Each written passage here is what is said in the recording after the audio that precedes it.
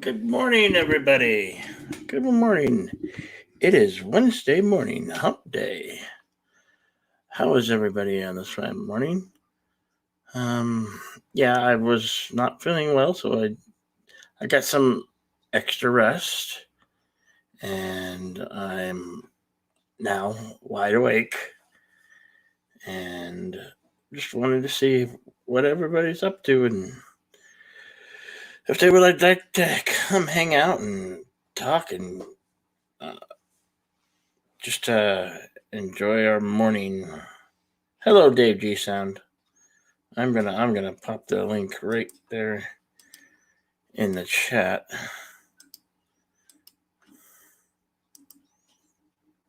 If you wish to come up, no pressure, no pressure. Uh, some days you just don't feel like uh when you're supposed to go on, and you're not feeling it. That's how I was feeling. I was just feeling just very fatigued and not feeling well, and it's like just gonna take some extra rest. And when I woke up about 20 minutes ago, I saw um, Captain Trek wasn't on, so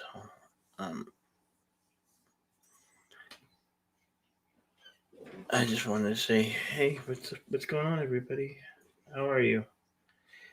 Wednesday. It's Hump Day. Good morning, everybody. How are you doing today?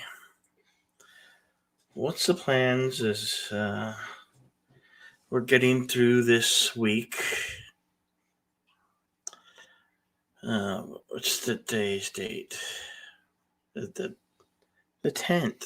Wow, it's the 10th. Halfway through, a little bit more than halfway through the month already. Almost. There's like 18 more days left in the month, but getting through them. Oh, okay. Cool, Dave.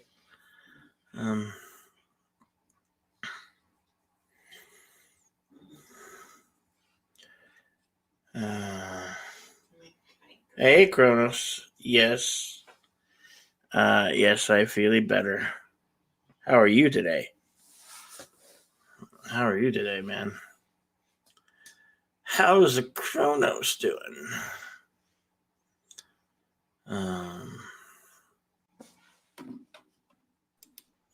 Good morning, Dave G Sound. Hello, Bill. How's it going? Good. How about yourself, sir? Better than I was feeling last night. Oh, yeah? Yeah, just felt really fatigued. Damn, that thing just likes to go off. I think It sounded like a transporter beam or something. It's the Yoda thing. Oh. The Yoda that everybody likes from The Mandalorian, the child. Yeah. I think it's motion censored. Sometimes it just goes off, and if you don't have it switched off, it goes off whenever it wants to. Huh. At least this one does. Anyway, I have a original series Star Trek communicator panel, not a handheld communicator, but the wall panel that I got from, I guess it was Think Geek or something, and it's mounted next to the front door, and it has a sensor. So every time somebody walks by, it was meant for a cubicle, obviously. So every time somebody walks by it, it goes. Yeah. And if you hit the button, it has the old red alert sound. It's a real stupid little toy, but it was cheap. Yeah. Yes, Kronos. Motion activated toys are the only toys. Yeah. I know where you're going with this, Kronos. Toys can do a lot more than what they could do when I was growing up today. Yeah, but they have to because they have to hold an interest of somebody who has all the technology that we might not have had. You I know, like know. an old Tonka truck that doesn't make a sound or auto park itself. Yeah. Yeah. Stop Like playing. you actually have to use your imagination as you play with Yeah. the toy. It doesn't do it all for you. Yeah. Krona. Hello, Wookiee Supremacy. Fanboys. No, I haven't seen that Wookiee Supremacy. Yes, I've seen that movie. It's about them going to see a Phantom Menace. It's a Star Wars. It's a love letter to Star Wars Oh, in a way. okay. Yeah. It. Is it a movie on YouTube? Is it like is it a real like released movie, like a Sundance kind Yeah. of movie? No, it was. It was out in theaters, I think. Oh, But it's a couple no. of years old now. It's just even got William Shatner in it, Huh. and what's his name from Pineapple Express? Oh, I can't even think of his name right now.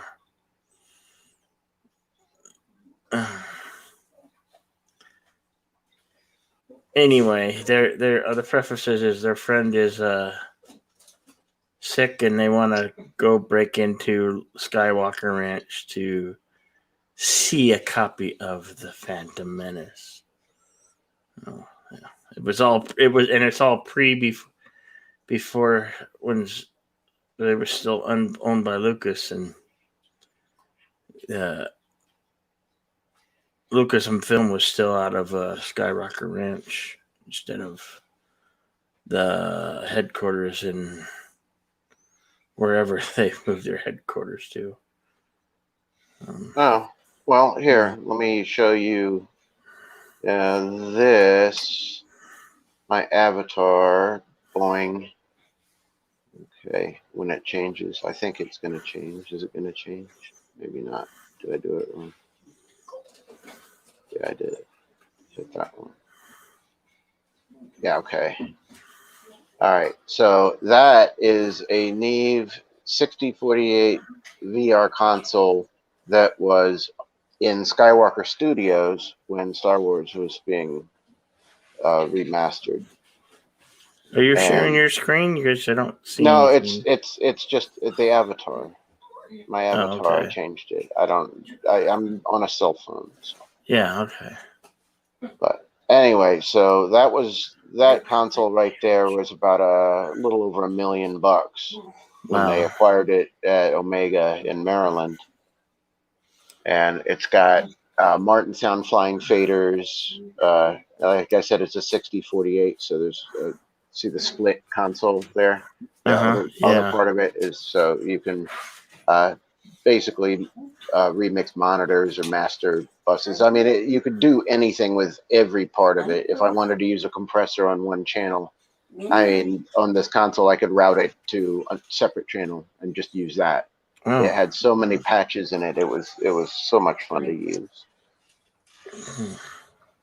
Yeah, being able to be alone with that thing in Studio A was like really cool. The fact that I was trusted with that. It's fun. Anyway, but some Star Wars was mixed on that very console, not the model of it, Wow. but that particular one. So that's why I wanted to show you. Now back to my PM5D. Yeah. Good morning, Rosetta. Hello, Rosetta. Morning, boys. How you doing? Tired. Tired. Do you have snow there? Is that what I'm seeing out your window? Yeah. Out there. Snow and cars moving on a I saw the busy cars. Yeah. It looks very busy. That's just a road. That ain't a highway or anything, is it? Yeah, this is the road. Okay. Yeah, my street's like that. A lot of vehicle traffic, and it's just a road. It's just a street. It doesn't have a line in it or anything. It's a decently big road that I live on, so Mhm.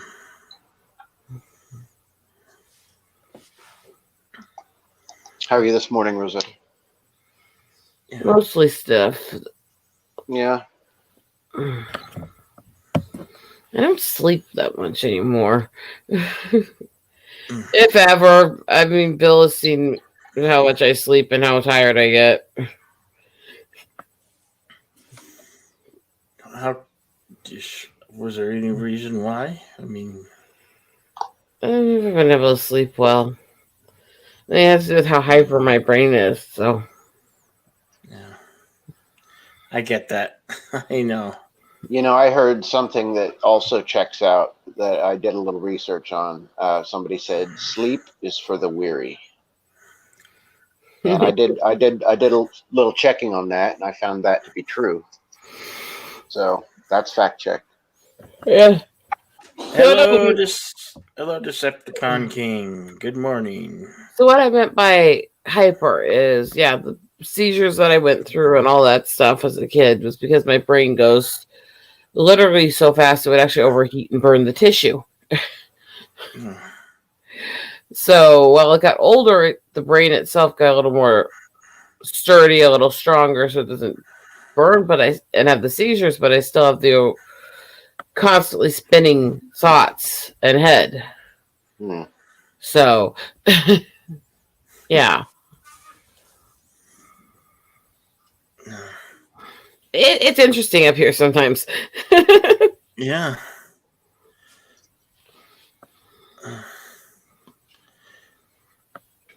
You good? Have you ever got out to photograph? I mean, have you been Now, able to get out to photograph the? the last few days, it's been really thick snow and ice, and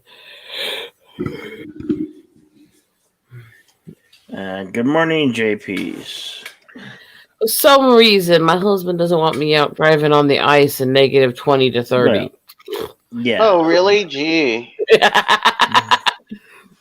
that's what I keep. I mean, she doesn't seem to have a problem getting from A to B because they maintain. There's this one road that goes to Chain Bridge, which is this 2-lane windy road through some woods that goes to like one of the major bridges that connects Virginia and DC over the Potomac. And so they always make sure, because it is, even on a bicycle in the summer, you're not supposed to use that. There's a side road that you're supposed to take your bike on. I rode down it and was almost thrown because we were just going high speed on like mountain bikes. Man, that road, it's easy to go out of control on when it's dry, but if it had any kind, even rain, it's all right. But if there was any ice whatsoever, it would be. There's guardrails and stuff, but it just twists and twists and twists one way, and then the other, and then the other, and then the other. Yeah, I grew up in the mountains. I'm used to really insane roads that should never be covered in ice and snow. Do you know what I saw for the first? I'd never seen. I've driven by runaway truck ramps, but I'd never seen a truck use one. And I wasn't there. I saw it on YouTube, but I'd never seen like a truck need to use one and like use it. See, I have actually where I grew up. Yeah, my wife said the same thing. She actually saw it. I've seen a truck afterward, like because there was traffic on the road, and it's like, what the hell? And the truck had already like stopped, and the guy was out of the truck and everything, going, oh shit. But I'd never seen it happen, like actually watch it run all the way up this thing, and it was intense. Mm-hmm. It was really intense. And then they interviewed the recovery service drivers, those heavy recovery tow trucks.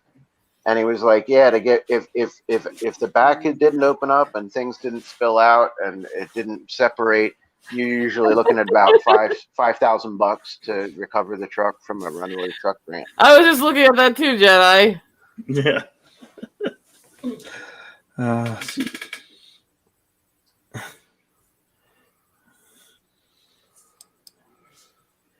You turn on and make a coffee. Oh, sorry. Go ahead. I think I have a delay. No worries. I think that's what drives me absolutely crazy about this is it's hard enough for people to get around right now on the main roads, but the work I do, I have to be out in the back roads. I have to do hiking and walking to get to some of the spots. I have to do all this other stuff.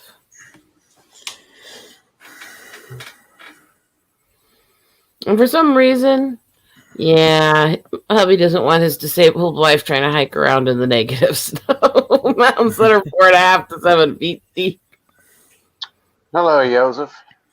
Hey, Yosa, future man. How's it going? Oh, for crap's sake! What? He's brilliant. One sec.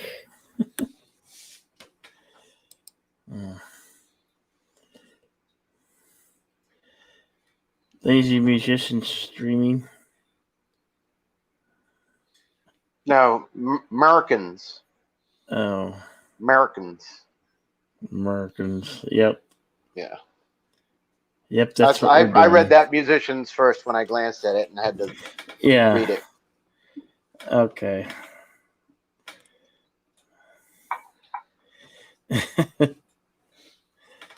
Yeah. Oh, it's morning and JP's that's cold there, man. It's cold. That's definitely parka weather and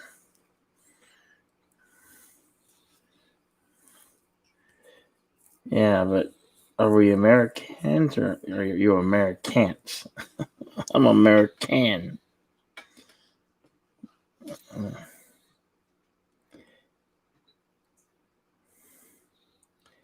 Who? What? Yes. Yes. Yes, it's cold. I wouldn't want to be there. Unless I was, had all the proper clothing. Parka and all that stuff. What are... Good morning, Bird. How you doing? Hey, Bird. Kapla.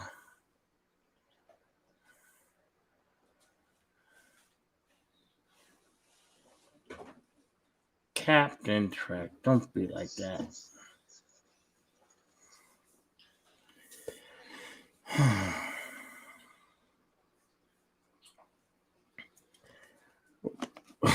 What, JP's? How you doing, Bird? Is you said you're getting... Is the bed getting fixed today or something? I hope.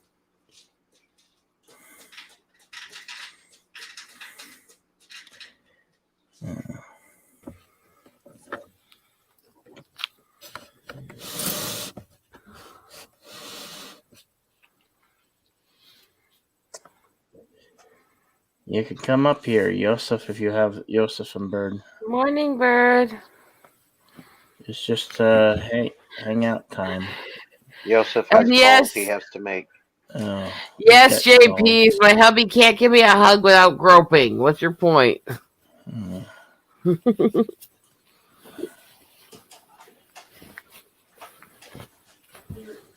Yeah, we all hope that, man. Hope to see your bed get, fixed or whatever the issues you're having.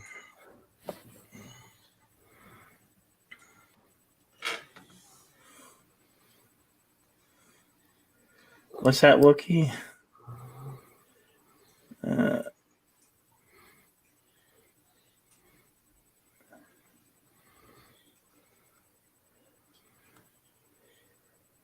You'd grape if you grope with Bird. That's funny.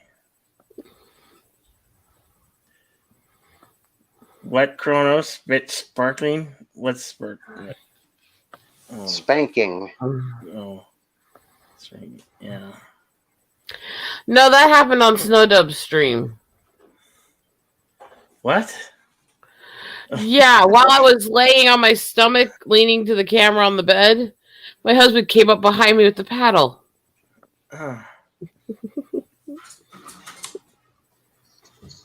One of yours or somebody else's? Oh, it was one of the ones I made, and it was an interesting night. Uh,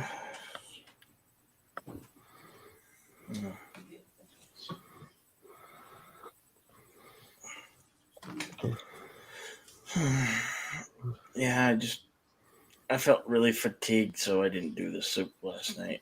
But it happens. Sometimes you just need to rest a little bit more. Yeah, that happens to me. No, I'm not aiming the camera out the window. I don't want people to see where I live that closely. Well, Nobody knows where this house is for a reason. I don't even have it on most of my official paperwork for the state. I don't like people knowing where I am. God, Bird.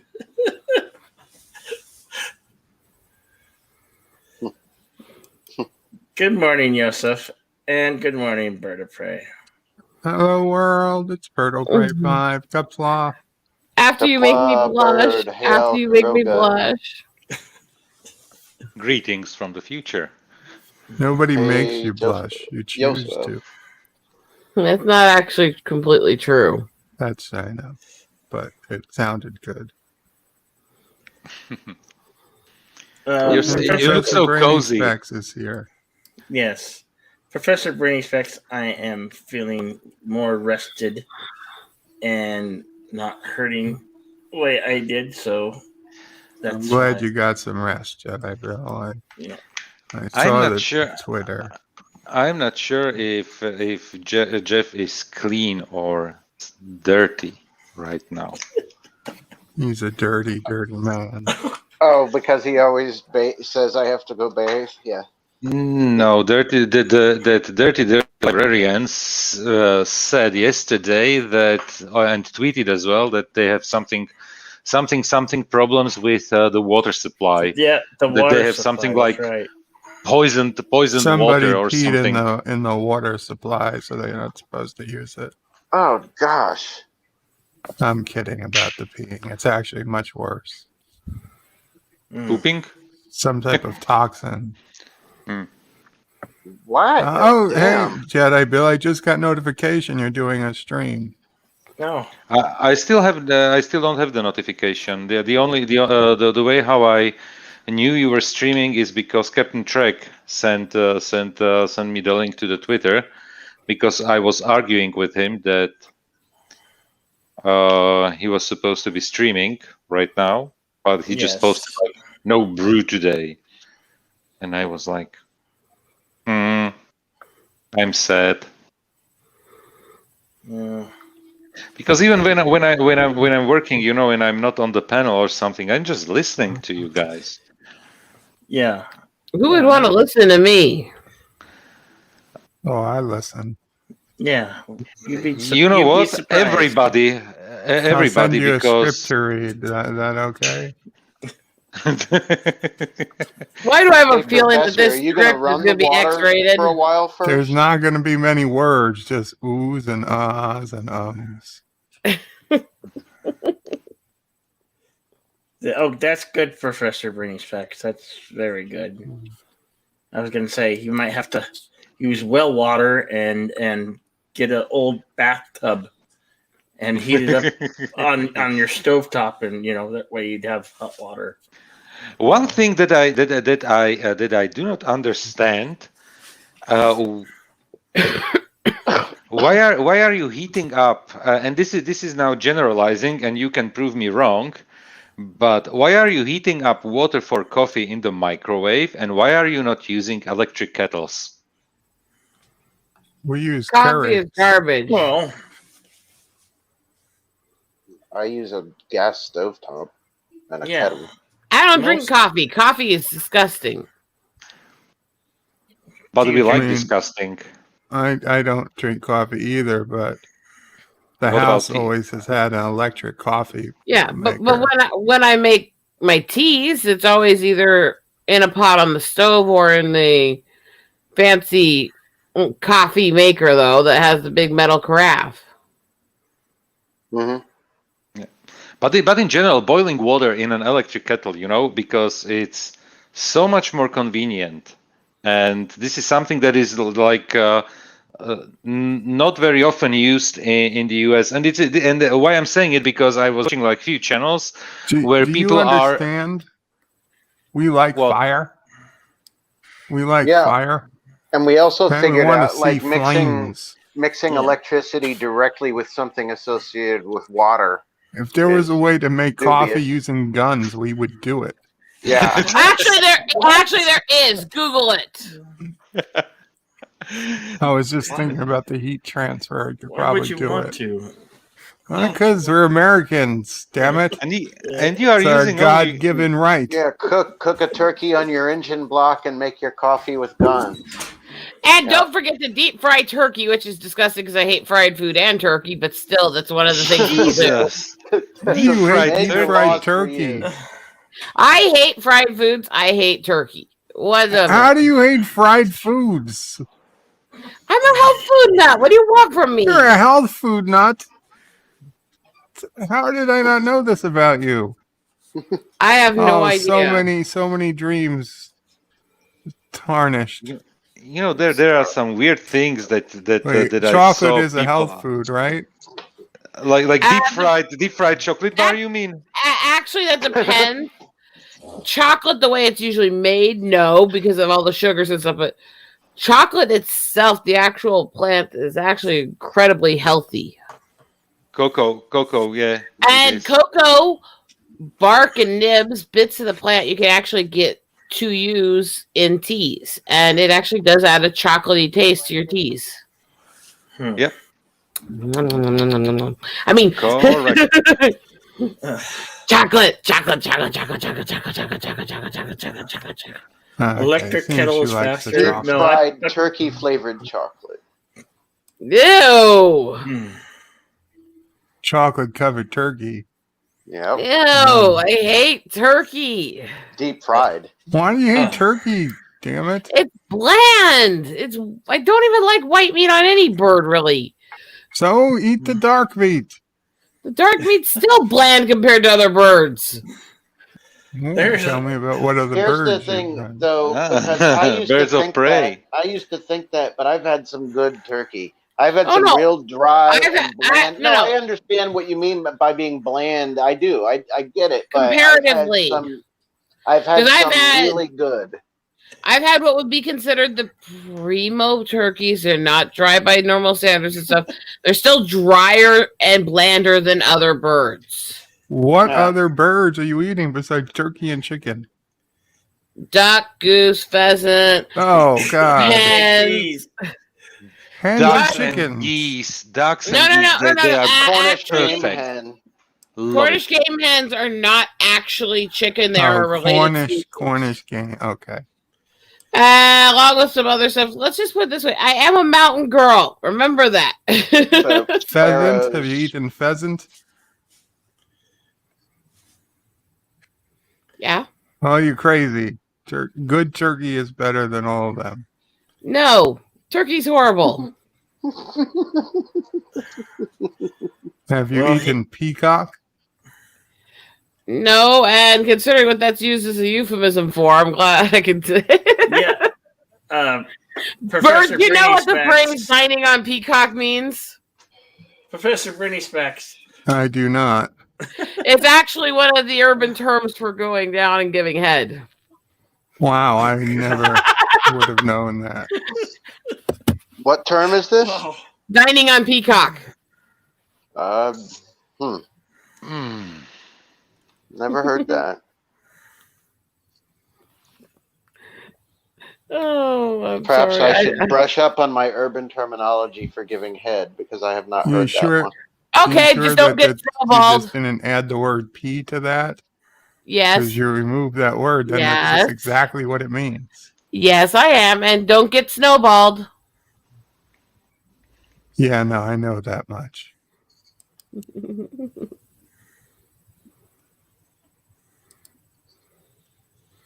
I know I'm terrible. No. I'm sharing my screen, And Bill. I know she's eating pigeons, JPs. I didn't want to break it to her. Pigeons? Actually, there are sorts of pigeons that are for What are you looking at? for eating. Yeah, there. What are you? Oh, Electric kettles. kettles. Electric kettles, and literally you can and they are not even like expensive, and you can boil water in them like within like the full kettle here under 2 It minutes. takes 3.5 minutes in my kettle. in your kettle. Can Well, be a understand little. Joseph's got 240 volts. This is what I We've wanted to only say. got There can be a slight difference in because of the electricity, because we are running basically the double amount of volts in our wall sockets. But yeah, it's still so convenient. You know, you have it on your counter, and basically this is the on the bottom is the docking station, and you just basically pull it, take it off the docking, and you have boiling water. Like, Why don't you just use a kettle? So, I mean, that's one less thing to have sitting on your counter. If you have a kettle anyway, it's like, you know, I have it like I have it in the corner next to the coffee maker, and next to the block of knives. It's basically those three things. Those are the only three things that I have on the counter. Block of That's knives. funny. Those are I don't have a knife block. I have them on a magnet on the wall. And I don't have a coffee maker because I just use a drip through my kettle, which I use on my gas stove. So I don't have any of those items. And I don't feel like I'm missing out on any convenience, though. I mean, I get it. If you have the space, you probably have a bigger kitchen than I do for counter space.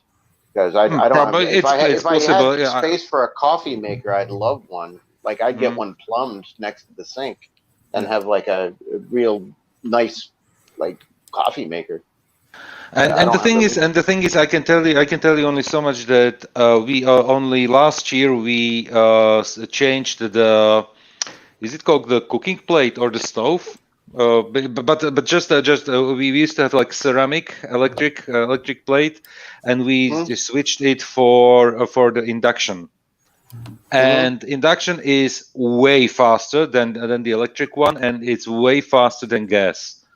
So that's in that case I could say, okay, you don't need this one, because literally you can boil the water. Well, wait a minute. What powers it? You said it's faster than electric and gas. What is it? It's electricity, but it's based on induction technology. Basically, no, I understood it. You just said it wasn't gas or electric, and I just didn't. Yeah. It was like, what? It's not wood. So no, it's not wood. Wood is only in the bedroom, as usually, you know, and whenever required. And yeah, basically like electric, basically like an electric stove. But the thing is, it works with induction, and the good thing is that basically when you whatever you are heating up, you pick the pick up something, and you can touch it. I'm not saying it's cold, but it's not going to burn your hand. Well, Bird can verify this. There's always a problem with the primary induction coils. They always have to be replaced, or they can be used to generate a maglev lift to work. With the induction cooking, man. Yeah, with the induction cooking plates, I can tell you only so much that we didn't buy it when we moved into this house in 2010. Was it 2010? Just because it was extremely expensive at the time, but now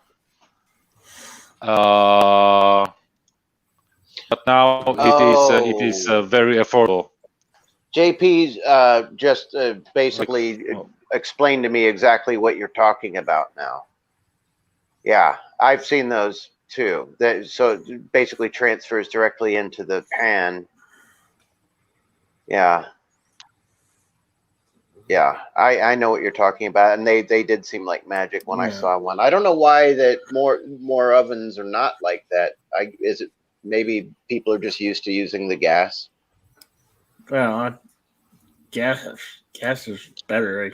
I use gas. I think gas is fine. Gas furnace, They started gas building fireplace. new homes here in Arizona instead of electric with the gas stoves, gas range tops anyway. Mm. Yeah. Yeah. I mean, electric ovens are cool. Yeah. I still have I like my electric gas ovens. oven. Just I'm just used to using it. You know, I'm very familiar with it. And like we got one of the newer electric toaster oven air fryer things, and it's cool. It's kind of a novelty. It's not required. My wife loves it, so it is required. We bought for Christmas for ourselves an air fryer. Or actually, no, Uh-huh. we didn't. My mother bought it. The air fryer, it's a good thing actually. I like it. I like it. Way less oil Yeah. that you're using for preparing food, and the thing is you don't need to change the oil change is not required Yeah. so often because Right. you are actually consuming all the oil that you are using or most of the oil that you are using because you just sprinkle it with Yeah, oil you and don't the have to air you don't fry have to dip process. it into Yes, boiling oil. Yeah. But no, you have to admit that okay, yeah, and I like what the air fryer does. It tastes good and it's it's crispy and everything, but there's something about just going to the local pub and having them dip your chicken wings in boiling of oil course. No. that The just the taste is different. The taste is definitely different when it's like really sunken in a pool of hot and old oil where it yeah, was, definitely old. Yeah. and everything smells like all the 10 other foods that were there before. And yeah, it's a different thing. But the air fryer, you know what, it's literally we bought it because it's supposed to be healthier, and I'm stressing out the word supposed to be, Hail, Big Daddy-O, John yes. Bamford. Hi, everyone. Hello from Scotland. Well, Good hello to morning, you. John Bafford, Big Daddy-O. Good morning to you, or good after. Well, it's almost lunchtime. it's past a little past midday for you, I'd assume. Scotland. That would be your time zone, wouldn't it? Or is Scotland is 1 hour behind me, so no. Scotland is now 1:15. Yeah, Oh, I'm 2:15. just after lunchtime, or still Pretty much. lunchtime. By the way, my wheel is replaced. I got a new wheel for my chair that broke yesterday. Oh, so it's rolling around good. It's rolling good. Yeah. I'm on a roll. I I'm could actually on still hi, be fun. Captain. dirty. Good. I saw you Hello, earlier. I was Captain. waiting for your stream. It never happened. Yes, Captain. A lot of people were waiting for your stream.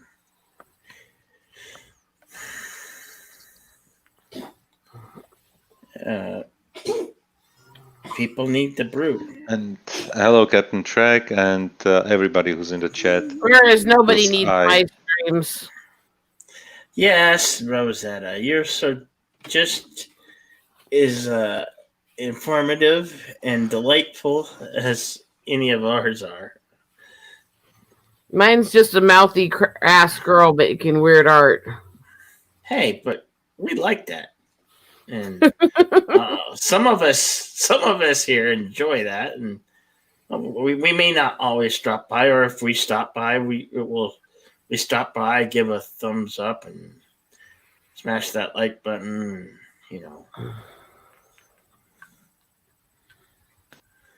This And Captain is in a bad the house mood. is getting to me. Yeah, well,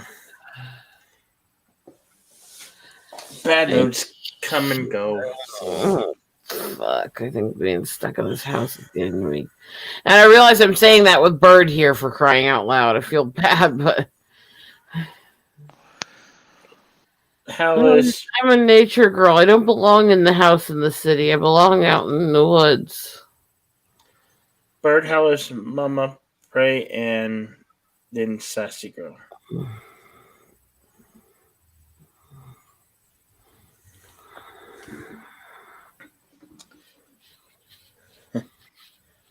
Bird. Oh, Bird. Yoo-hoo. I'm here. Hello. Mama Pray and Sassy are doing okay. Good. That's Thank you. good. Good to hear. And Rosetta, you don't have to apologize.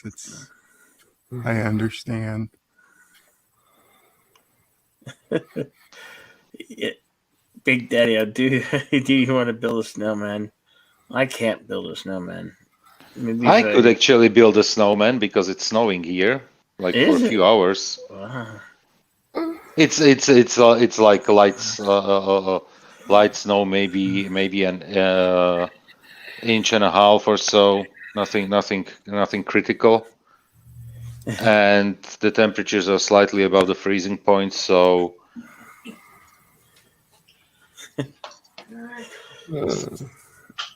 Bird's the word. Whereas if I try to get out of my driveway, the snow in the front yard's as deep as my car. Oh, jeez. Thank you, Captain Trek. You have a good day too, and hope to see you back on the air soon. yeah, definitely, Captain Trek. We want you back on the air, on air, on the air, on air, On the air, on the tube, on the whatever tube. this platform we call the tube, the air, the net. I want them TCP IP packets coming over to my computer from America. Mm. Well, hope to see you maybe possibly at Deep Space Nine Wednesday later, Captain.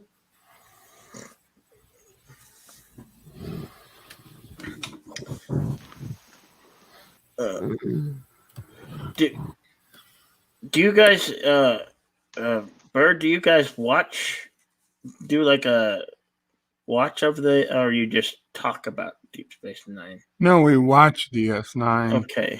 like we do Sad Day Cinema or Futurama. Okay. The only thing is that there's no panel. It's just me. Oh, okay. But everybody can watch. That's nice. That's cool.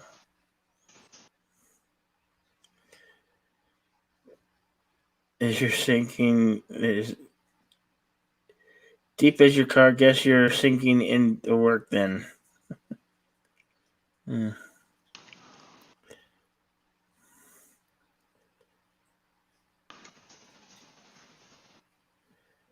It was crazy. I've been watching some videos. Breakfast. What the heck was that? That would be that guy's gropey hands.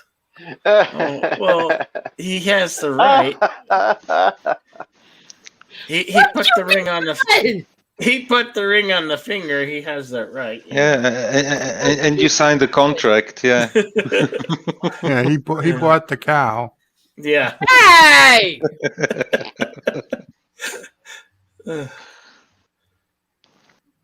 Was like, what is that cat getting frisky again, or? But it was the other. It was the other one this time. Hey!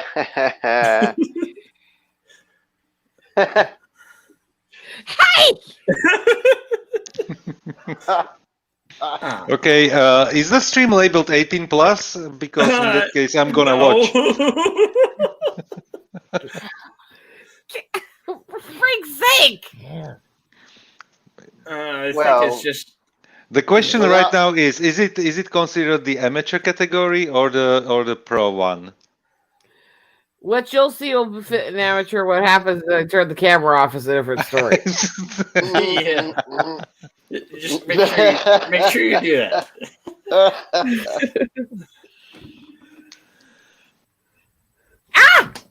Oh, Professor, it wasn't quite as good. Wow. Crap. And yeah, you had your shower. That's good, Professor Brady Specs.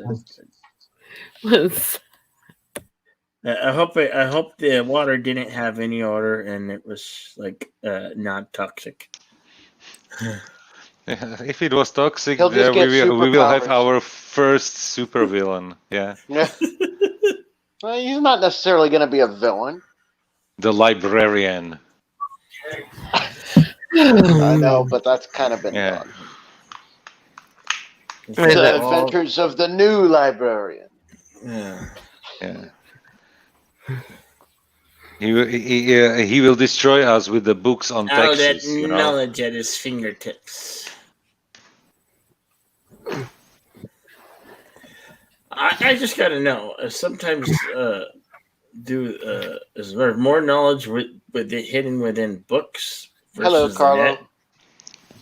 Good morning, good afternoon, Carlo Albanese. Yes, hail Kuroga. to you. Yeah, I think a lot of good people enjoy a good brew in the morning. Absolutely.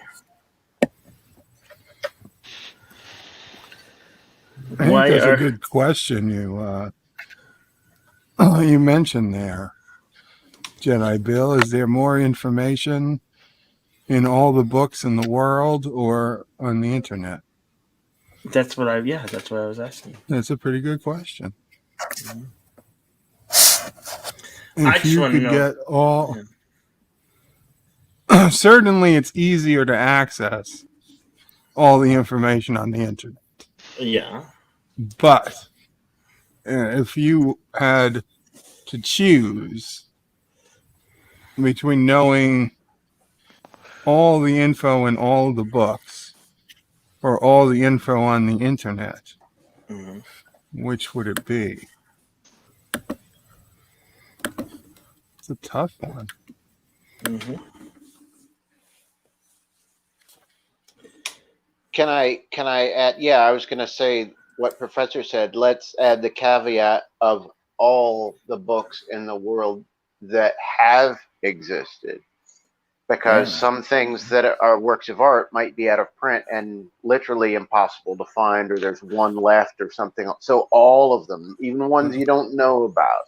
But Dave, there is including as well. Yeah, there is as well another option. The author of the book can opt for not having it electronically available. Right. Well, But I I think- mean, but even small I time don't know. writers that might have gotten a few books published and didn't sell enough, and they would return the books and pulp them to make more paper. So if you included the knowledge in those books, and knowledge or stories, whatever, if it's a Goodbye. fiction or nonfiction, Goodbye, but Rosetta. yeah, I would go for books. I got a jet, guys. Stay out of Bye, trouble. Rosetta. Okay. Have fun, Have a good day. Rosetta. Have fun. Have a good sex. Have a good day. Whatever. Take Yeah. care. What I would be interested how it actually works, because we are not buying paper books. We are buying everything for the Kindle, and my wife is buying every month at least like 1 or 2 books. And how it works when I want to, I don't know, just like borrow one from a library. Because if it's on paper, it's clear. You go to the library, you pick the book, you read it, you bring it back like after a month or so.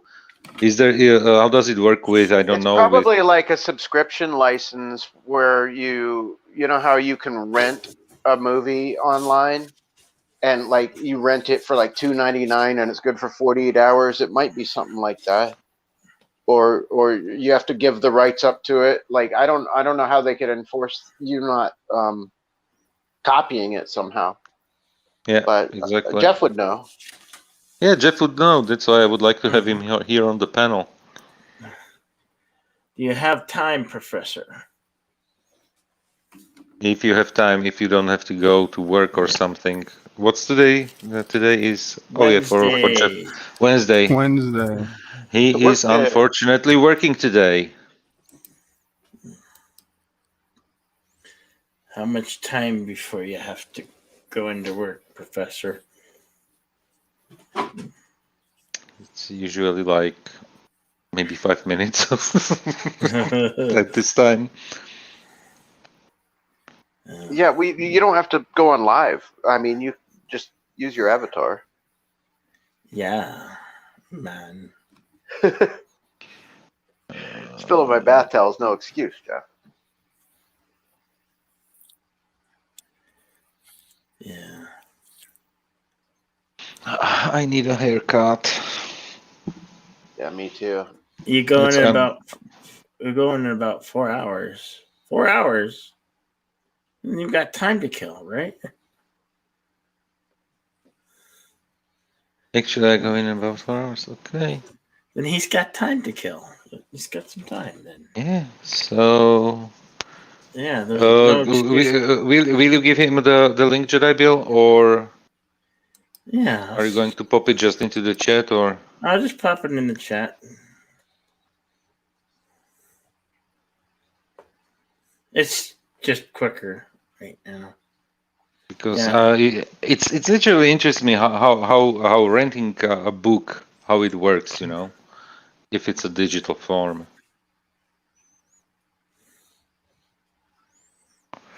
And he's the one person who should Yeah, know it must be something like like a subscription thing, or you get to take out like a couple, and then you can't take out any more until you give up the rights to have those or something like that. But I don't know how they would keep you from. I mean, I assume you'd have to be on their server to look at it, so, instead of like downloading it with like a time lockout or something, because you could always trick those. Yeah, it's interesting. I only buy books now. I have so many books, like just crates and crates of books, because I collected just books. I read every single book that I have, and I would only buy ones or collect them if they were either valuable or perceived as valuable, like books from the 1800s, like originals, Yeah. or which were less interesting usually, actually, most of them, or books that I would collect, like my Star Trek books, or like the leather-bound Hitchhiker's Guide to the Galaxy, or Ooh. textbooks that I actually used that I might reference at some point for some reason. I don't know what that would be. Yeah. But or like Adega's book, for example. Like I got that because I know him, and it's a good book. Yeah. I mean, he's a great author. Which one doesn't he have two Well, I got Evolution. evolutions? Yeah. Evolutions, okay. It's a good book. And of course, I listened to him do the audiobooks of Echoes of Nor. Oh, Yeah. yes. Just really great universe he created. Really cool science fiction. Well written. And he also delivers it well because he reads the audiobook. It's good stuff. Do you have the link for the? You can just I can look for it. Hang on a sec. Because I just basically, if you just go to Adega Outlaws YouTube page, you can listen to him read the audiobook on that. Good morning, Polly. I hope the fundraiser for the doggies went exceptionally well. And if you have, I don't know if it's still ongoing.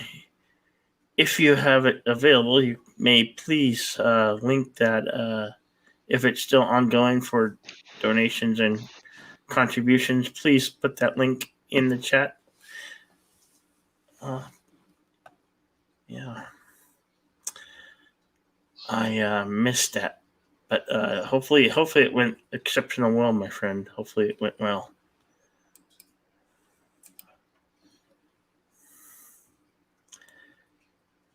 Yeah, I missed it too, and I really had planned on going to it.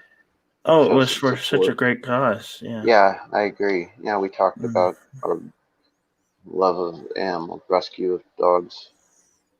Oh, so for Adega's, if you just go onto YouTube and type in Adega Outlaw and go to his page, Yeah. you can look up on under his playlists. He has all of the stuff, and Echoes of Nor and Children of the Directive are the stories that I like that he reads so Yeah. well. And the thing is you can listen to it as an audiobook, or you can watch it because he has some wonderful Yeah. artwork that follows along in the story, and Oh, yeah. also the background music from COAG, COO.AG. It's listed on there. I've actually seen that artist's music on something the other day on it was a totally different show, a name I've never heard of, and it was like some kind of space show, and they were like, that's who did the music. And Adega has been in communication with him to use the music of that artist, and it's really trippy, good, like spacey kind of synth stuff. It's good stuff. Anyway, that's my plug for Adega, and it's I just know him and think that he's a hell of a good dude and does some really great work. And if you like sci-fi, check that out. Also, he does the Ulagash Witches, which is that's a newer one. He has a whole series on that too. It's more of a kind of a fantasy thing. Anyway, it's good stuff. Worth checking out. Oh, but it doesn't have where you can link. Actually, buy a copy. Oh, well, you can. I believe. Well, Is this still available from Amazon? Yeah, you can get it on Amazon. You can get Evolution on Amazon. Okay, because I remember him saying something that was changing. That was a while back. I'm sure I can just contact him and get info if you want it. Oh, I'll find it. Don't worry.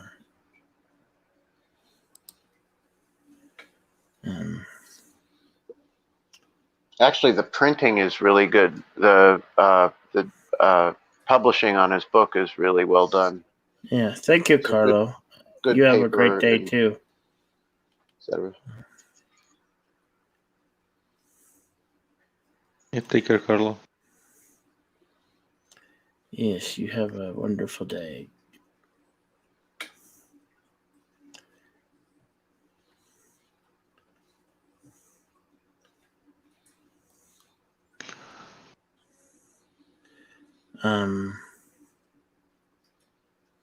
I wish I was actually going to look for that right now and see if we can get. Hello, Rock Solid. Good morning. Rock Solid. Entertain me as I go to work. Okay. All right, there it is. Thank you, Polly. Yes.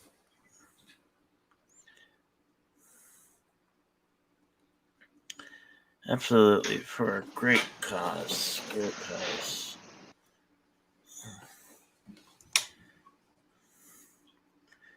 Did it go well, Polly?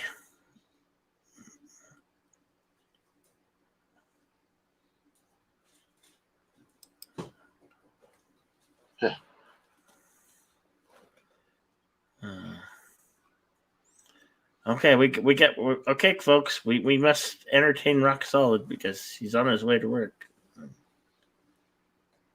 Good. Well, watch We got to that. be more entertaining. Watch out on your right. Watch out on your right. Yeah. All right. Good. You got it.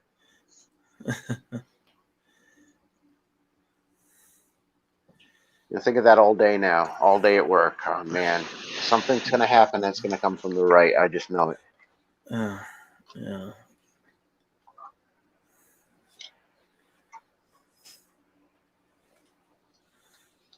It's funny because I don't know if he's like taking a subway or if he's driving or what.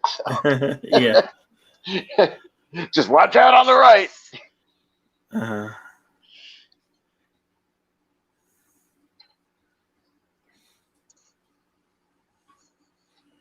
Yeah, I had a moderately uneventful day at work.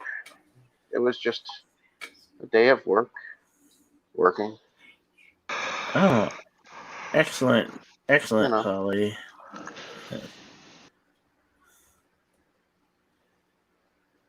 And I have to change my thing.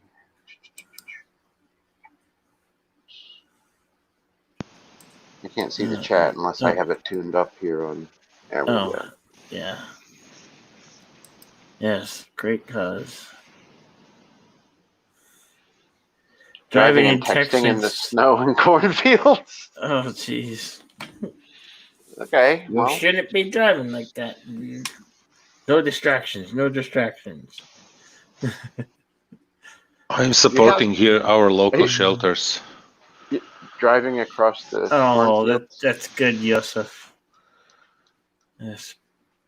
That's good. Literally, and I started when the ice bucket challenge started. While everybody was pouring ice cubes on themselves, what I did, at the time I was still working from the office, and I was delivering trainings in Poland at the time, and the Polish have a candy. Have a candy that it's called krówka, which literally translates as a cow, and it's like small. It's like small candy filled with like condensed milk. Oh, and we have them called. They're called cow tails here. And it's extremely tasty. I don't know, it can be a different recipe, but it's very popular. And the thing is, they are not actually, you cannot just go to a store and buy it here. They are just selling it in Poland for some reason. It's very rare. It's not like they would stop the people selling it, but nobody's actually bringing it over to other countries. And it's very popular. So every time somebody's going to Poland, they bring those candies from over there. And what I did, I bought like 10 pounds of it. And I was and hi Jeff, and I brought it. Good morning. Good afternoon. And hey, good morning. And I brought it to the office with me, and I said, okay. Everybody's doing ice bucket challenge, and I'm doing a cow challenge. And just you can come to my desk, buy it from me. You can take, if you want, take whatever, how many you want for free. But if you leave me some money here, I will donate it to a shelter. We collected, and I collected within 1 day. Something like 350 euro, which was a very, very nice thing. And colleagues were just dropping by my desk, and they left there 1 euro here, 5 euros there. They took some of the candy, and then I put like additional 50, so that it was something like 400 euro, and I sent it over to the shelter. It was everything was documented on Facebook, and so that's awesome. Yeah, and since then, basically, we are sending them sending to that one shelter money. It's a shelter where I have my dogs, one of my dogs from. So just to understand the reason. That's cool.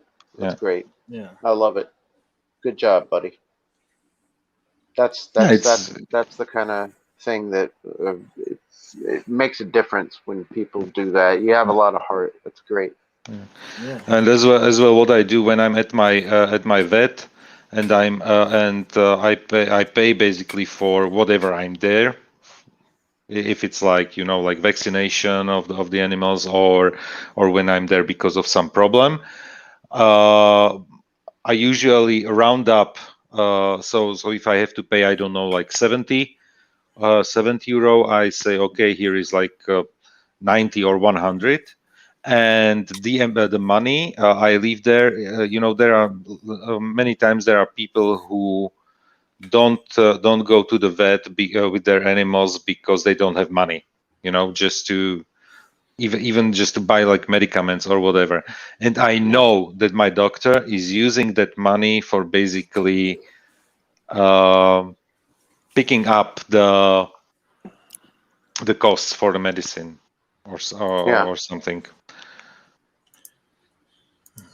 Hey, Good Joseph. Yes. You had a question that you wanted to ask Professor Brainy Specs about books. Oh, about actually, yeah, Jeff. How does it work when I Good want to morning, rent Ryan Johnson. a book, actually, like in digital, because paper is clear, but in a digital form? How does it work? Like, is there like a license, time limited license? I'm sorry. First, I want to address something else, if I may. Yes, sure. Yes, you may. Please do. Okay. Captain Trek, if you're still out there, your show is not crap. You need to keep doing it. You have a good thing going there. Please keep doing your show. You enjoy it. Do it. Absolutely. And so many people do. Yes. Nina and myself included. You have a lot of people that look forward to your show. So, Mhm. you should not stop doing it. So please I assume keep that I doing missed it. something weird happening in the last couple of days when I have not been on, so I don't need to know what it was, but I assume something happened that was weird. And I'm sorry, I'm fighting a headache this morning. Oh. Yeah. Sorry to hear that. So that's okay. So you had the question about digital books and borrowing or renting them. Yeah, basically, how does it work? Well- Because with paper it's clear, but with digital. Well, I can't speak for every instance. I don't know about like Amazon if they allow you to rent or borrow or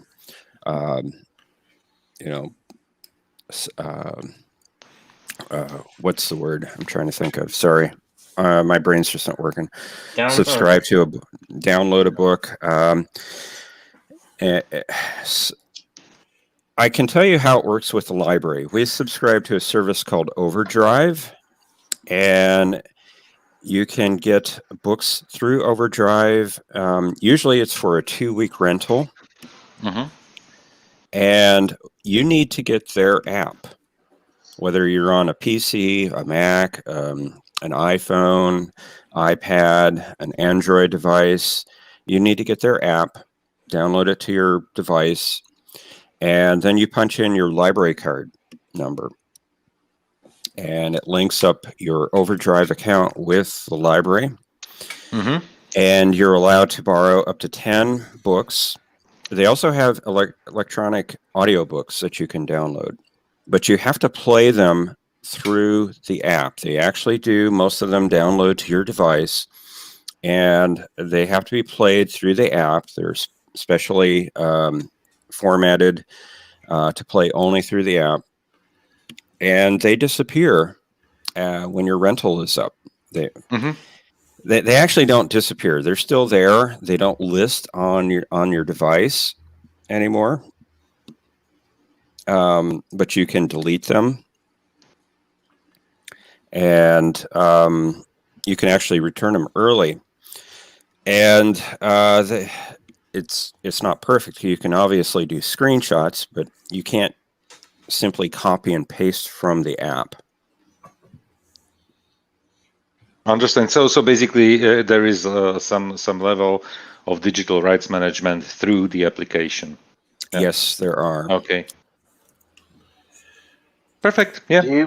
Do you So lose if any you want to do money? 1,000 screenshots, maybe you can get your book. But Does the library, well, first of all, did they ever make any, but do you lose any money by not having like a late return fee? you can't something? return them. I mean, it's an automatic return. If you don't No, I return them know. early, Yeah, I know. But okay. does the They just did the stop. library They just ever stop. make any money doing that, or was that more of an incentive just to get the book back? For the print books, yeah, that's an incentive to get the books back. In fact, there are caps on the fines. At least where I work, there are. We charge no more than $4 a book for late fees.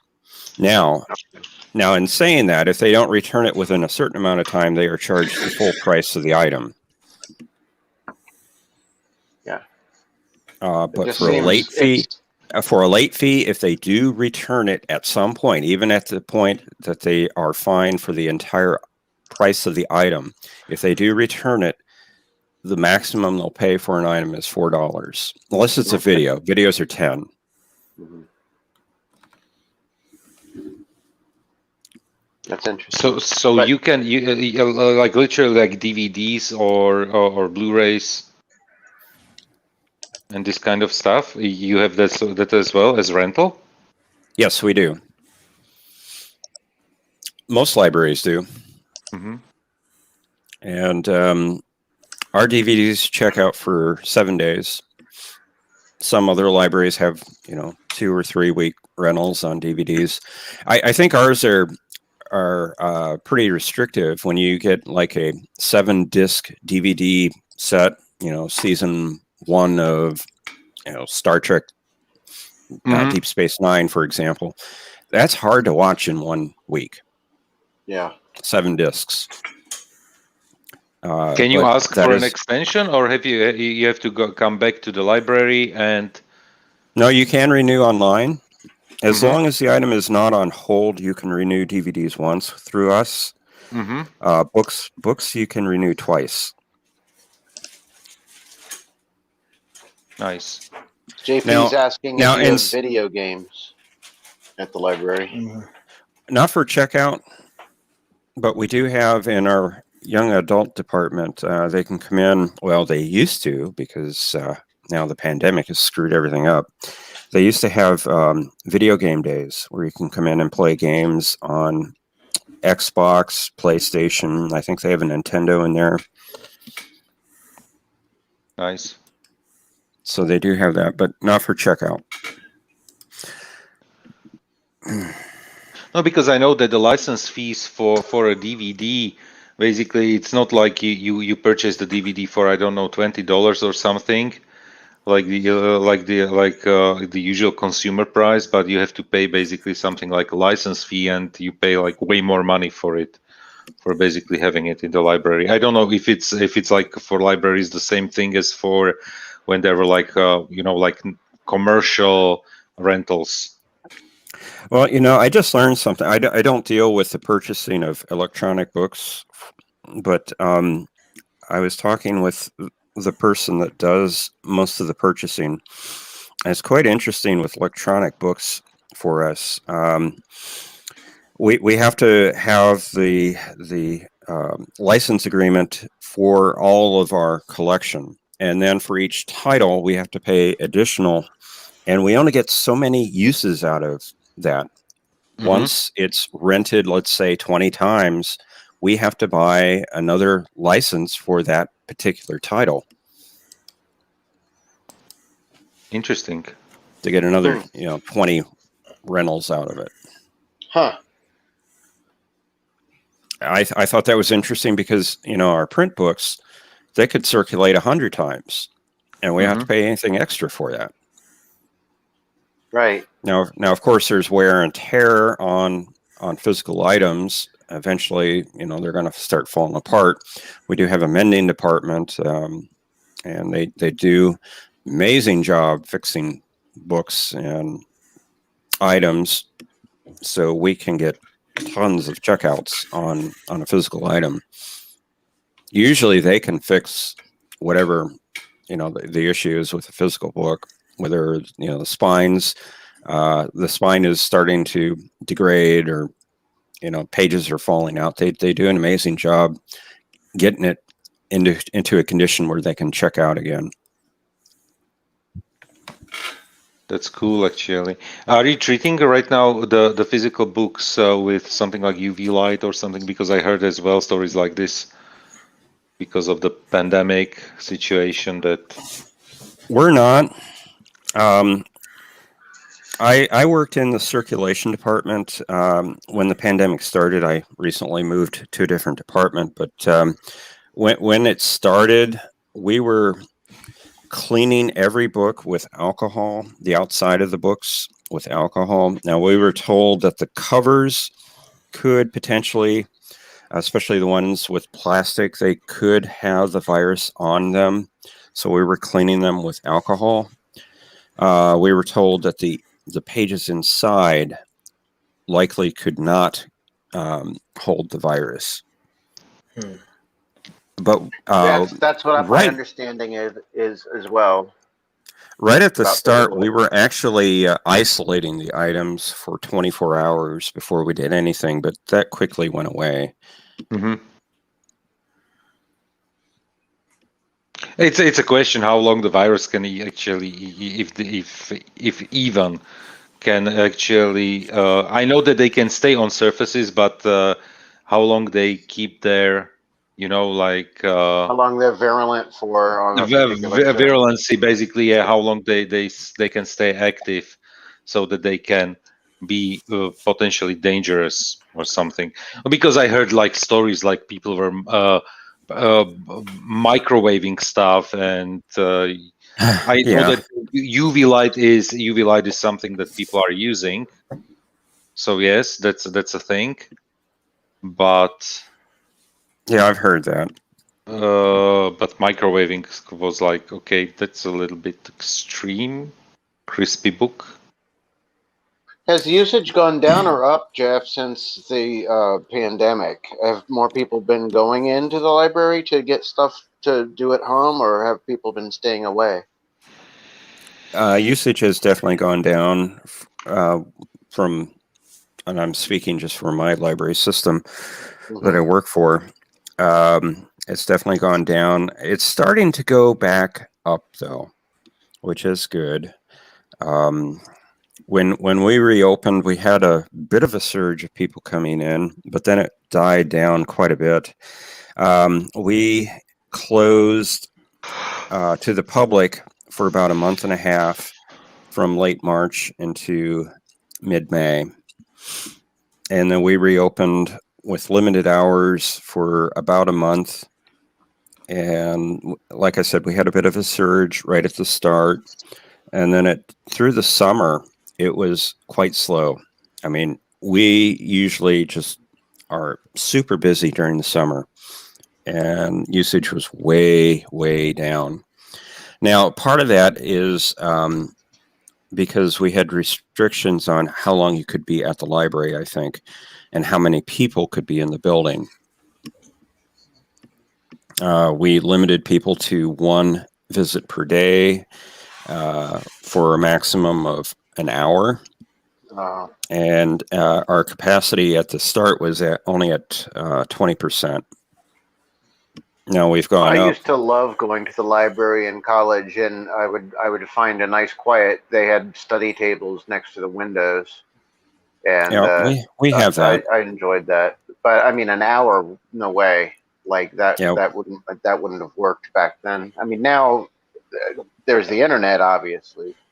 But this is back when you actually had to go find a particular subject and find a credible author and research and, learn instead of just copy and paste and go, here's my report.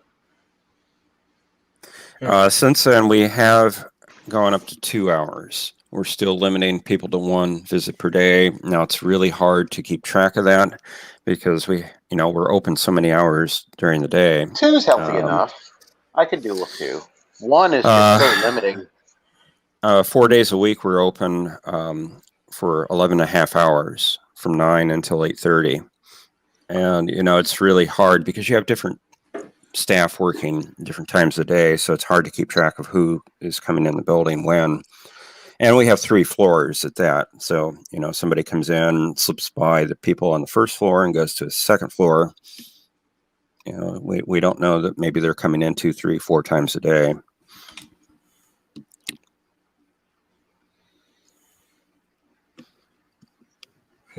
I like libraries. Good morning. Now, one thing we are doing, the computers, you have to sign in with your library card to use them. And they're programmed to only allow 1 use per card number per day. What defines a use, though? Typing in your card number and logging in. And so they could be on that computer for that time limit of the computer? Yeah, they're allotted 2 hours. Okay. It's fair. I'm sorry? I said that's fair. Oh, that's fair. Yeah. The problem comes when somebody uses the computer and then they decide, okay, I'm done. So they get up, they log out, and they walk away. And then 5 minutes later, they come back and say, I forgot to do something. We have to manually type in their card number at the desk and override to let them back on. At least you can do that, yeah. Yeah, we can do that. We have discretion to do that depending on what they want to do. If they tell us, oh, I just need to check Facebook, we usually say no. But if they're doing something like they need to, download a tax form, or they need to send a report to school, or something like that, we'll let them back on.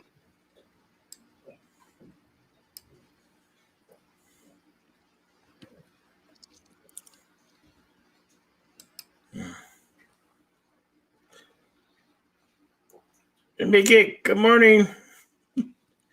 Yeah, Morning. you've been very quiet. Good morning, Geek. Good morning. Hey, Geek. I think Jeff was my talking. coffee. I think my coffee is helping my headache. Oh, Oh, that's good. That's Oh. wonderful. Oh, That's wonderful. I'm sorry, Geek. Improving I or was increasing? monopolizing. Improving. wasn't bothering me. Wasn't bothering me. Yeah. I was listening while hey, sweetheart. I was listening while looking at this little political Twitter raid I've been going on, seeing if I'm gonna catch any new fish today. Oh boy.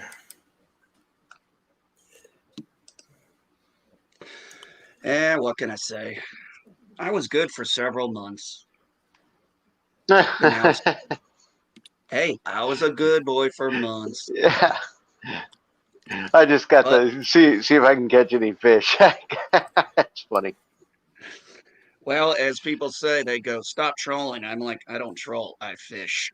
Mm-hmm.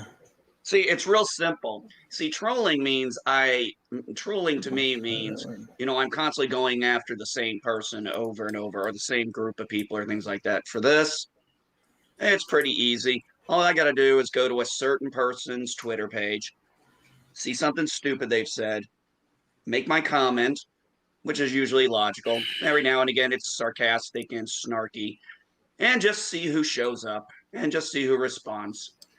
Because the owner never responds, but it's always fun when I get one of their supporters.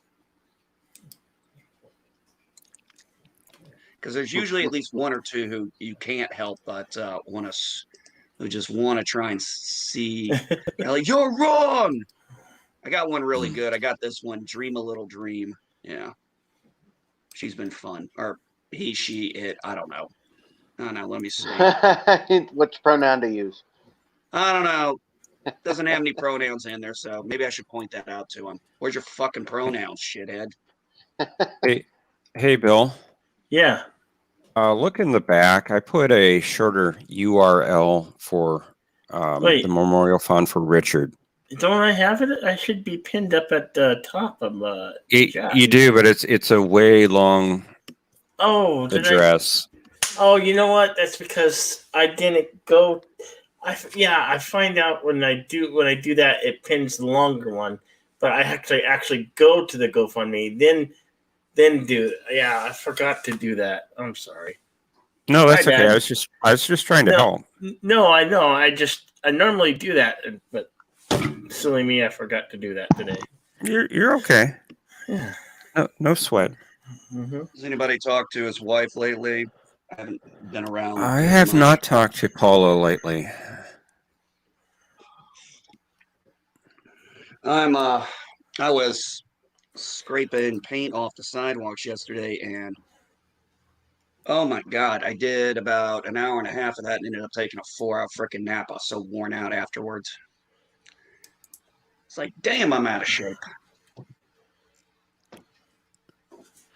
Captain Trek, have you talked to Paula? Has she been on the Morning Brew?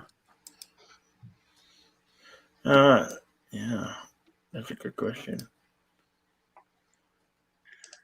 I will be right back. I need to go and fill up my coffee with this wonderful Bird of Prey mug. Yes, folks, you too can have your very own Kapong Bird of Prey mug. Just go to Bird of Prey's personal website. Also you will find pillows, you will find T-shirts, you will find many awesome things from Bird of Prey. That's one good channel. sexy mug. Yeah, I think I'm gonna get me one of them sexy mugs. I ordered some from the Admiral store. How much did Bird pay you for that advertisement? He sent me at least 2,000 Monopoly money. It was a good Wow. By the way, speaking of Monopoly Bird, Bitcoin money, so it wasn't even physical. Actually, yesterday after I went out to the dump and dropped everything. Oh, I didn't show you guys. I'm gonna throw a picture up in a minute after I get my coffee. I always used to love when people would say, "What do you need a truck for?" Let me show you this picture and I'll show you. It's like, how often do you do this? It's like, hey, once is enough. I'll show you. You'll like it. speaking of Bird, did anyone catch earlier that Bird likes to eat other birds? Mm-hmm. Birds of prey often eat other birds. That's not. It's natural. That's very. What's the word that I want? I saw a hawk take down a pigeon in my neighborhood. Oh, that's excellent. funny. That was annoying. My wife called right. I just happened to be looking at the front door at my street, and across the street there's what used to be an alley. It's now a driveway for the neighbor, but so you could kind of see down that fence line. And right as I just glanced out the front door window, I see a hawk like massively trying to attack a squirrel. The other squirrel was like looking on in terror from another tree, and this thing is like the squirrel's running all over, and this hawk is just like literally doing flying circles around this one branch. And right then my wife calls, and of course I have to answer because it's my wife. So right. And then when I looked back up, I guess it had finished its business. I didn't see any grisly details if the squirrel escaped or if the hawk got its meal. But it's funny to once in a while you look outside and just coincidentally get to see something really happening just because you decided to look like that.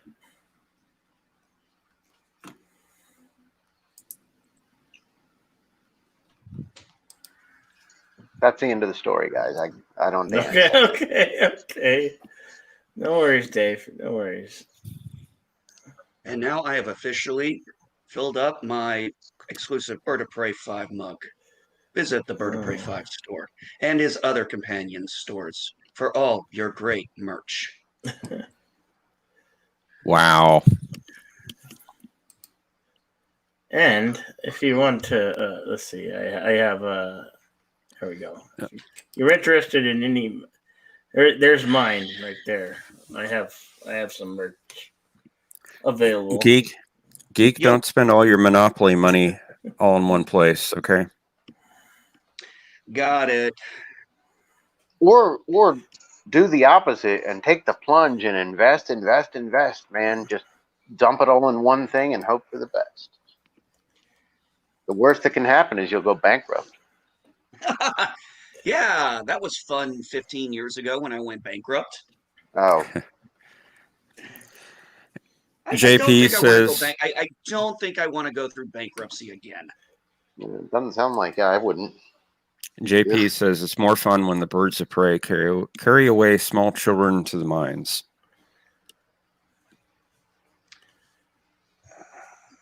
Larger children are better. They can haul more. Is that so? Yeah, small children can't lift that much.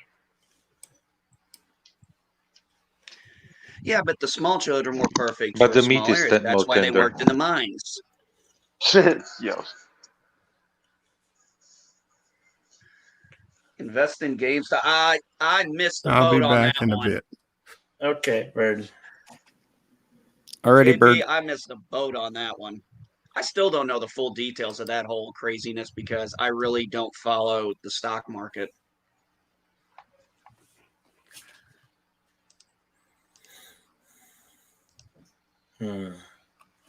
Yeah, I don't do it either. People were trying to buying it, but the company's still in like chapter 11, I think. Or,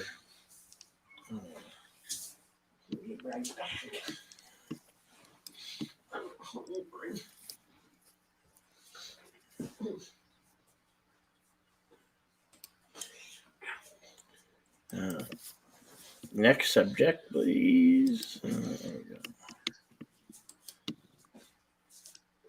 Next on Jedi Bill 797. Next Okay, time morning, on Glenn. Star Trek. Wait, You The know, next it was generation. really fun. Okay, the Super Bowl then, because I didn't watch it. I didn't watch it. can't I talk like You didn't about I miss it like much. I like the because I didn't pageant. miss No, any. that's what care about everybody football. told me. My wife watched it and she hates sports. I don't like sports, and I usually watch the Super Bowl or the World Series or the Stanley Cup or the U.S. Open or whatever. But I like the pageantry of the commercials. I heard it was shit. I like the pageantry of the halftime show. I heard it was real shit. yeah. She even said that the audio was terrible, and I was like, "Well, they weren't in Kansas, were they?" She was like, "No, they were in Tampa." I was like, "Oh, that explains a lot." Well, because Kansas Actually, is a the music strange thing town, is- Tampa's not really known for it. Yeah, but But, I've been to a lot of concerts at that stadium. Well, I heard it was awful. I didn't bother rewatching it because I was told not to. She said I would have shut it off and thrown the remote, and she knows me, so I didn't bother. So when I went to work, I was like, "So who won the Super Bowl?" And everybody was like, "I don't know. I didn't watch it." I mean, you'd expect all these warehouse workers to be like, "Oh man, the game was da da da da da, and this and that, and the intercept." They were like, "I don't know. I didn't watch it." Holy And apparently, shit. it was like one of the most unwatched Super Bowls for some reason, like in a long time. And I don't know what reason that would be. You'd think everybody with cabin fever would be like really into wanting to watch a big, sports party. But So- apparently, people not only did people not watch it, the people that did said it was like poorly, just not well. It wasn't fun, and that's too bad. Well, it was I a love- poor game. Yeah. Well, I mean, Well, I'm talking about the it was halftime boring. show and the commercials and everything that makes it the Super Bowl, the giant pageantry extravaganza of entertainment. And What? people, that's a hell of Well- a loaded truck, isn't it? I wonder if the game had been better, the game itself, if people's opinions of it would have been better. Probably. I mean, I don't. If I wish I would talk to somebody from Florida who is a fan of the team to I have know them say, someone. how great the game was because their team won, but I haven't heard anything. I actually do know a guy who lives in Tampa, Florida. He was my old boss back in the military when we were in California. Dude is a huge Tampa fan. I mean, he is straight up Tampa all the way. Baseball team, football team, hockey team.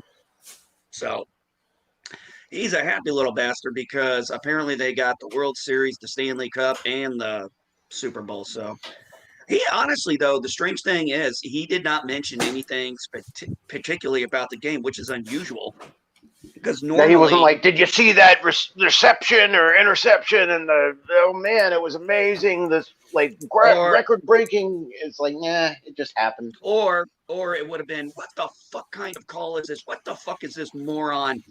And I was like, wow, I didn't see any. In fact, I didn't see any of that shit throughout my Facebook either. I didn't see anybody talk about the game. In fact, the only people I saw talking about the game were either bitching about Tom Brady or bitching about the name of the Chiefs or whatever. And then the funniest one was I saw it was when the mayor gets out and says, we're gonna investigate who didn't have a mask on. And then they show a picture of her at the Super Bowl without her mask on. When's it gonna happen? When now, like, I don't take orders from the fire chief. It's like the fire boss because you can't call him a chief. What? Come on. Ugh. Jeez. And I'm just kind of like, yeah, Hillsborough. Yeah, I'm like, really? I lived in Hillsborough County for 3 years. Okay, I lived on the base. I've been through Tampa Bay. I've been all over. She's like, yeah, Ybor City. I'm like, Ybor City's got a lot more problems for the cops to worry about there than somebody not wearing a mask. I've been through Ybor City. Trust me, the cops there got more important things to do. NASCAR races are, man, I used to be a huge NASCAR fan, JP, but I haven't really watched since I got rid of satellite, and I honestly can't say I missed it as much as I used to. Plus, a lot of my favorite drivers have all retired. Lowest rated game, no one gave a crap about the teams involved, including football fans. Really? Yeah. Wow. Lowest rated game in 14 years. Yeah. Yeah, it didn't. Nobody seemed to. Because of Tom Brady? Nobody looked forward to it or seemed like they were looking forward to it. Or, hey, you going to watch the game? Nobody. I think, I don't know. I know I didn't do it. I just watched it because it happened to be on, and like I missed. I don't know. Maybe I guess maybe I was hoping for a good, entertaining game, and what I saw was boring. I fell asleep during the Puppy Bowl and woke up during the game, and my wife was sitting there watching it, like looking like bored, like, why are you? What's on? What is this? And she's like, it's the Super Bowl. I'm like, why are you watching it? No, Kansas is playing, and you said that. Sometimes I was like, turn it off. It's annoying. I have to go to work in 2 hours.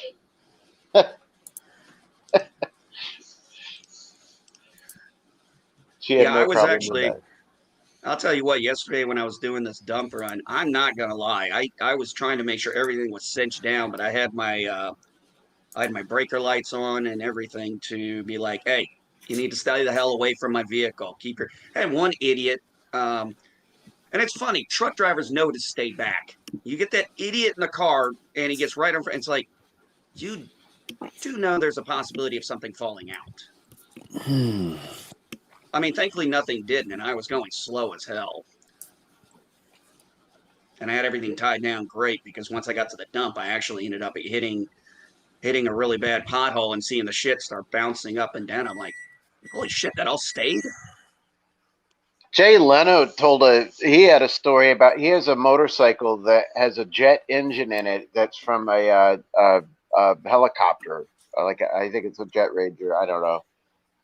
But so it's powered by a jet engine. And he was like, yeah, driving it around. And because he showed it and it's loud, it's badass, it's really weird. It doesn't seem like it would be a very stable platform if it wasn't like a a concept thing. You have to rev it up, and it's a jet engine. It doesn't just go from 0 to 60 immediately. But he's at a stoplight, and some idiot, like with a Honda Civic, pulls up like right behind him, and it melted the bumper because of the exhaust. It's like, yeah, that thing you probably shouldn't creep right up on. I mean, I wouldn't do it with a regular Harley. Just that thing's loud. Those popping, sputtering, loud ass. It's like, I don't want to. How can be something like that allowed even on the roads? I don't know. Yeah. Because I know that the U.S. laws in terms of what can be driven on the roads are relatively liberal in terms compared to what is allowed in Europe. For example, Because Jay Leno is rich and famous. Every single thing when you are modifying your car needs to be actually certified. If you put, what people used to do, like putting blue LEDs under their cars so it looks like it's hovering or that type of stuff. You lose your papers. It depends on what state you live in. You have some states. Okay, for example, you have states that literally have tinted window laws that can be completely different. Those LED light things that some people have, some states actually have them illegal. Mm-hmm. So it depends on what state you're in and what the rules are. Even something like the size of your tires that you put on a car. Yes. Either you have it confirmed from the manufacturer that you can go, I don't know, from 15 to 17 inch, but if you put on your car something like an 18 inch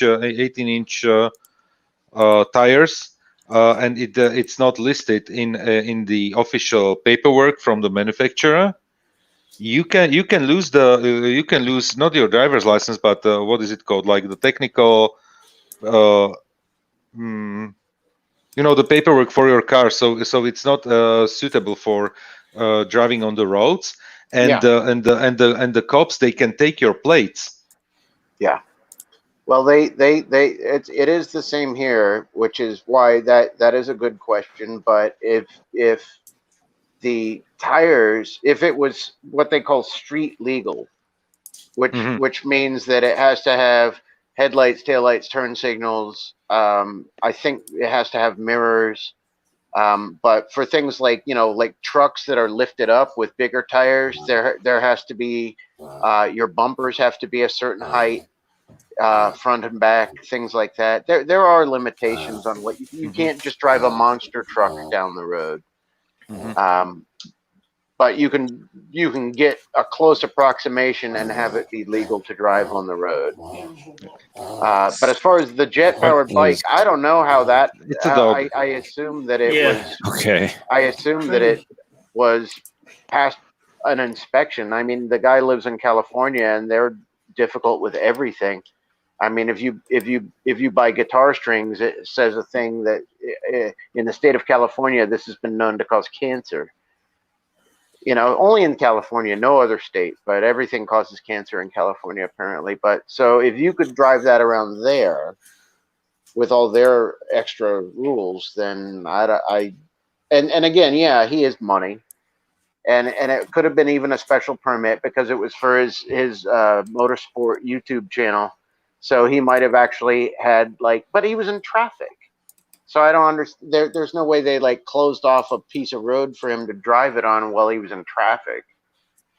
I mean, he drives that what's it? It's not called a Doozle Dumble. It has a D on it.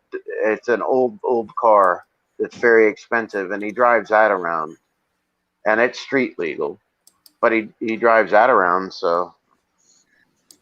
Oh shit! I just looked at this. There was Budweiser, Coca-Cola, and Pepsi did not do ads during the Super Bowl. Whoa. Shit. So I But- wonder if they knew something like. But what- Pepsi how- put on the halftime show. Yeah, Oh. Pepsi did put on the halftime show, but they didn't do any commercials. And no Budweiser. There was no Clydesdales. Damn. No, Super Bowl without a Clydesdale commercial? I know that just seems wrong. And you know what? It's like, I somehow understand. I don't think that the sales of Coca-Cola would drop significantly just because they are not advertising on the Super Bowl, where your advertisement costs, I don't know, like 1 million for 30 seconds or something, Yeah. Actually, tried more like 7-8 million. or whatever. You know what Yeah, I but- mean. Coca-Cola Yeah, you was just still- on the news just a minute ago because of all the money they donated to Black Lives Matter. And I think they were saying these companies putting their press budget to donating to social justice causes instead this year. And they're getting free advertising because of it. Whatever is tax deductible. No, I just find that interesting. Not just, no Budweiser, no Coca-Cola. I mean, did Doritos even put on an ad? I mean, you Yes, think, when yes. I think of halftime, Doritos, when I think yeah. of commercials, when I think of Super Bowl commercials, Budweiser, Pepsi, Coke, Doritos, Mountain Dew. Audi usually does a commercial, or a couple of car commercials are usually somewhere in there. And if there's like a big movie coming out, there's usually a teaser or something like that Well, that usually I gets think- shown. I think the only thing they played was the preview to Falcon and the Winter Soldier. I think that's the only one that got airtime during the Super Bowl. Oh, yeah, that is true. Doritos is Pepsi company. Okay. So maybe they didn't even they didn't do any Doritos. Sheesh. Who owns Mountain Dew? Pepsi? Or does Coke? I think they're a Pepsi product.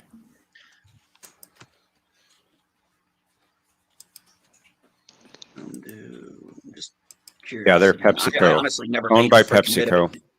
Okay. Owned by Pepsi.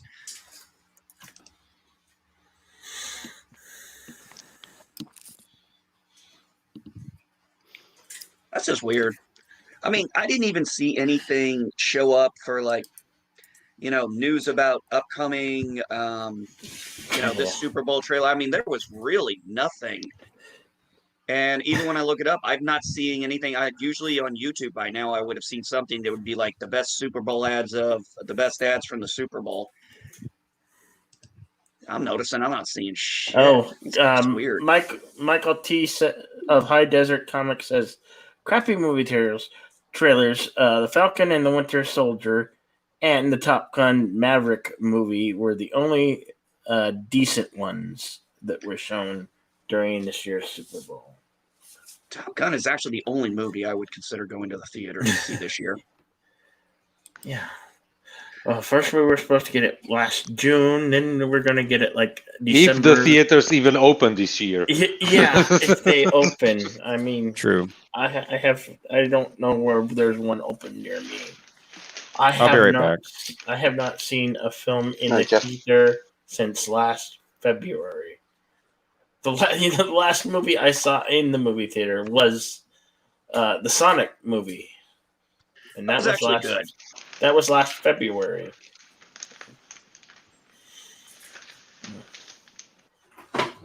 It was. I don't even remember the last movie I saw in a theater. I really was- don't. Right after the end of the month, Fat Tuesday and Mardi Gras, when Nice. everything exploded last year. And they said, lockdown, lockdown, lockdown, mask, mask, mask. Oh, Hobson Shaw was this year in so was 2020 or 2019? I don't remember. 2019. Hell, So that was either 2019 or I think that had to be 2019 but it seems like it was 2018. It seems like it was so long ago already. It's one of those last movies that I saw in theaters, because I know that we were in January. We saw last year January. We saw Knives Out. Then we went for I think Hobbs and Shaw were. I know that we were, I think, the last time as well in February Yeah, in theater. JP, and- we already established that Hobbs and Shaw was 2019. I still haven't seen that. Yeah. You know what? It's a typical brain dead popcorn, Fast and Furious style movie. Yeah, I'll see you guys in a bit, okay? Okay. Okay. Take Dave. care. Well, in that case, I'll save it for a day when I'm in the mood for something like that. I, for some reason, have been more into trying to find stuff that has more of an intellectual drama level to it than just a brain dead popcorn movie. Guess I just haven't been in the mood for them lately because I got a shit ton of them. And I think the last closest thing I watched to a popcorn movie was when I watched Predator 1 and 2 with my son. Wow. And those are old movies.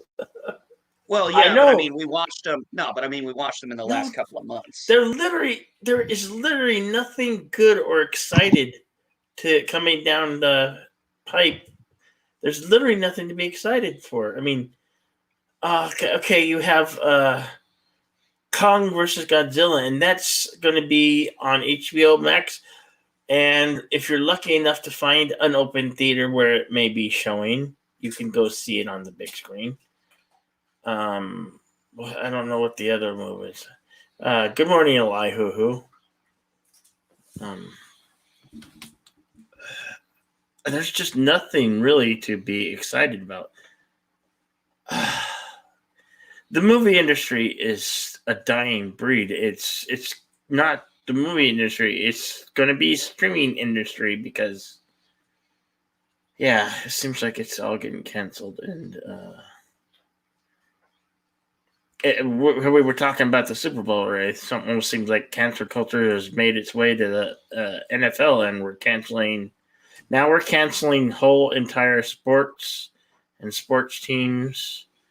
How much is this nonsense going to go? I mean, they postponed the Olympics last year, and they're supposed to arrive this year.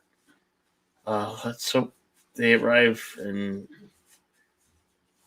things will be less crazy and chaotic. Oh, nope. No? You're No? funny. Oh, you're talking to your poocher, your No, doggy? I'm talking to you. You're talking about things calming down. I'm like, you funny. Oh, okay.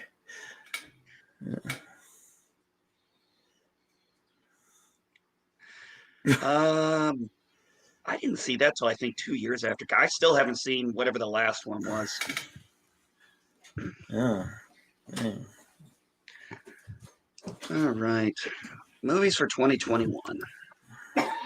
Movies for 2021, Alex. I wonder how many people are accidentally going to say that when the show comes back.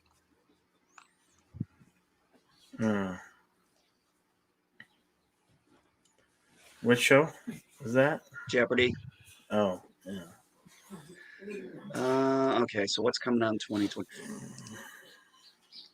Well, I thought the funniest Did fucking they- thing I saw was an idiot actually say, it was an idiot actually go after an actor and be like, it's like, yeah, what have you done in the last 10 years? Not a damn thing, huh? The guy pulled up his IMDb page and handed it to him and said, no, actually, I've been pretty busy. we are supposed to get the Ghostbusters Afterlife arriving in November. I know. It was supposed to first. It was going to be July of last year. Then it was going to be November of last year, and now it's back on. It was supposed to be arriving November 2021. Let's hope it arrives on. I want to know who came up with the idea of a Tom and Jerry movie at this point in time. And it doesn't even look good. There's no innovation. There is no innovation. The innovation lies in the independents, the small sector. I mean, This might have been a better idea if they'd done this back when Who Framed Roger Rabbit came out. Because it looks pretty similar to that one. I know that now the technology is somewhere else when it was for the Who Framed Roger Rabbit movies, but still, I'm not sure if I like this cartoon crossover with live action. I don't. I don't. Not for this. Not for Tom and Jerry. And especially how it looks, because if it was literally, like blended, like I'm waiting for I who the don't- girl's romance is going to be, because there's going to be some kind of romance going on. Now, this Nobody actually looks good. That actually looked interesting. Coming to America too. I'll wait oh till it yeah, comes that's out. directly. You can watch that on Prime if you have Amazon Prime. I do. And yeah, Prime's a good streaming service to have. They have some great movies and TV shows available. I don't really care about the Morbius movie. That one actually looked interesting, at least from the trailer. It's like, Oh, and we're supposed to get the Black Widow movie that's not Black Widow. It's her replacement. That thing is coming out. what? I don't understand what you're talking about. Black Widow. It's Marvel. Yes. It's a Marvel movie. Yes. Marvel movie, yeah, Black Widow. Yeah. And why you say replacement or? The replacement of Black Widow, the actual characters, Scarlett Johansson. It's apparently it's not really her movie. It's titled after her character, but it's not really her movie. It's a handoff. It's a passing of the torch. But she's in the trailers. Yeah, I know, but I guess her involvement, from what I've been hearing, is going to be slim to none. I mean, it's going to be about the another person. I don't know. I'm not the expert here on this. You know how it is in the comic books. Nobody is actually dead. Or those who are don't stay dead. So you never know if we will get Black Widow back.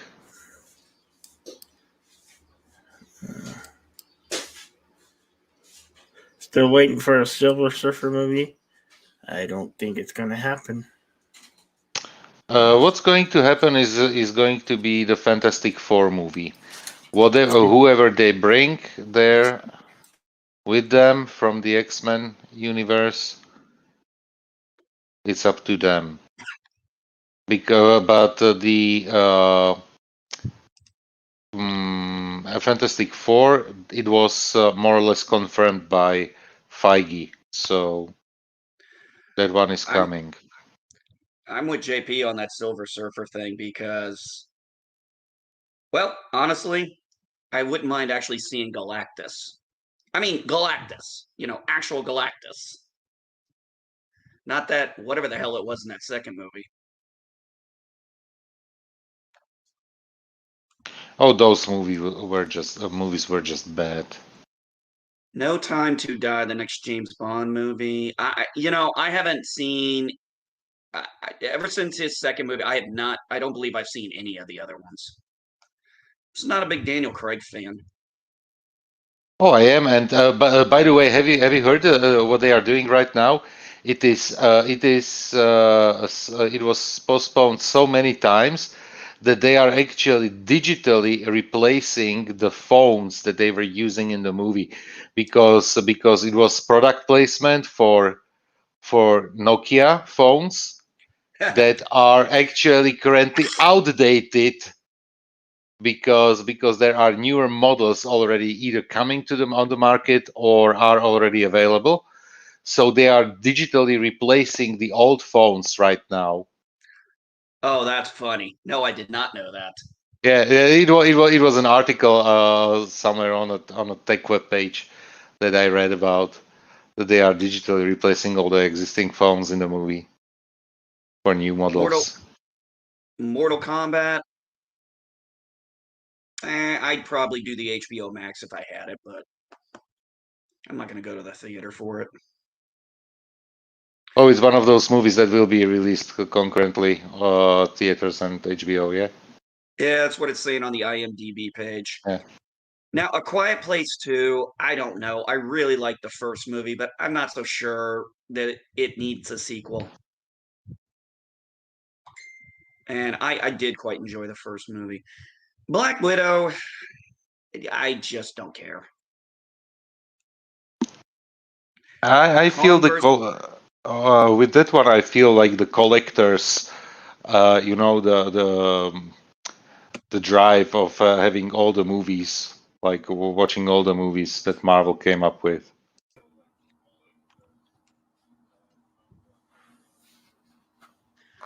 Oh, my daughter. Sorry to keep you waiting, Michael. I had Hey, to no problem. step away for a second. Good morning, everybody. Good morning. Good morning, Michael. This Kong versus Godzilla or Godzilla versus Kong, I got to be honest with you, I've never been a big Kong or Godzilla fan, so unless my son wants to go, well, this is going to be on HBO Max and theater, so I'm still kind of jacked to see it because I have liked what the combination of Hollywood and Toho together have been putting out. I'm not saying I don't enjoy them. I'm just, not a huge fan. I mean, I've never really seen, other than a few of the originals, like I've seen the original Kong and a few Godzilla movies, but I don't have a real understanding of the fandom of it. It's just not an area I'm a big fan of. Yeah, I've only seen a couple of like the original Toho Studios stuff, and I think I saw the Fay Ray Kong once back when I was like a teenager. Yeah. I'd say I can't believe they keep turning out these Fast and Furious movies, but they make a shit ton of money. That King Kong was definitely better than the Jack Black King Kong, even for being as old as it is. There was the cool T-Rex fight scene, though. There was that. Yeah, and them in the pit of all the giant bugs. That was kind of cool. A lot of CGI. Regrettably, that did seem like a J.J. Abrams style movie to me, where I don't know if like this analysis has been taken regarding J.J. Abrams, but he has really cool ideas for individual scenes, but never knows how to string those scenes together. Mm-hmm. Well, just look at the Rise of Skywalker. There was so much of that. He gets executing beautiful scenery and all this stuff that's going on and craziness, but that's all it's really good for. But it has no. It doesn't help the story. No, it did not. Star Wars is my one big fandom thing that I'm a part of, and I have not been deeply invested aside from Mandalorian for a good 8-10 years now. Yeah. I thoroughly enjoyed The Mandalorian. Mm-hmm. I thoroughly enjoyed it. But as I said, I was, even though I'm not a fan of the sequels by any stretch. I mean, I can actually count on one hand how many times I've seen those movies. It's 5. Once in the theater and once at home, except for Rise of Skywalker. I still have not watched that again. I don't even want to talk about leaving that theater and being like, I think I may have just gone to the last Star Wars movie I will ever see in theater again. And I said, that fucking sucks that I feel that way. But I was very confident because Feige has a lot of goodwill and credit from his time over, from his doing his Marvel stuff. Mhm. Dave Filoni is the creator of, the Clone Wars, Rebels. So I had firm belief he was going to do something good, and I was actually surprised at how well they managed to do it. John Favreau is a fanboy of the old school EU. He actually released Yes. it. Like, he owns up like 100 of the Oh, old school novels. Not Feige, Favreau. Sorry, I shouldn't have said. I think I said Yeah. Feige by mistake. No, I meant Favreau. Yeah. But yeah, they have a true love and appreciation for what Star Wars is and how they know the fans want it to feel. Yeah, I mean, when you tell people, it's like it needs to feel like Star Wars. It's, well, okay, when you made the sequel trilogy, here's where I think they really screwed up there. They never should have made a sequel trilogy. What they should have done is just made a new trilogy, and could have been something else with new characters. But they, just brought in the other character, the legacy characters in small portions, but they didn't do that. I would wish they would have got the band together, Luke, Han, and Leia all together on screen. I would have loved to see the Thrawn trilogy as the sequel trilogy. Yes, that would have been excellent too. I think there's going to be something. I doubt that the Ahsoka series is going to be the Thrawn trilogy, but it's going to have Thrawn in it in some way, shape, or form. It's going to have to, because she's still looking for Ezra Bridger. Well, at least we think she's still looking for Ezra Bridger. So that'll be interesting. I also thought it was an interesting point where she mentions that when in The Mandalorian, she does not mention she is not a Jedi. In fact, she openly goes with it. So I'm wondering if she decided to recommit to the Jedi Order after the Empire fell. I think somebody was talking to me. They said, I thought at the end of Rebels, that way she was dressed might have insinuated she had decided to resume her Jedi teachings or something. I think she was ready to take the trials as a knight to begin with by the end of Clone Wars. She just hadn't. As far as I'm concerned, she has all the philosophy and teachings of the Jedi that she needs if she wanted to just say she was a Jedi. But her leaving the Order kind of gives her an out there. That's true. In fact, it was a plot point in the final season of Clone Wars where Rex actually tries to save her after Order 66 is announced. He's like, she left the Order. She's not a Jedi anymore. And they're like, no, we served with her. She's got a lightsaber. She does the fancy magic shit. Yeah. Actually, I enjoyed how they did that final season, especially how he was able to incorporate Revenge of the Sith. I mean, those last 4 episodes literally take place during Revenge of the Sith, the movie. And I was wondering how they were going to play that plot line out, because I was like, are they going to? And I was like, I'm totally fine with them focusing on Ahsoka and Rex at this point, because we already know what's going to happen with Anakin, Obi-Wan, and the rest of the Order. This is kind of like the one question we didn't have at the time.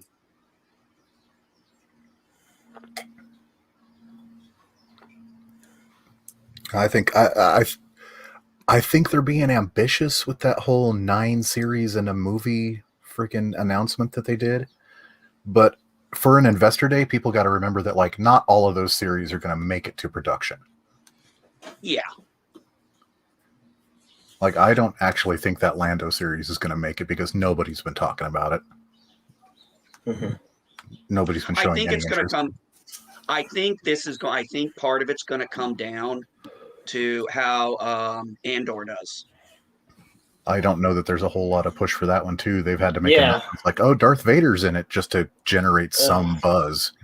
Well, I know they've got 12. I think they said they've got 12 episodes. They've already pretty much done them, and like I said, it's going to kind of come down to, I think, how well that series is received, to see if they want to go and bring in other ones. After their whole High Republic initiative flopped, the Acolyte has zero buzz. Well, those writers did not. Hey, those people did not help themselves. They shot their asses in the foot. Damn right with they their did. pissy ass attitude. I am genuinely excited to see all the stuff that like directly circles around the Favreau Filoni thing they got going. So you've got Mandalorian season 3, you've got Rangers of the New Republic, which is going to be the Gina Carano vehicle, Ahsoka, and one more crap I Bad forgot. Batch. Bad Batch will be part of that. I'm kind of personally interested in looking- Obi-Wan Kenobi. No, I'm not.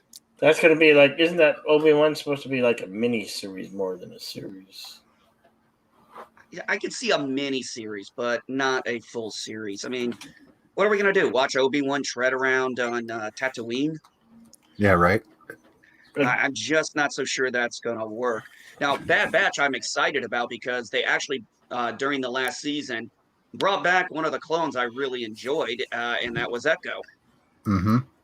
And Echo was one of those characters. I mean, if you remember before, Echo got killed just literally out of nowhere, or we thought he got killed, and then it was just people were upset about that. And he goes, and Favreau's like, they were like, sometimes unfortunately good soldiers die in not heroic ways. And then, but then they brought back Echo, and Echo became part of the Bad Batch. So I am looking forward to that because I did like the characters that were part of Bad Batch. Oh, the other one's Yeah. Boba Fett. Duh. Shit. Oh yeah, the Boba Fett. Oh, the one, Book yeah. of Boba Fett. And good afternoon, Yvette. Dorville. Now I think Boba Fett and Finnick. That's going to be interesting. Yeah, I'm a big Ming-Na Wen fan. All the way since, believe it or not, that crappy ass live action Street Fighter movie. Hey, give her credit, man. She was one of the best parts of that movie, Mm-hmm. and there weren't many. Raul Julia Swan Song, man. I will always Oh remember God, him for that. no. Yeah, absolutely. He Nah, chewed I that stick scenery like a madman. It was fabulous. I still think of him I still think of him as in the Addams Family. That's how I like to remember him. God, I'm trying to remember the first one I saw him in. I think it was a movie called Kiss of the Spider Woman or something. Why does that sound so damn familiar? Because it was in video stores everywhere back in the day. Mhm. The cover art, it was like mainly a black case, and it had the cover art of a woman standing in a backlit doorway with like a very gossamer nightgown on. And it was just called Kiss of the Spider Woman. It was supposed to be like a femme fatale murder mystery movie that starred Raul Julia. They're still Yeah. making Purge movies. Purge? I don't know. There was one a couple of years ago, but I forget what it was called. Uh, It was basically Purge Origins. yeah. I've actually never seen any of them. They do not interest me. Same. Suicide Squad, no, I don't want to see that. Well, maybe because Taika Waititi's in it, maybe. But why do I got a feeling he's probably not going to get a good enough role out of it? Yeah, this has got a really widened out cast from the last one, and I guarantee you there's going to be characters lost within the first 10, 20 minutes of it.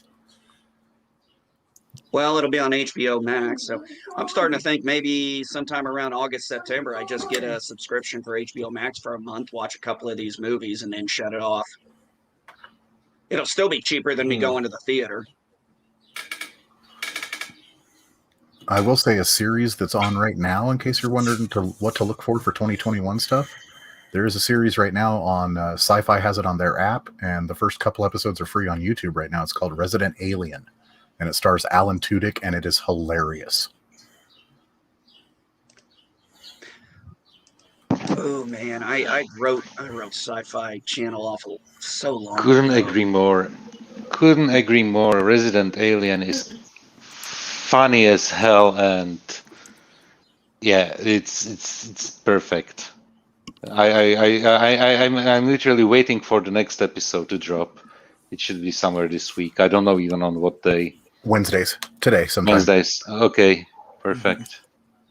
So tomorrow for me, because I need to go high seas, for that one. Now this I would be interested in seeing because I did enjoy the first one because it was so fucking funny. The Hitman's Bodyguard. This is apparently the Hitman's wife's bodyguard. Oh hell yeah! Yeah, I want to see that just because Samuel Jackson, Ryan Reynolds, and Selma Hayek. Yeah, I would go see that. Oh, that's some Just to chemistry laugh my right fucking there. at. Huh? So that's some chemistry right there. Oh my god! Yeah. And Ryan Reynolds should have another movie coming out this year. Something with Citizen. I don't know. And it's like a comedy where he is a game character that is being freed like from Matrix or something. Yeah, he's an NPC in an MMO game who gains self-awareness. Yeah, And something starts like acting that. a player. Yeah. Yeah. Oh, I think I saw a trailer for that. That looked. Yeah, exactly. And I saw the trailer like a year ago, and I'm still waiting for that movie to drop. Forget the name Okay, of it. here's another one that makes no. Oh, I guess this is their third theatrical-based movie on the My Little Pony. I mean, I don't know. I guess maybe My Little Pony is timeless, and you have kids that are younger kids are going to go like, my daughter's 10. She's not going to be interested in a My Little Pony movie. I don't know if the She's movie, grown but out of I that can phase. tell you one thing. My colleague, actually two of my colleagues, fathers of families, they have the largest My Pony collection I have ever seen, Really? and I got three they kids. are collecting My Little Pony figures in the office. They have a lab, technical lab, and they have literally shelves filled with My Little Ponies. They are not. Interesting. I know there's a lot of people happy for Dune. I don't think people are going to be pleased with that one. I don't know. It doesn't seem like the star of this one has the same gravitas as Kyle MacLachlan did. No. Like the rest of the cast looks great though. I mean, you got Jason Momoa, Dave Bautista, that kind of thing going on. It's like, But you know what, Josh Timothy Brolin. Chalamet is more closer to the age of the character that he's playing than it was with Kyle MacLachlan in the movie in '84. He was already too old for the role, actually, when you think about it, from the point of There's the another character in Halloween book. movie. They're making another Halloween movie based with Jamie Lee Curtis.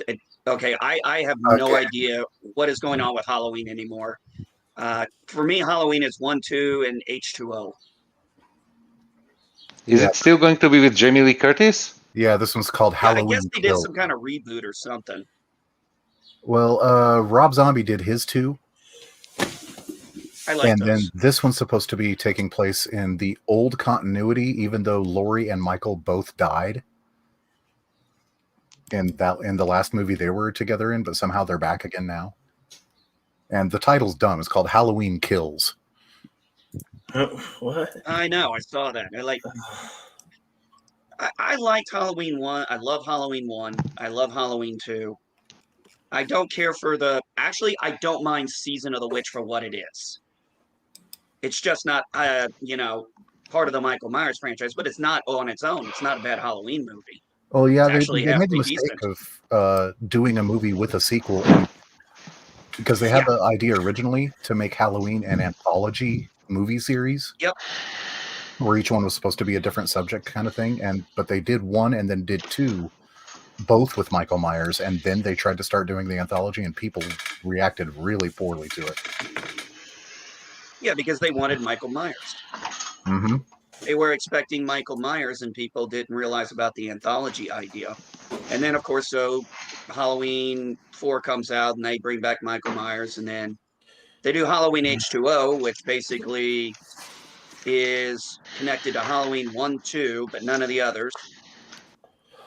And for some reason, they made H2K, which was just stupid, except for who was that one rapper in it? He was just funny as hell. He starts yelling at Michael Myers, and Michael Myers actually Busta just walks away. Yeah, Busta Rhymes, and he kicked his ass with Kung Busta Fu. Rhymes. Yeah. He used Kung Fu He's to like- whip Michael Myers' ass, and Michael Myers is like, "Okay, I've had enough of this guy. I'm going to go deal with somebody else." Yeah. That was kind of weird. Like watching Buster Rhymes. It's like, go find Laura. Go find us. Okay. Like he just walked off and does it. I'm like, what the flip? Like Michael Myers doesn't do that.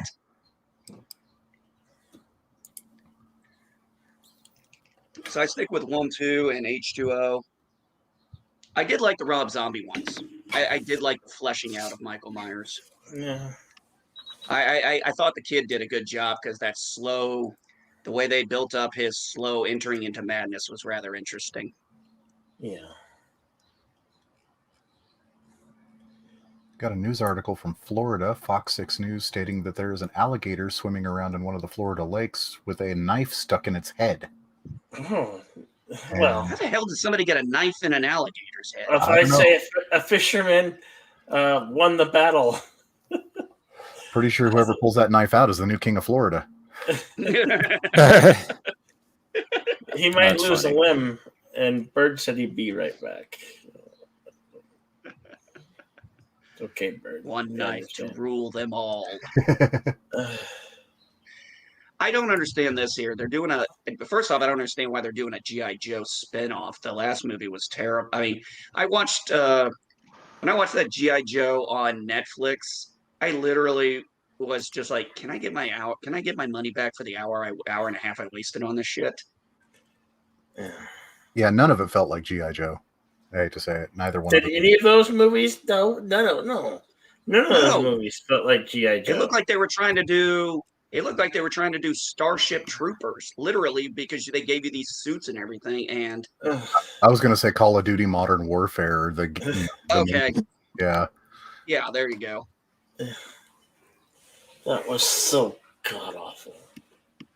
Well, the only good thing about it was The action. Storm Shadow and Snake Eyes. Oh. I mean, that was it. Storm Shadow and Snake Eyes were the only interesting parts of those movies. Good morning, Broken Entertainment. And he says, good morning, everybody.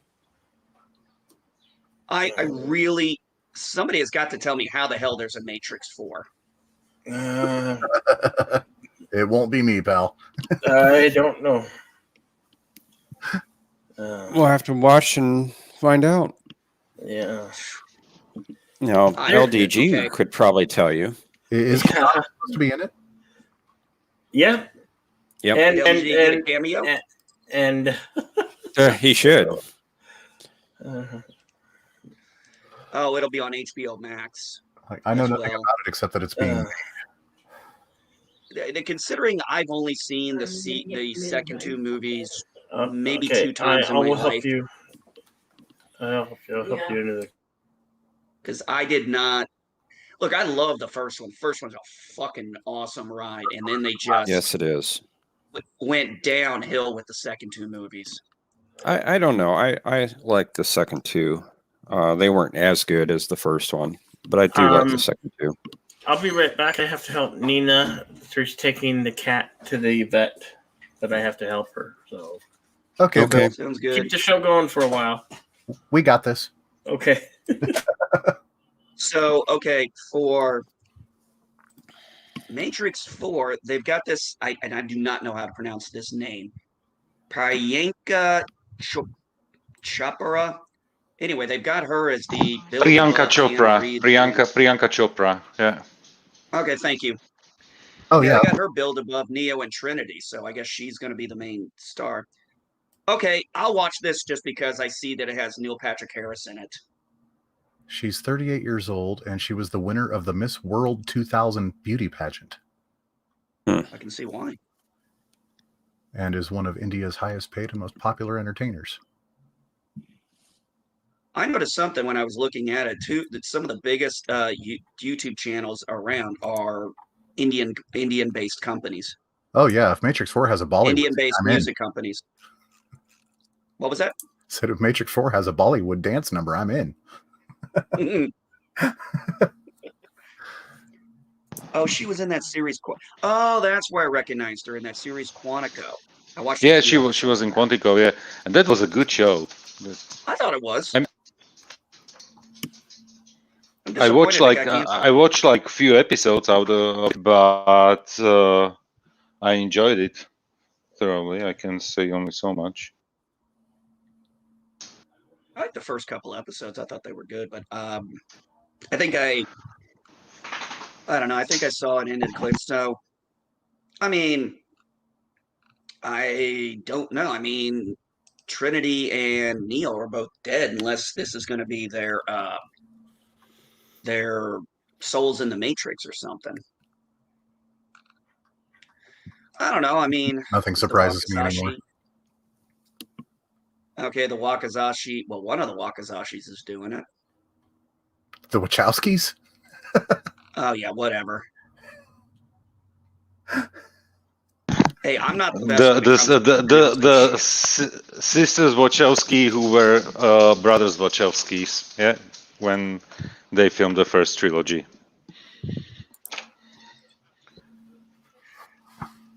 Holy shit! They're making Connie. another Scream movie. A what movie? They're making Scream. another Scream movie. I guess they're rebooting the franchise. This I'm soon? sorry, but if I'm sorry, but what's his name now? Damn it! Why can't I remember his name? The guy Wes who did Craven? the guy who. Yes, thank you, Wes Craven.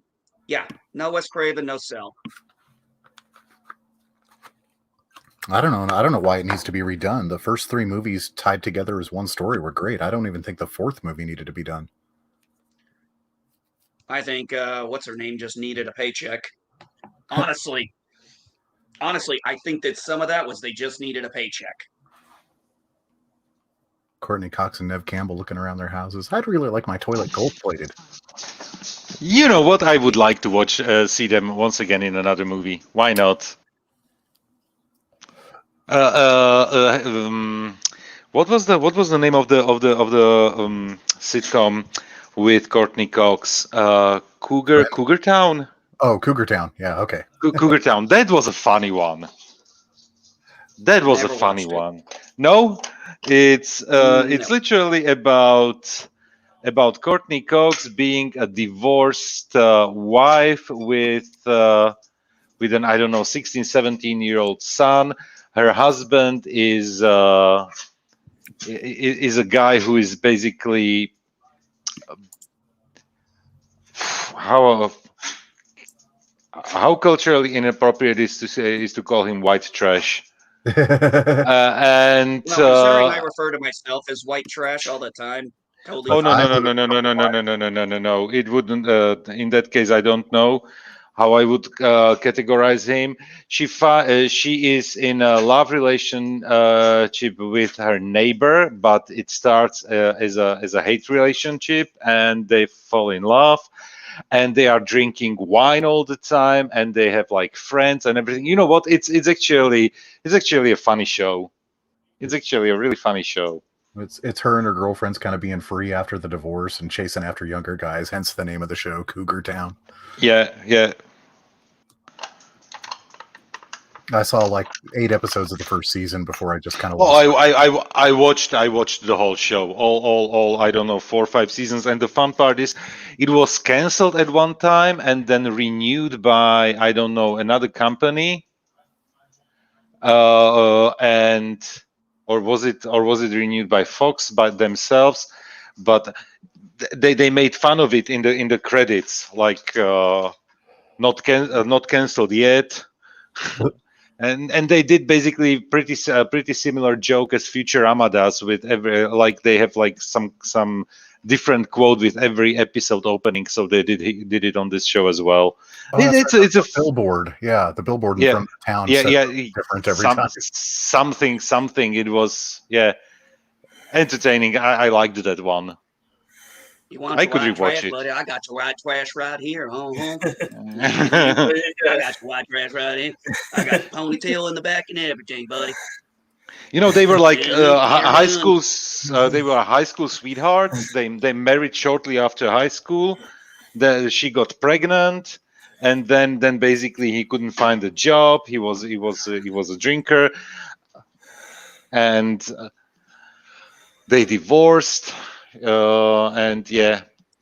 And it's actually extremely funny when she's trying to get a date with a younger guy, and literally something she's like 40, and she starts dating at one point a student from a university, and she's preparing for a date. And it's so hilarious what everything she does just to be attractive for him. And so, no, it's a fun show. Courtney Cox, I like her.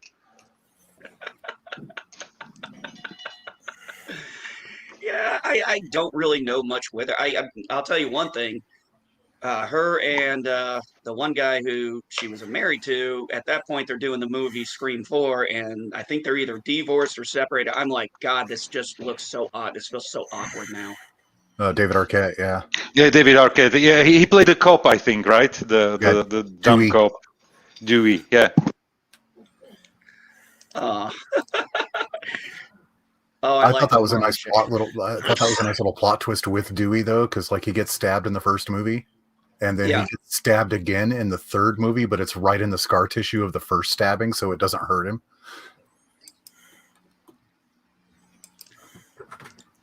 A little bit like that scene with Mal at the end of Serenity. What is this? Apparently, Mara J wants to see how many people she can trigger with this. Oh. I think that looks pretty damn good. Oh, and she's shaking them hips. Yep. I'm thinking, you know what? I think of that, what's her name song from that pop singer? Well, you just said pop. No, it's,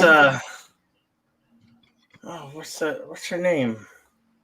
How the fuck should I know? You said pop music. Yeah. Pop music. Yeah. Shakira. Okay.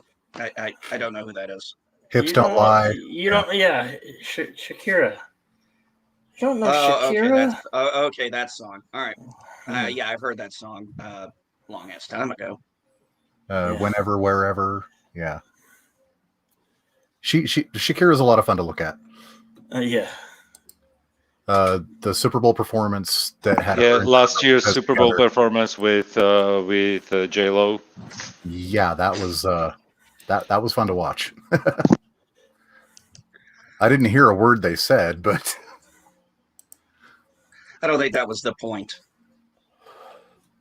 Especially since the most popular GIF for the next few days after that Super Bowl was like them together doing like this twerk ass shake in sync with each other, and it was like, oh my god.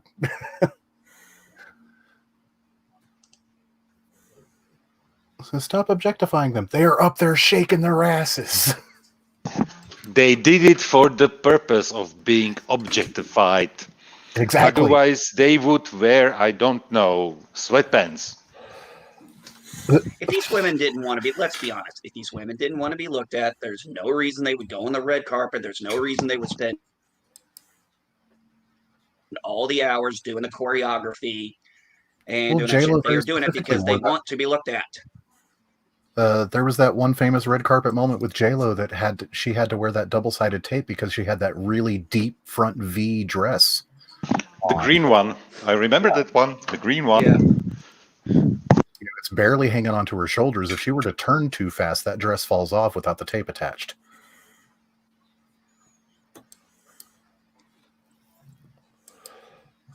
She wore that to look good in front of people.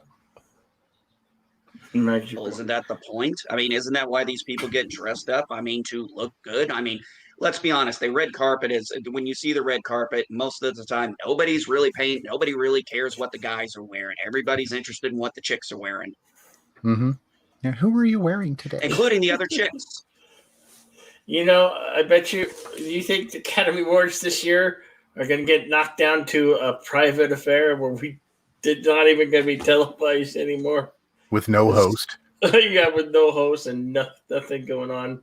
I mean, there wasn't a whole lot that was out last year, and whatever. Plus, the Academy, they're all hypocrites. And one of my favorite moments from any of those award shows was an older one. I'm thinking like very early 2000s, and not Brian Dennehy, the Scottish comedian. Brian something. Connolly? Brian Connolly? He played the kid's dad in Boondock Saints. Oh, that guy. Il Duce. I love that movie. I love that movie. Yeah, one of my favorites. But the award show moment is like he's the presenter, or he's not the presenter of the award. He's the host that year, and he's there talking. It's like, okay, and I'm going to present our next presenter. Here's Liz Hurley. Well, the entrance to the stage was like, it was built up to be like there was 4 steps where they came down to come to the podium, and she comes kind of jogging down. She's wearing this beautiful red dress, no bra, and and it's Liz Hurley. I mean, my God, and she's bouncing down the steps, and Billy Connolly's face, and this is live television. He can't do anything about this. He's just like gawking at her, and he's like, it takes him a minute to walk away from the podium to let her have it because he doesn't realize he's staring. And she comes out, presents the award, does her thing, and just walks back off stage. And Billy just comes back to the microphone. He's just like, well, that was something, wasn't it? That should be an Olympic event. It should. And what a lovely dress. Well, it is Elizabeth Hurley, for God's sakes. Yeah, she is still drop dead gorgeous. Yeah, she still plays I don't care. I love the show Lucifer, but oh, I loved her playing the devil. Mm-hmm. I think she was having way too much fun with that role. Now, I used to have a top 5 list of like Satan performances, and Liz Hurley was number 3 for me. Really? Mm-hmm. Nice. It was number 2 and 1. Number 2 was John Glover in the television show Brimstone. Oh, yes. Isn't that the one where he brings the guy back from Waggle Wiggle? Who, I don't know who you are, sir. Or, we have to know you first before we let you in. Talk to us in the chat. Get to know us, and we'll get to know you. Yes. So, Michael, absolutely.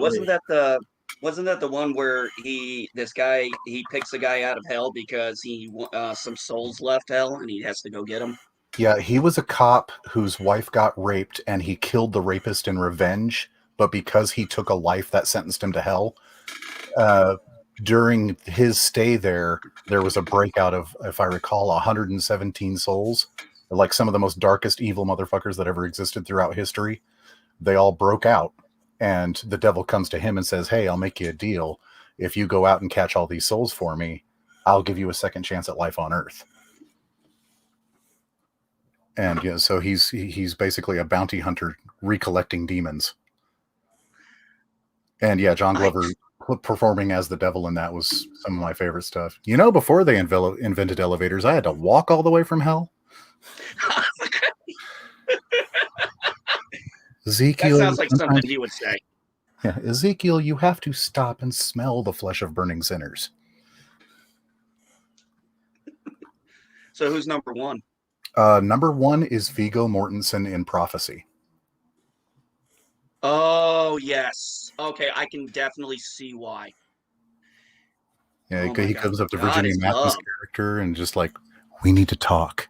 You need to get away from me. Love. Listen, I can lay you out and fill your mouth with your mother's feces, or we can talk. You see, I'm not doing this because it was like, I'm not doing this because I care about you, but Michael being in charge will just be Michael in charge of heaven will just be another version of hell, and that's one hell too many, and I can't have that. And then she comes out, she's like, I just made a deal with the devil. Yeah, when he's taunting Elias Koteas' character, like, little Tommy Daggett, always so diligent in your prayers, kneeling beside your bedside, saying your words to the Lord with such conviction, and then you'd hop so fast into your bed, afraid I was under there. And I was. What about Al Pacino? But Christopher Walker was still great in that movie, too. Oh, yeah. That's the movie. So you brought me back to life. So you brought me back to life because you can't work DOS. And then he's sitting in the counter with her, and she shoots himself. Are we having a communication problem here? Can you be more specific, Madge?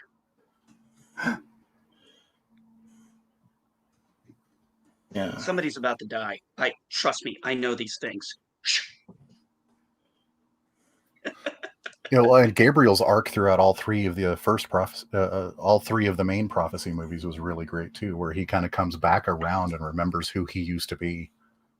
Yeah, that is true.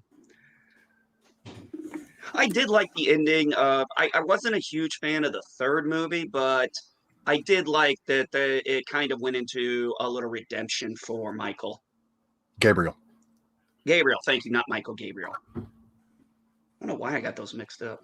Michael did show up in like the second one, I think. He was played by Eric Roberts. Best of the best. Oh yeah, when because he's like, you're so bad, even Lucifer didn't want you, which is so weird because you're so much alike. How dare you compare me to him? Yeah, Viggo Mortensen as a devil was, oh God. I'm starting to get chills thinking about that. It wasn't a big performance, but it was really impactful. Like, that one stuck with me from the first time I watched that movie. Yeah, like how you brought up the point. It's just the way he voiced it. He's just so menacing.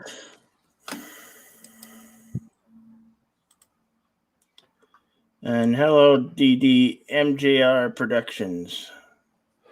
Remember what happened in the second movie when, and I know it wasn't Viggo Mortensen, but it was somebody else playing the devil in a cameo where, he's like, this isn't my war, and hell's not big enough for the both of us. And basically kicks. Yeah, that's why he kicked him out. Yeah. out of hell. Well, and the whole death scene in the first movie where Viggo Mortensen rips out Christopher Walken's heart and starts eating it in front of everybody. And they're all just looking at him in shock. And he just looks at him and goes, I love you more than Jesus. And that was so fucking creepy. That was one of the best creeper bad guy moments I ever saw. Yeah, I especially thought since at the about time that. I was actually fairly religious as a kid. Not anymore. I went to like a private Christian school growing up and things like that. And so like, religious iconography and things like that were like big on my mind. And like seeing this portrayal of the devil who was just like equally evil, ruthless, and whacked out fucking crazy. It stuck with me.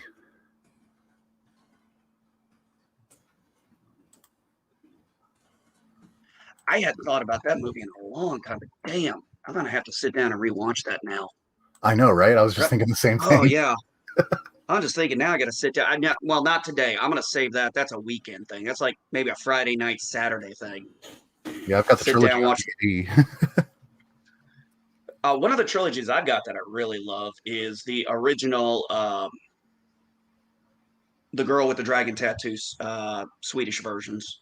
I've never seen any of those or read the books. I never read the books. I have seen all three of the movies. I thought they were great. They are brutal, violent, and a lot of uncomfortable shit happens in it. I'm just going to put it that way. Oh, well, I watch hentai, so, And sometimes you run across a title that you don't mean to. Oh, yeah. Queen Latifah's an action star now? Yeah, they rebooted The Equalizer. The premiere episode was aired right after the Super Bowl. Was it any good? Anybody watch it? It's not terrible, but it shouldn't have been called The Equalizer. They could have just made it its own property and been fine with it. My big bitch about it is the fact that like the old Edward Woodward Equalizer show was all about him being a former MI6 agent and having like a fish out of water arc living in New York. And don't get me wrong, a lot of the people don't even realize that like The Equalizer was a TV show before. They just know it from the Denzel Washington movies. Yeah, I'm one of those people. I actually didn't know that. Oh yeah, it was on at the same time as like Knight Rider, Airwolf, that era of television. And the premise of it was he's a retired MI6 agent who he was the fall guy for like a disgrace plot in England. And they were like, listen, we're going to have to publicly dishonorably discharge you and you're going to have to leave England. But, we know that you really were the good guy in the situation. It had something to do with like an attempt on the royals family or something like that. But he had to leave England. He was exiled. So he moves to New York And he's this guy with this particular set of skills, but he can't apply to law enforcement or anything like that because he's not an American citizen yet. So he goes on to basically this is back when newspapers were printed. He put out a want ad that basically said, "Problem solved, need help, call the Equalizer." And he was a fixer kind of guy with all those MI6 skills and training. And Edward Woodward was like nearly 50 years old when he was doing that role. When did that show come out? Specifically, I'm not sure. Early to mid 80s, though. But a big part of that show was his fish out of water. Like, here's this guy who's like, he's essentially a James Bondish type character who the best he can do now is a one-room apartment on the Upper East Side. You know, he's not being put up by his company in these nice 4-star hotels or anything anymore.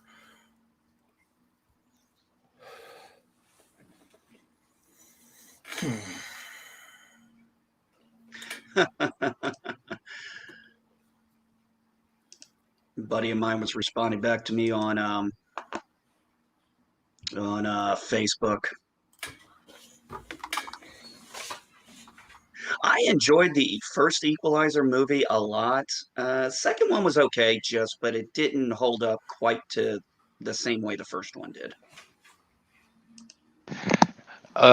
Simply because you know, in the first one, and I knew only the 2 movies with Denzel.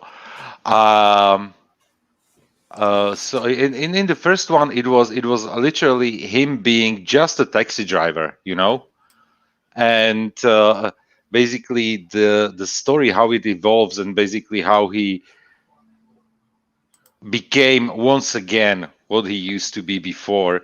And then the nail gun at the end. Oh man, that was a scene. Mm-hmm. Oh wow, that was like wow. And it was I think after many years, Denzel came back. I'm not sure if completely back to being in a movie or being an action hero. Because I didn't follow his career in general, but I only know that he was like, for a longer period, not filming either normal movies or like action flicks, but he was just surprisingly good in that movie. There you go, Bill. I'm sharing an original newspaper 2-page spread print advertisement for the Equalizer series premiere, 9 p.m. CBS. Damn, a 2-page ad. And this guy could have absolutely been like a Michael Caine double. Yeah. Yeah, I can see the resemblance between him and Michael Caine. That was a good think show. of who he looked like, and then you said Michael Caine. I'm like, oh yeah. I'm sorry, Queen Latifah. No. Well, again, I don't have a problem with the concept of the show. It's just that, like, it shouldn't be called The Equalizer. You can call it something else and have Queen Latifah run this vehicle. Yeah. And it'd be fine, where she's like a former special agent of some kind and she's living in New York now. But like I said, the original series had this big fish out of water, like, character progression for the character, where he was a guy who, like, didn't know how to deal with New York.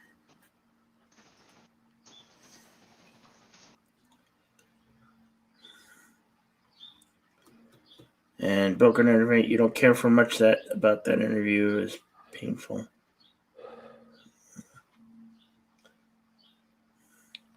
Probably referring to some sort of character interview with Queen Latifah and like how this show's about empowering women and women of color, and likely. I mean, I like Queen Latifah. I just don't think that role's good for her. I mean, she's 55. I don't know how well she's going to stand up to doing however many seasons they plan to draw this out of action scenes. Yeah. She's 55 and a bigger woman, you know? All right. You know what? I can tell you only so much. If they are able to sell it to me, I can watch it. If not, I'm not going to. Yeah, and again, I just saw the premiere like kind of through a dozing haze because I fell asleep in the third quarter of the Super Bowl. But what I saw of it, like, again, not a bad show, just shouldn't be called The Equalizer, in my opinion. Yeah. Sometimes the problems is like that movie Starship Troopers. Fun romp, but other than the title and a few names, that there's almost nothing between that and the book. Which is funny because Robert Heinlein was actually part of the production of the first Starship Troopers movie, wasn't he? No, they bought the rights for it. No, they bought the rights for it because it sounded similar to the project they were going to do. And the guy, I guess, saw it, read a little bit of the book, and didn't like it, so wrote his own thing, basically. Oh, awesome. The director who goes, I know better than the source material. Yep. I know better than the source material. I'll show you what movie they want.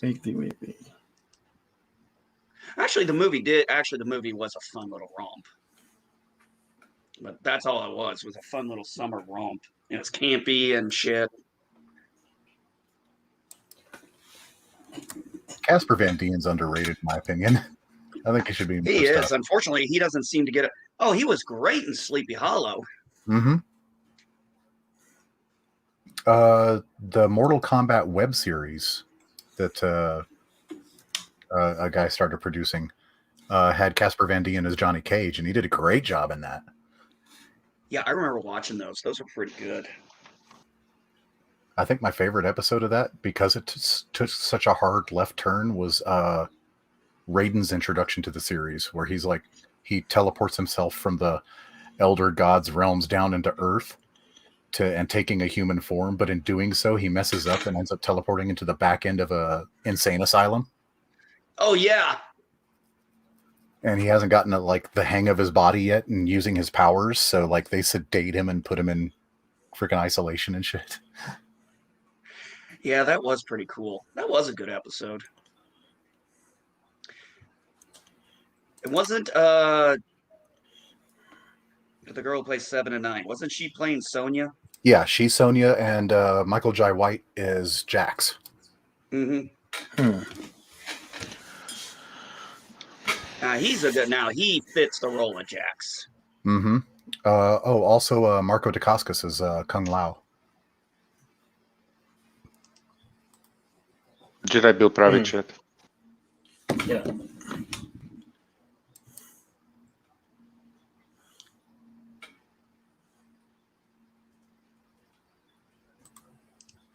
Okay.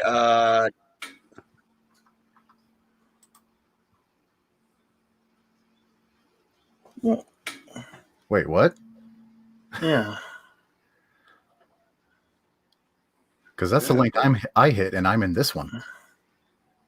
I know Morning Brew's going on right now too, but Oh no. Oh, I don't see any link. Yeah, I I don't seen know he. If he linked the show to the Morning Brew, that's fine. I don't have a problem with that. Yeah, I thought he had a wrench for that. He did, and I think he retracted. must have. I don't see it in the StreamYard chat. Yeah, I know. I know. I don't have the YouTube one open right now, but Yeah, one of the first things I'm buying when I get to my new house is I am buying a second screen. Because I tell you one thing I do miss about being in the military, I do miss having dual screens. Yeah. Well, can I say? Can I forward the message that it's not that's not a biggie, right? Yeah. No, I'm perfectly okay with it. Hey. Yeah, I I was just curious to. depending on who you are, sometimes it's kind of seen as a little bit of a faux pas, but it depends on the people. Like Jedi Bill clearly doesn't care that Captain Trek would throw the link in. No, I really don't. I mean, No, I'm glad he's streaming. As a matter of fact, I mean, Me as well. It came a little bit as a surprise because literally I would like to be on his stream the same way as I'm on this stream. oh yeah. So it's like Yesterday, after I got off of here, I Hey. got on over there. Yeah. You can. Oh, Eli, who ripping on the Star Trek and Star Trek Enterprise song? You know what? It's not a bad. Sorry, song. guys. It shouldn't be a Star Trek theme, though. What's wrong? What's wrong, Professor Benny Specs? Oh, I have been quiet for the last half hour or so. Oh no worries. I was dealing with somebody who wasn't telling me who they were, so I had to deal with that. Oh yeah, the person in the back. Yeah, so I saw that. I tried to find out who he was, and he was being very Vague. enigmatic. Yeah. Yeah. So Yeah. Mystery. There are rules we have, and we had to put them in place because people had to put them in Yeah. place on their channels because yeah. Well, certain this people is were our showing up. Yeah, exactly. I'm sorry, Brainy. I know me and NB have been kind of like dominating the conversation for the past little while here. Well, No, and I dominated it for about 10 minutes there. So And I'm no sorry problem. that I haven't been doing much because I was trying to deal with that whole situation. You know. Oh, you were busy, Bill. Yeah. And by the way, what's the problem with the cat that Nina had to drive the cat to the vet? Oh, Midnight has been having an ear infection, and Oh, we're just really worried about her Aw. baby. And she had to take him. She had an appointment, and I had to help get the cat in the cat carrier that we Yeah. have, and load him up in the car. Depending on the cat, that can be a chore. And we this place we go to, they come out and get your animal, and then when they're done, they'll bring the animal out to you. You don't actually go in the vet. They come out to interesting. you. So Interesting. yeah. Yeah. Okay. Just, it's snowing the whole freaking time. It's snowing here. We don't get much snow here, but Sunday, the high is only supposed to be like 23, which is extremely unusual, and we're supposed to get a snowstorm Sunday night. Where I'm at, we don't get a lot of snow. It just gets balls freaking collapsing cold. I mean, the coldest we normally get for a high is like 30, and that's maybe 1 or 2 days a year. Our high on Sunday is supposed to be like 23, and our low Sunday night is supposed to be like 8 degrees. It's highly unusual for us. That's about average for us. Sometimes we should be dipping into like sub-zeros around this time. Well, I live in West Central Texas.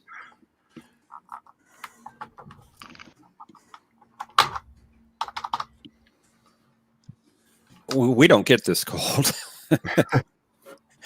Well, yeah. What was it? Well- Arizona got dumped on like nearly a foot of snow. That can happen out there. I used to live in central Arizona, and every few years you can get a good snowstorm there.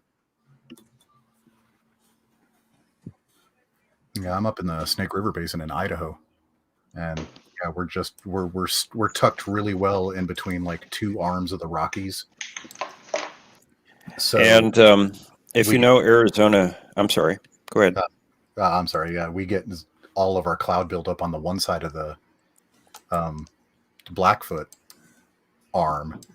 We don't get any rain dumped on us because all of those clouds build up and then dissipate as they go across, and then they build up again as they go to the Blackfoot side. And we get nothing where we're at as far as precipitation goes. But 40 miles away, it could be like 3 feet deep. If you know anything about Arizona geography, you'll know that the northern part of the state is actually quite high in elevation. Flagstaff, they get snowstorms all the time. Every year, they'll get half a dozen or so snowstorms, being up like 7,500 feet, 8,000 feet. Oh, wow. That is actually higher than where we're at. Yeah, and where I lived in Arizona, further south, we were at 5,000 feet. So, it could get cold there and snow. Now, where Bill is, that's a little more unusual to get snow in Tucson. Yeah. Did you actually get snow, Bill? And on the higher hills and mountains, yeah. Okay. Well, I Yeah. know they were talking about maybe snow where you live. I just wondered if you got any. If it did, it didn't stick around. Yeah, it's probably too warm. The ground was warm, and if it did snow, it melted. Yeah. But it could snow pretty appreciably here where I'm at on Sunday night. I wonder what the typical timeline is before I start seeing my house go into closing. So I'm 12 days away from the specified timeline I'm supposed to close on this house.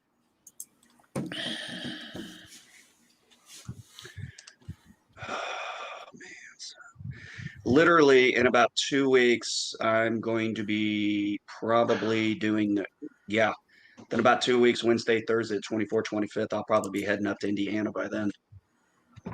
Hey, Madam Geek, what's up, honey? What you doing today? Doctor's appointment at 1:45. I might try to scrape a little bit of that stuff up after the coffee kicked in. So what I've been doing is the last few days I've been scraping up the paint that's on the concrete. That wore me the fuck out yesterday. Plus I did the dump run. You probably need to get on U-Haul and reserve that.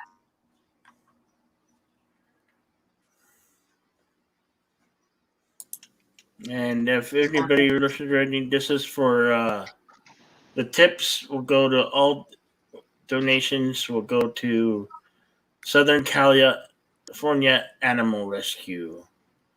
Polly ran a good stream on that. If anybody wants to help the cause out, you just 100% of the donation will go to Southern Cal Animal Rescue. And once my wife confirms the movers get here, then I'll reserve the U-Haul, and then I'm going to actually try and use Airbnb instead of going through a hotel, because I got so many freaking animals I got to take with me. And unfortunately, the only normal hotel that I know is pet friendly is a La Quinta.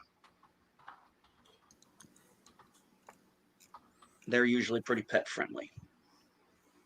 Mm-hmm. Shit, I can't believe it's getting close. I can't believe in almost 2 weeks I'm going to be moving. Fuck. Wow. 2 weeks. 2 weeks. 2 weeks. 2 weeks. Yeah. I tried to watch that movie Money Pit again. It's not as funny as I remember. I love that movie. But I think it was a good 80s comedy, Well, looks like, I'm looking at my thing here. It's basically my my loan application is with the reviewer because it says it's review, all documentation, everything else is good. They haven't called me for any additional information.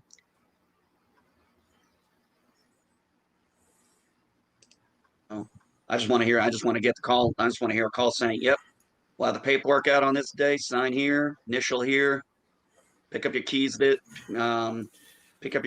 day. Just hope you get the mortgage, otherwise you are homeless. Well, I'm not homeless because I'm not moving out of here until until I know it's closed. Yeah, we're not moving. Mm-hmm. Yeah. So, like I said, we're supposed to close the 22nd. We'll probably head out the 24th. 23rd and 24th will be packing days for the movers. And so most likely the 24th we'll start our drive, or the latest the 25th. Mm-hmm. And did you put your But- house on the market already? The current one? No, my house is going to go up. No, we did talk to the realtor. We're going to put the house on the market. The goal is put it up for sale starting 1 March. That gives us time to be moved out, gives him time to get his contractors in and do whatever repairs that we're not doing. And we've already had the guy come out and give us the estimate. Pretty much all the paintings, pretty much. Charlene's room? What's The big thing is Charlene's room, and then I gotta do my white paint, touch it with baseboards, and yeah, go room by room and do what I can. Okay. And whatever I can get done, I'll get. what is the distance between your current home and your new what be your new one? Oh, 12 hours, I think. 10 to Wow. 12 hours. Well, 10 and a half. Oh, Yeah, boy. 10 and a half hours straight drive. So it's pretty much a 2-day trip. You running like a big trucking a big No. big truck to move your stuff? No, I'm just going to. No, I'm gonna. Once Madam Geek gets the goes to TMO and gets that all scheduled on this Friday, then I'm gonna go through U-Haul and I'm just gonna get me one of their medium-sized ones and I'm gonna be towing it with the truck. Well, And the bed of my truck is going to be. Actually, I think I want to. Actually, I might go out and do a couple of things after my doctor's appointment because I still need to get a big cage for the. I got 2 small cages for the cats, but I need to get a big one for them so they can have a small litter box and something to drink. Because unlike the dogs, I can't really let them out and go for a walk at a stop place. yeah, no. So I'm gonna have So I need to go get some cinchers. I don't know what else to call them. I just call them cinchers, so I can make sure the dog kennels are all safely secure. And then most likely the guinea pig will be with my wife in the van with my daughter, and my son will be riding with me. Hello, Waggle Wiggle. I can see ya.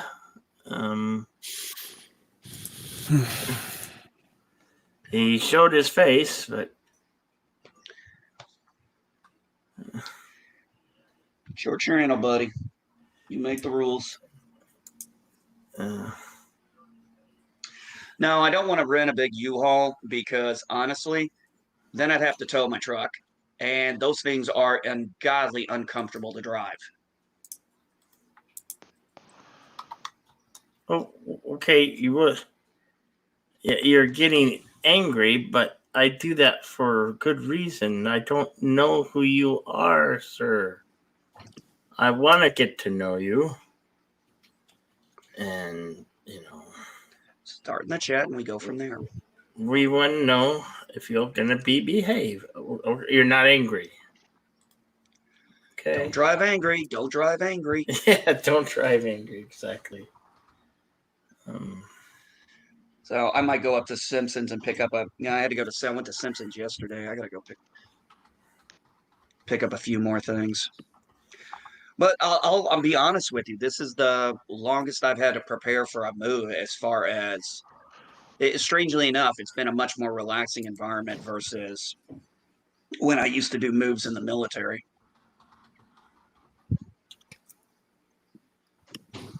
D.D. Meyer, thank you very much. The trip's actually going to be in about 2 weeks, but thank you. Yeah,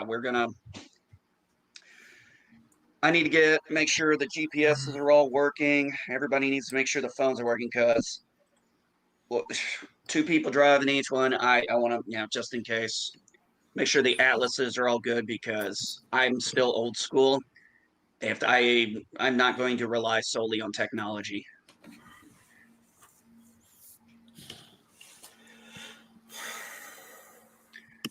Biggest thing I'm not looking forward to. The hardest thing, the biggest goal on the first day is going to be getting over the mountains. And that's always the big hurdle is getting over the mountains from North Carolina to Tennessee. And then usually we'll either stop in Lexington or Lebanon. I don't know which. I'm not going as far as Knoxville. That's just too much in a one day, I think. I think Lebanon's about the halfway point. Was the last time I went.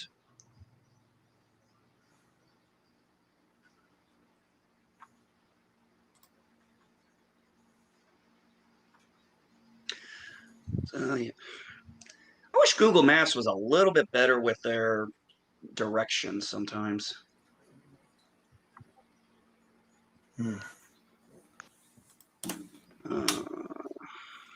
I'm using Waze Yeah. for everything. What's that? Oh, Waze. shit.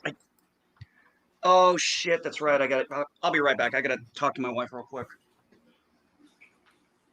Okay.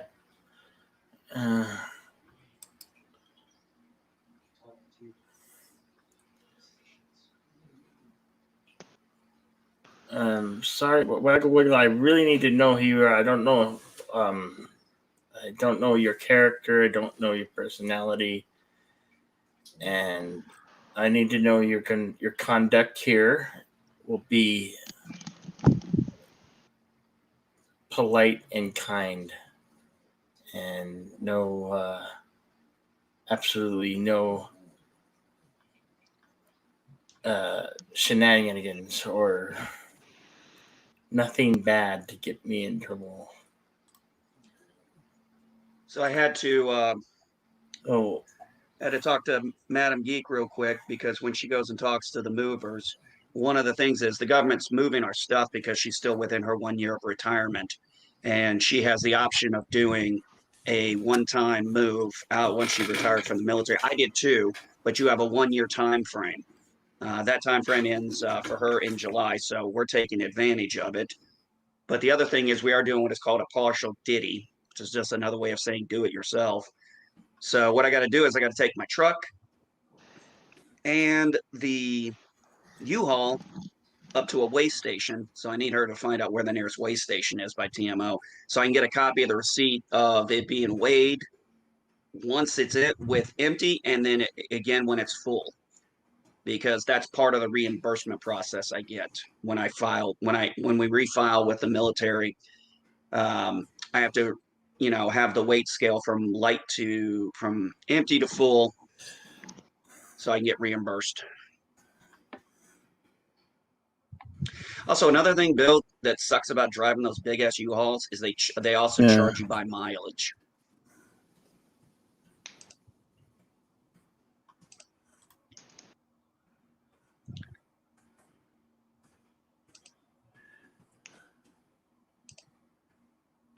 You know what the hardest thing is going to be for a long time?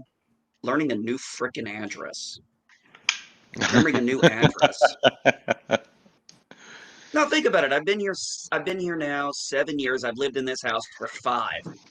Every time I say my house number, it's all muscle memory. Now I'm going to have to, for like at least a couple of months, have it in my back pocket so I don't forget. Shouldn't be that hard. Oh, It's not like memorizing the birthday of your family members. Just joking. I know. I'm debating on which way I should go. If I take I-40, that's going to take me through Nashville, Clarksville, Evans. Well, that's not too bad. I don't know if I want to go through. I don't know if I want to take 75 because I don't think I want to go through. I really don't want to go through 40. I'd have to go through Nashville, but 65 will take me to 64, and then I got to go through Louisville. And I don't know which one would be a more pain in the ass to drive through, Louisville or Nashville.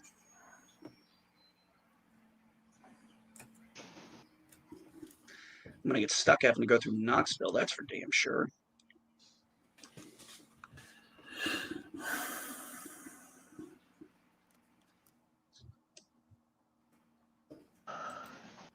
And when you get up to am I going through Ashleyville again?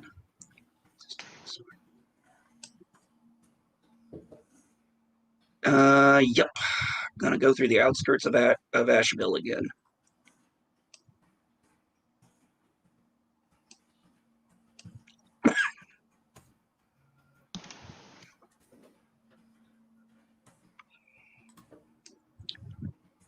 But if it takes 64 to 75, I do bypass most of Knoxville.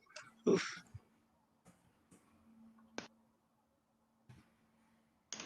I think I'm gonna take 75. I think I'm gonna chance of going through Louisville. I'll just go on the outskirts of Knoxville, and I'll completely pass Nashville. So I think I'll go that route. Oh, cool. This route has tolls. Okay, cool. I can deal with that.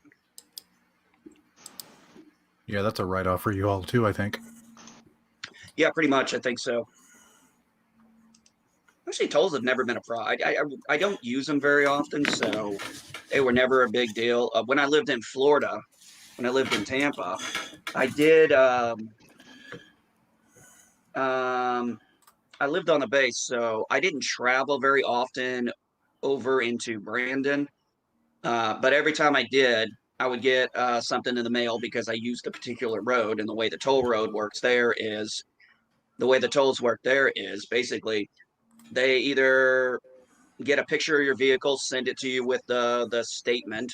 Usually I've had some that'll show, yeah, you drove here and back on this day. Like, oh, okay, I'll just get online and I just pay it. But people who lived over there, they most of the time just got what they call the fast pass, which is basically once you went through the toll, you had this sensor on there and it was automatic because you were paying the whatever the monthly was, I guess. I don't know. And if I lived in Brandon, that would have made sense. But since I didn't, and honestly, going down Dale Mabry Road in Tampa is a pain in the ass.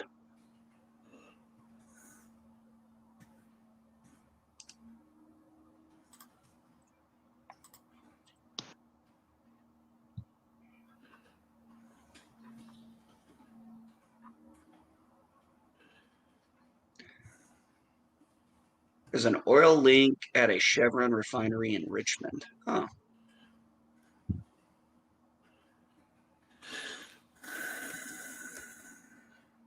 It doesn't look too bad. That should be a relatively easy cleanup.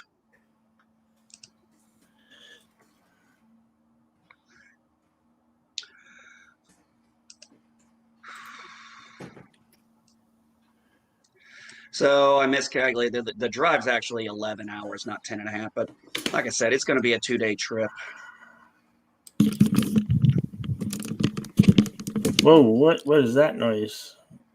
I'm sorry. I was putting my headset on. Okay. That was loud. I'm sorry. I should have muted. I'm not looking forward to going to see my doctor. I missed my doctor's appointment on Monday. Now I got to go today at 1:45. Damn it.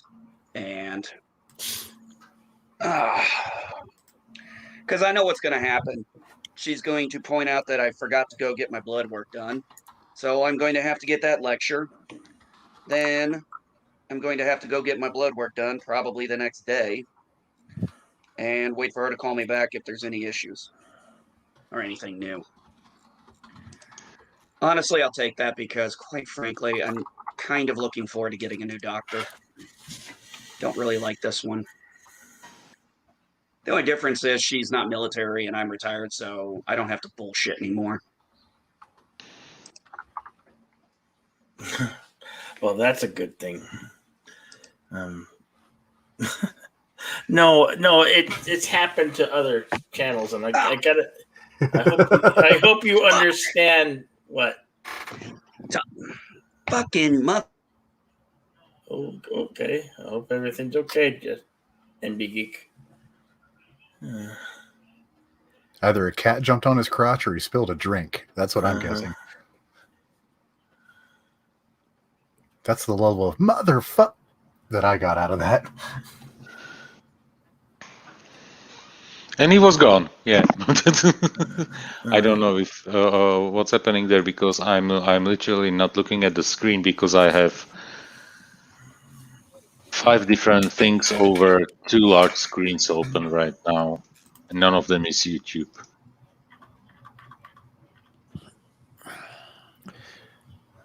I'd like to have a third monitor at times. You know what, Jeff? A third monitor wouldn't fit on my desk. I would need a bigger desk. It really wouldn't fit on my desk either, Yusuf. I'd probably have to get a little stand or something to put it on. They make those armatures that can support monitors now. That's true. They do. I don't know if you've heard, this Saturday is Conti's birthday, Continuum Trek. Mm-hmm. And he will not be at the show for A Question of Trek, but he has asked me to run the show for him. Wow. So I've accepted. So we will have a show this Saturday. So you are taking over his channel. For the duration of that episode, yes. Cool. Professor, you have the bridge. Literally. The bridge is yours, Professor. Sorry about the cussing before I got to the mute button. I was picking up my coffee mug. Called it. And son of a bitch, I hit the table, so it spilt all over me. Called it. You called it. Yeah, literally, you called it. Oh, who called it? Me. You did? Yes. It's like based on the level and intensity of that motherfucker that I got before you muted it, it was either a cat jumped on your crotch or you spilled a drink. Yes. Well, thankfully, I've recovered, and I now have my fresh coffee in this very stylish Jedi Bill 797 mug, exclusively at the Jedi Bill store. Look at that shill. Look at that shill. Yeah. And if you act, you'll get your very own customized logo with Jedi Bill 797 on it. Yeah, there's the link for that one. Are you tired of spilling your coffee on your crotch in the mornings? Act now and Wow. Uh-huh. I think we could make some fun. I think we could make some funny commercials off of this stuff. if I were to ever live in an alternate universe, I'd want to live in the one of as seen on TV commercials because I'd be a golden god there. Wiggly, you promise your behavior will be kind and no shenanigans. I mean, I know everybody here. I don't know you, but I would like to get to know you, sir.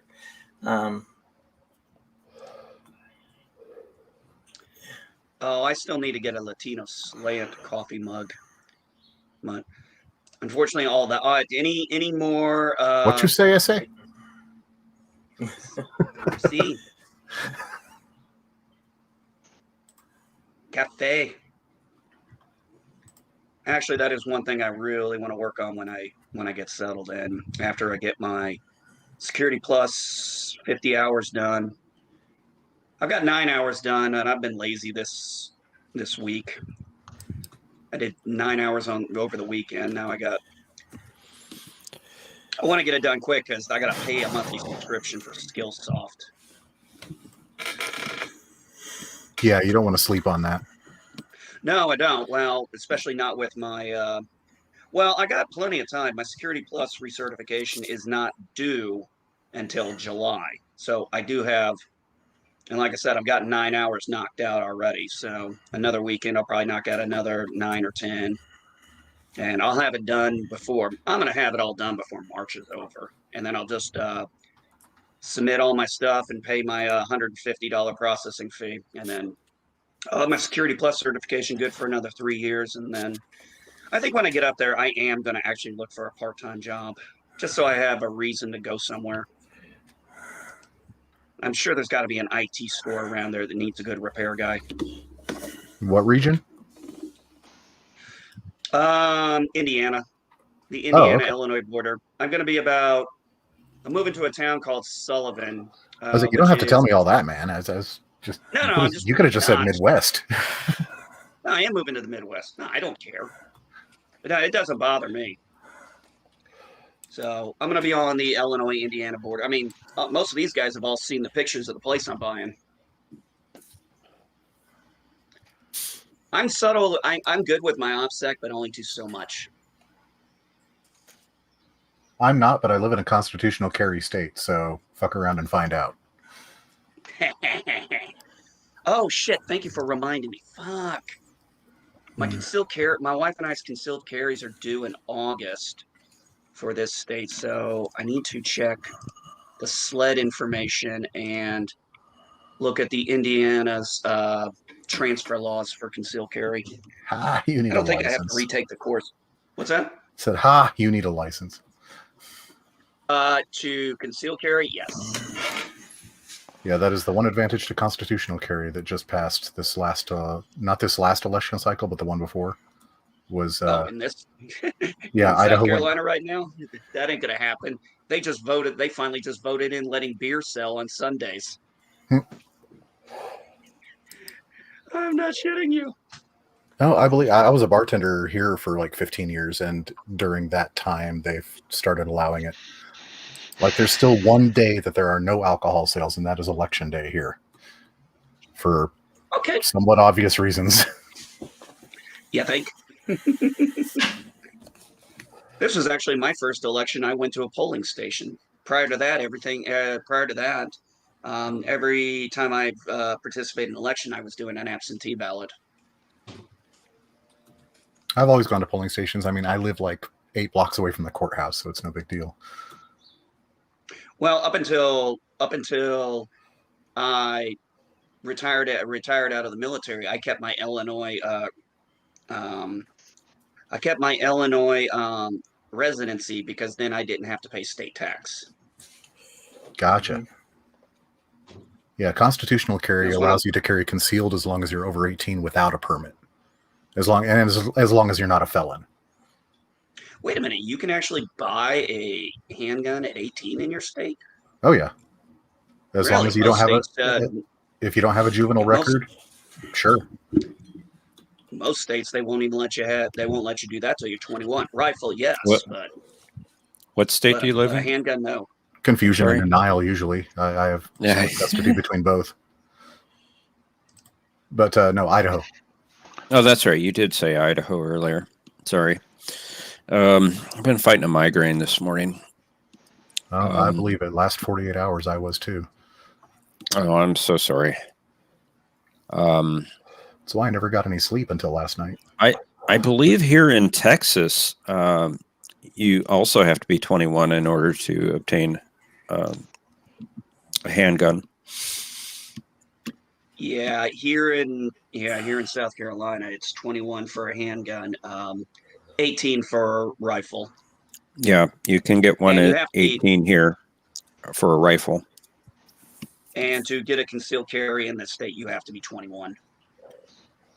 Which makes sense, because you have to be 21 to get a handgun. Yeah, there's no restrictions on that sort of thing besides age and prior criminal record. Now, one stipulation here in Texas, you can get a handgun at 18 if you're in the military. Okay. What do you need? Just your ID card and proof of orders?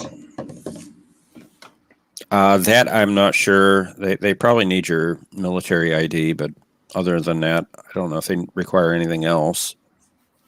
Yeah, for here, anytime I bought one, I had to take a copy of, I'd at least have my military ID and usually just my registration from my vehicle showing I do live in the state. And then I fill out the paperwork, and depending on how much busy they were, I most of the time would just be done in about 15, 20 minutes after the background check clears. I only had one time where I ever had to wait the 72 hours. All And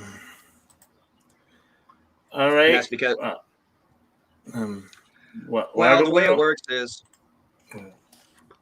it works is there'll be like a hold. It'll say 72-hour hold. And what they basically tell me to do is, look, just come back in 72 hours. If nothing pops up, 72 hours, nothing most likely will pop up, and we just give it to you. Just what happened. Never happened after the first time. and that's when I was buying an M4 back then. M4. It's like Barbie, but for men. Oh, What was All right. that? I have to go get the cat. I'll be right Oh. back. Okay, I have I'll be right expected back. that to be the start of La Cucaracha. Da, da, da, da, da, da, da, da, da. So, do you open carry or you prefer conceal? I prefer concealed, and I do it's too. a lot of that has to do with the way I dress. I wear a t-shirt with like an open dress shirt untucked over that. Generally, is Okay. like my general look, and I've got a rear clamshell for tucked in the back. You should, if you've never heard of it, you should take a look at Sneaky Pete's. I've checked them out. I've actually been looking into them. My biggest problem is I'm a po' boy, so Mhm. budgetary concerns are a big deal here. Oh yeah, I understand.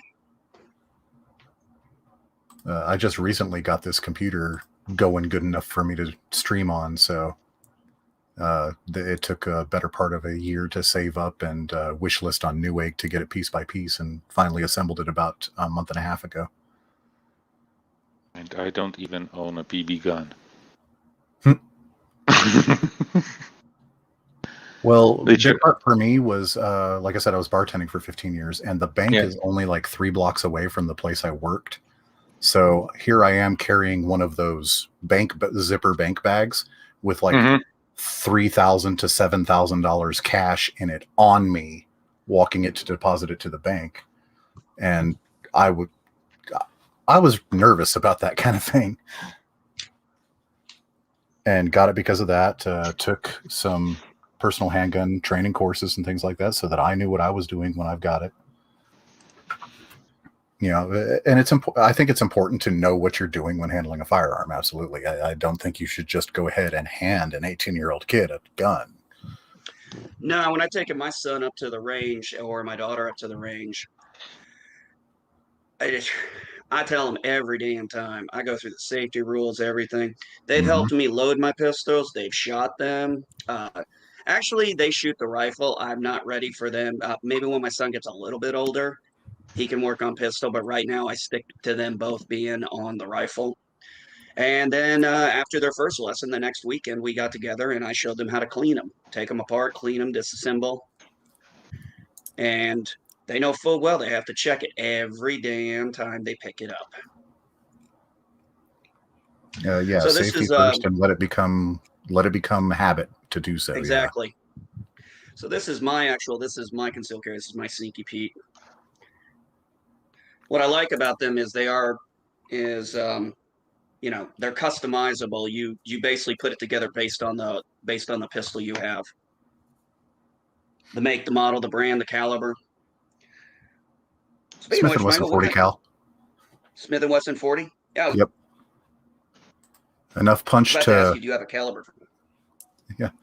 Enough punch to do damage on the first shot, 9 mils will just piss off the rednecks around here. I'm a big 9mm guy, but I'm just because that's just more comfortable habit for me. Big regret for my area is like I'm 10 miles away from the unofficial meth capital of the United States. Like per capita, Nice. there are more people who have meth charges here than anywhere in the United States.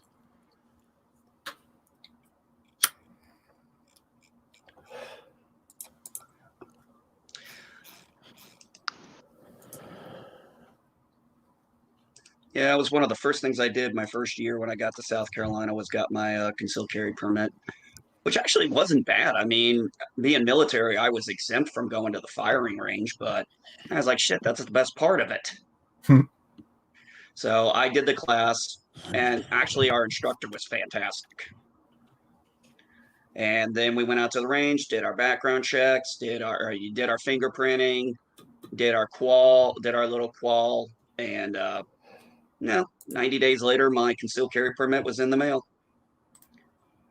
My wife's got her a few days earlier because she went the week prior. Sorry.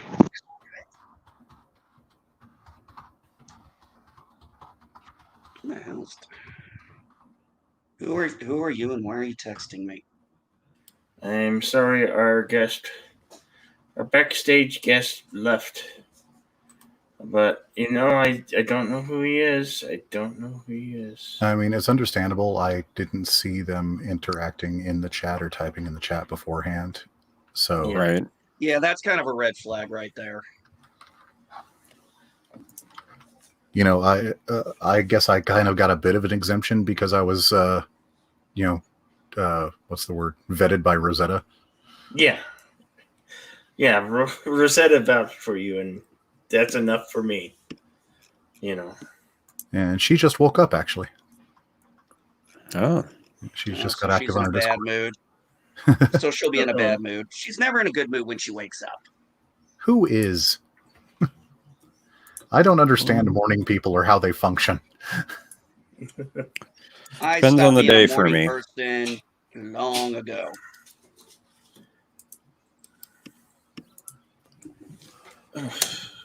I hated mornings. Oh, hey, my eyes are so sensitive to light. Mm-hmm. I'm I've always been a night owl. Yeah. I'm not a night owl. I never really was. I'm kind of always been a go to bed early kind of guy, but early 10, 11 o'clock maybe. Mm. It's more my preference. The early for me is 4 a.m.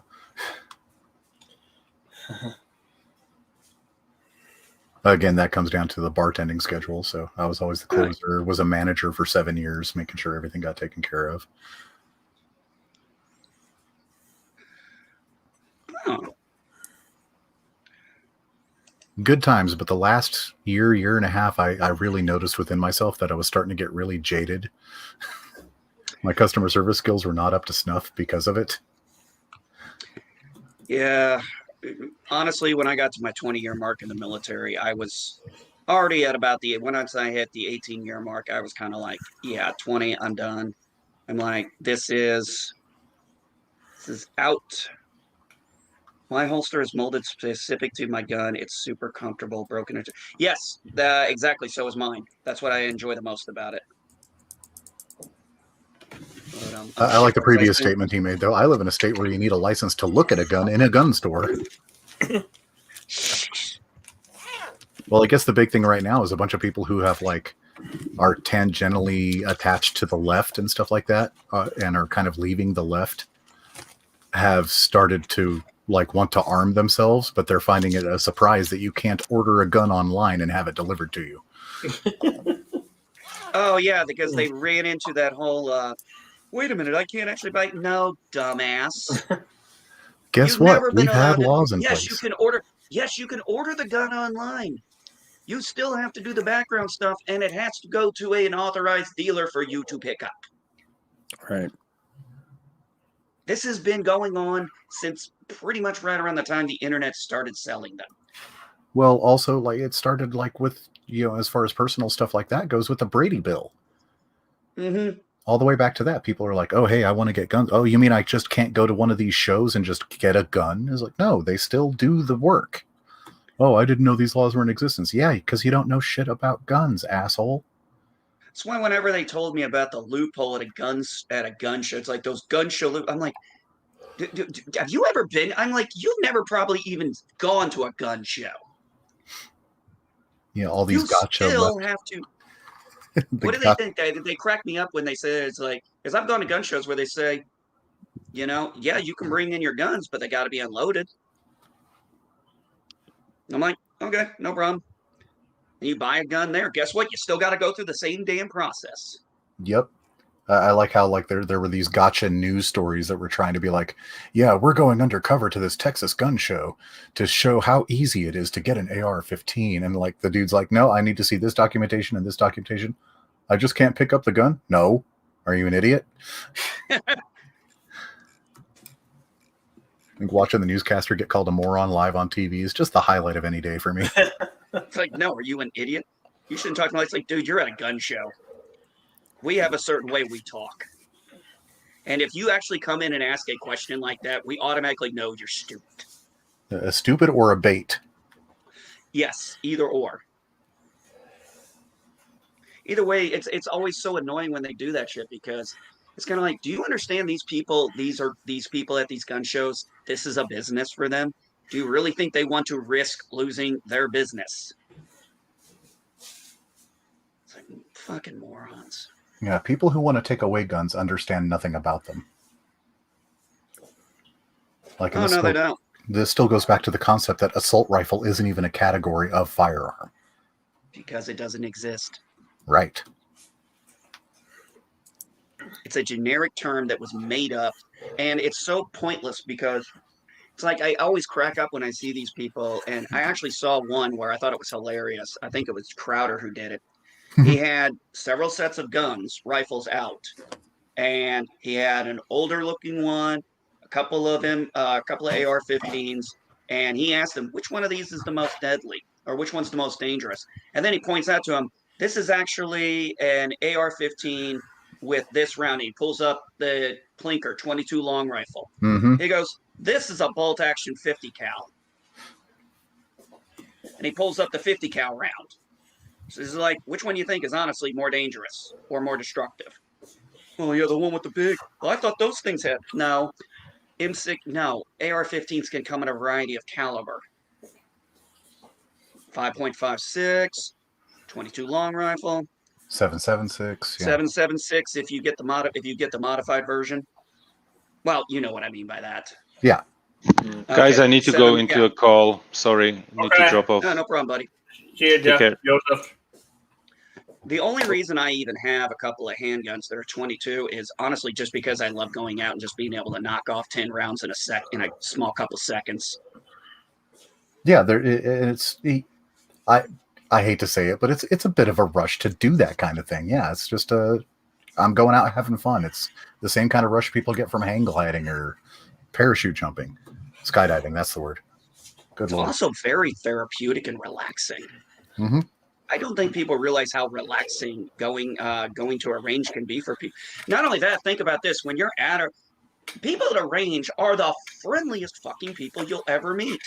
And you'll know if you're screwing up at a range because you'll get a dozen sets of eyes going, what the fuck are you doing? Oh, you had one time we were out at the range. This one kid almost ran out, and about 3 people grabbed him. Mm-hmm. And they weren't even the parent. The parent didn't even catch it at first. They grabbed him and pulled him back. And of course, the parent wasn't pissed because we were still live. Hey, Bowsette, how's it going? I know that dude. You do? Oh, okay. Yep.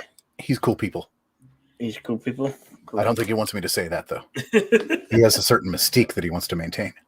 Oh, okay. Yeah, I had a blast. Yeah, last time I went out to the range, I had a blast. I was talking with these gentlemen who were coming down from a different area, and they're just out there shooting off a couple of fun webs. I forgot what they had. Had some really nice looking small rifles, and they're just out there, 3-4 guys, shooting at 2 ranges. We're all just talking, having a cigarette or a vape, and what kind of gun you got? What kind of caliber? How long you had? What do you think of it? I mean, and then kids out there, man, kids out on a range, people love seeing the kids out on the range. They think because unlike people are, how dare you bring your kid out to range? It's like, they'll be out there and they're like, these are good people. They're the ones who are teaching their kids the proper way to use a weapon. And that's the proper gun culture, and there is a gun culture. Mm-hmm. There absolutely is. Just like there's a car guys fucking culture. Bikers. Bikers, there's a vape culture. Good Lord, I tried to start vaping to help back off of cigarettes, and the second I pulled out a vape and was like, I hit it while I was working, 5 different people asked me, hey, what kind of coils you got? What level of, and it was just like, dude, guys, I don't give a crap about any of that. I'm just hitting it to like stave off wanting a cigarette right now. Well, you got to get these and you got to soak this and you got to, guys, I don't give a shit. I don't know how to iterate that to you clearly so you understand, but I do not care.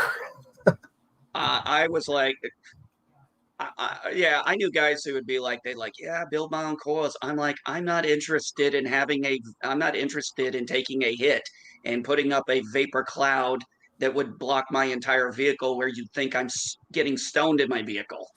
They actually had a vape competition like 2 years ago at some place. I forget where it was, but like professional vape cloud constructors and shit. I'm like, what? Now I want to see if I can find that on YouTube. Yeah, I downgraded my vaping a long time ago. I used to have the big those big fat ones with the double batteries and long things like this, and I'm back to that. I'm just on this now. Yeah, just a little pen. Yeah. Just a little fucking pen. I got tired of carrying that damn thing around. It's fucking heavy. It drops, and oh my god, if that coil gets messy or something, it's just a freaking leaky mess. And then you got that vape juice all over your fucking hands and clothes. Morning to just another red shirt. Got a work meeting. Hey, red starting in 6 shirt. minutes. Oh, he's got a work meeting 6 minutes. That'll suck. Yeah, just play the stream during that. They'll be entertained. Pre-soaking does give a better flavor and keeps the coil from burning. That's as much as I know. I don't even know that much, and I don't care. Nah, but it is a conversation. It is a lot of times when, like I go to concerts and stuff, or go to rock fests, and, you'd have a crowd of people together and they're all vaping. And everybody's asking about their vape, their coils, what batteries are they using for it? What flavor what box are they juice? using? What Do you mix your flavor is own? it? What nicotine level you got? And people will try their stuff out. They'll just pop the top off. They'll just pop the tip off and put their other tip on it. And if they have a similar one, they just switch out the tips to try each other's out. Do you remember? There is a huge gun culture. I mean, everybody, there's different levels of it, but there are some people that are very, very, very into guns that are very in depth in their knowledge, and then you have the casual, just guy likes to go out. He likes a certain style. I'm that type of person. I'm the kind of person. I'm very selective. I know what kind of guns I like, and I know which kinds I want. Past that, I'm not a collector or anything like that. I asked the dealer questions that I knew that like would direct towards the thing that would be most comfortable for me. Mm-hmm. And that's what it came down to me. I'm not like heavily knowledgeable about guns and their inner workings and things like that, but I do like war history. So what knowledge I do have comes from things like that. Yeah, I did. My entire history, I homeschool my kids. My entire history lesson this year was what I called the road to the Civil War, 1820 to 1865. So everything post the second time we kicked Britain out. Yes, that was War of 1812 and everything was. Well, technically, we didn't really kick Britain out in the War 1812. That was pretty much just a stalemate. We really didn't get anything. They didn't get anything. Yeah, but they tried, and we halted it at least. Yeah, that is true. But I started with 1820 because that's when the Missouri Compromise started, and that's where I started calling it. That's where the rubber band started. And as I progressed through aww, Kitty, Cut-eye, are you better, kitty? No, this is not the one. This is another one. This is Tiger. This is Tiger. He wants the food that he thinks he can get from me. Like, yeah, you wait and see, buddy. Yes. I'll just be waiting over here. So I went all the way up to the first half of the semester for school was up to the election, and then everything past that was the entire Civil War, and I ended it with the assassination plot against Lincoln and 2 other people. And then immediately after that, you watch the National Treasure movies. Oh God! Actually, if I was going to watch a Civil War movie, I got to hands down go with Glory. Oh, that was so good. Oh yes. If if you're It's an willing to absolute sit fucking through it, masterpiece. if you're willing to sit through it, the whole North and South thing that PBS did with Patrick Swayze was pretty solid too. But That it's one I like haven't seen. it's I've like seen 6 Blue and Gray. installments of 2 hours each. It's Lord of the Rings extended edition type of marathon. Okay. Oh, you know what was good? That Civil War movie on Andersonville. Was it Andersonville? The Civil War. There was a Civil War movie, Prism? made for TV movie about Andersonville. I do remember that. I think that one was pretty decent. I don't still have one, Bowsette. I got rid of it like maybe 2 months after I got it because of all the fucking tech talk that's kept coming at me. I'm like, I don't care. And it was the same people doing it. It just So got my so next- frustrating. I went back to cigarettes. So my next school year, which we will start sometime in March, we actually finished up the school year for 6th grade. This actually a little more than a few weeks ago, but with the move and everything, we are holding off until we get settled in up there to start doing the schooling sessions again, which is fine because that gives me time to work on my my certification, my recertification. And my next goal is our next school year is going to be Reconstruction. We're going to start with Reconstruction and go from 1865 Reconstruction and then go all the way to the right around the sinking of the Titanic and just before, basically just before the World War I era starts. So 65 to 1914. So, oh, thank you for that. By the way, Professor, thank you for that compliment you gave me the other day. 180 days, and I taught 45 years of history. And that's not even scratching, and that's not even everything.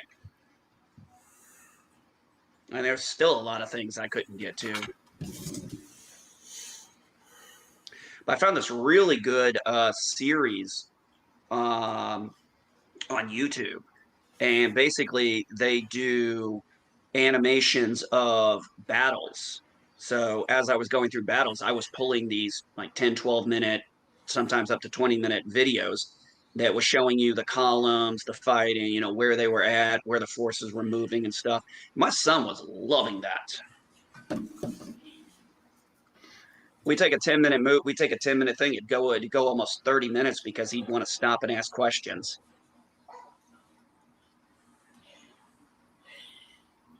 No, that's good. That's a solid response to keep going right there. You got a student asking questions. You go for broke then.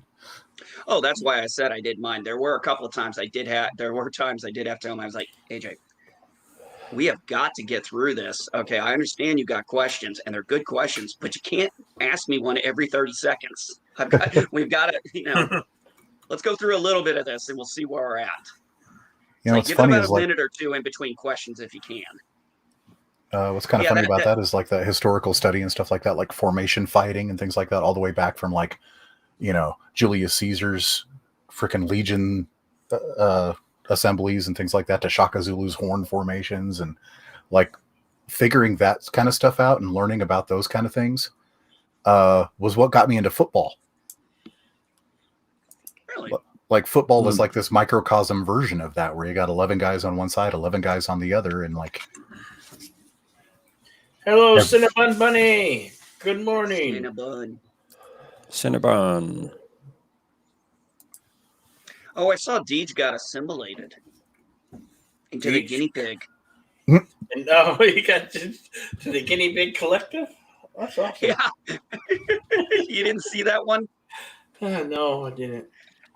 You should check out Deej's Twitter. Oh. It's a picture of a guinea pig in a bunny suit. Yeah, I guess the guinea pig guy, I can't think of his name. The guinea pig guy. Tommy and the Guinea Pig Collective. Yeah, that guy. Yeah. And Deej was like, I've been assimilated. Tommy's a good guy. I like him.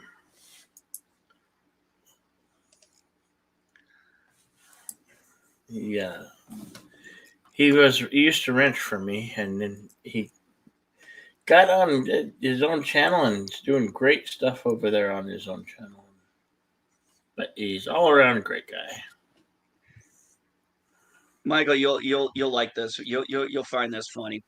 I had a guy trying to argue with me about how I don't know shit about history. I'm like, dude, I just did 45 years of history during a school year. He goes, why did it take you so damn long?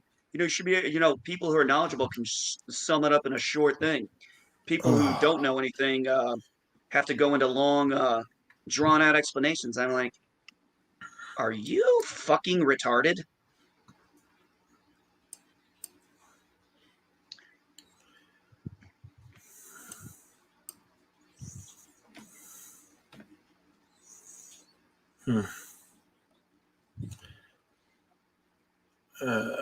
Well, the argument got started because the guy says, well, it's pretty simple how World War II started. I said, no, it's not.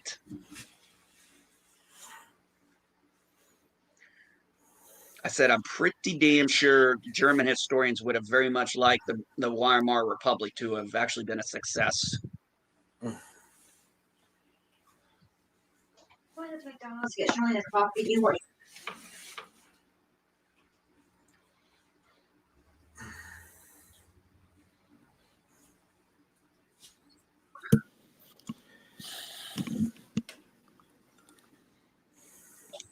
What do you want? Someone Surprised me. As someone with a master's degree in history, that's the dumbest shit I've ever heard. Thank you. I agree. Well, his whole thing was that this is literally how he tried to say. He goes, this guy was bad. Can't say his name, but he's like, you would be the kind of person who would go, well, Heimler this, Mengele that, and he's like, I'm like, are you literally saying that this doesn't matter? That these are not important things to know. Just, okay, bad person, nobody did anything. I'm like, you do know there was a Second World War, right? The mugs.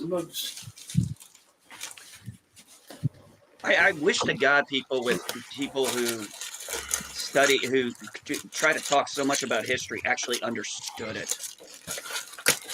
Hey, Broken Entertainment, I got a question for you. What do you think about how I just out of description? How does this sound? How I broke it down for this year? I went the first half of the semester, or the first semester, basically going over 1820 from starting with the Missouri Compromise of 1820, and then going through things like the Kansas-Nebraska Act, some of the other compromises that came through, the one in the D.C. compromises. The Fugitive Slave Acts updations, the Dred Scott decision, and I really incorporated a lot of stuff over those time frames, including why Texas didn't become a state originally at first, because there was fear of the Spanish War, which ultimately did happen anyway. That's And all then, there is. I was there. Hey, Revan. And then, Hey, Jedi. hey, Revan. And Hi, then I Revan. did, Hey, dude. and then I did the entire Civil War, 60 to 65, basically. Hey, we're gonna do an opening. Ooh. I got something in the mail from the mail. Oh my And- God, he got his butt plug, everybody. No. Much better Oh, than is this what I think it is? much Yes, better than. it's his vibrating butt plug. Is this his lingerie set? Yes. Much, Is this better. what Andrea sent? No. This is what I ordered. Yes. I'm more interested in what Andrea sent. It's a jockey. Oh my God, it's a Jedi Bill jockey. Oh, look at that. What did you get? I saw a sneak peek. No, I saw something, but I'm Ah, There you go. There we go. 129. there we I go, will be bud. picking. Yes. Oh, I yeah. think actually in my little Wait. area. Hi, Nina. Hi, Nina. Your shirt's probably out there too, in the mail. Well, no, he brought the mugs because they couldn't fit in the mailbox. The shirt is probably in the mailbox. which means I have to go walk and get it. It's Oh, about thank the you, Brother same. Entertainment. I was really proud of that. I was really proud of the breakdown this year. Oh yes. Oh, yes. Yes. The history with honor. Oh yes. What a great coffee mug That is fantastic. Oh yes. I think I'm going to actually, when I get my new place, I'm going to actually take those coffee mugs that I've gotten from all the merch stores and actually put them in a display area when they're after But they get if washed. I ever grow, I might start my own merch just for a laugh. And NB, you're going to laugh at this. I was talking to BB for a few hours last night, right? Okay. And we came up with the official tagline for my YouTube channel. Come at me, bitch. Wow. Because that's what I'm using. When you go onto my Twitter for the first time, okay?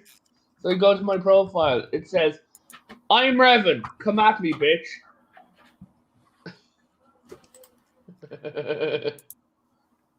Wow. Yes. Have all you weirdos been? When did Lucky Charms get here? Yeah. How's it going, Revan? Good. It's good. It's been a weird week, Revan. Did your transgender operation not go through? Yeah, it didn't go through. You're right, because I never had one. I'm sorry, man. One day we'll get you from an outie to a ninny.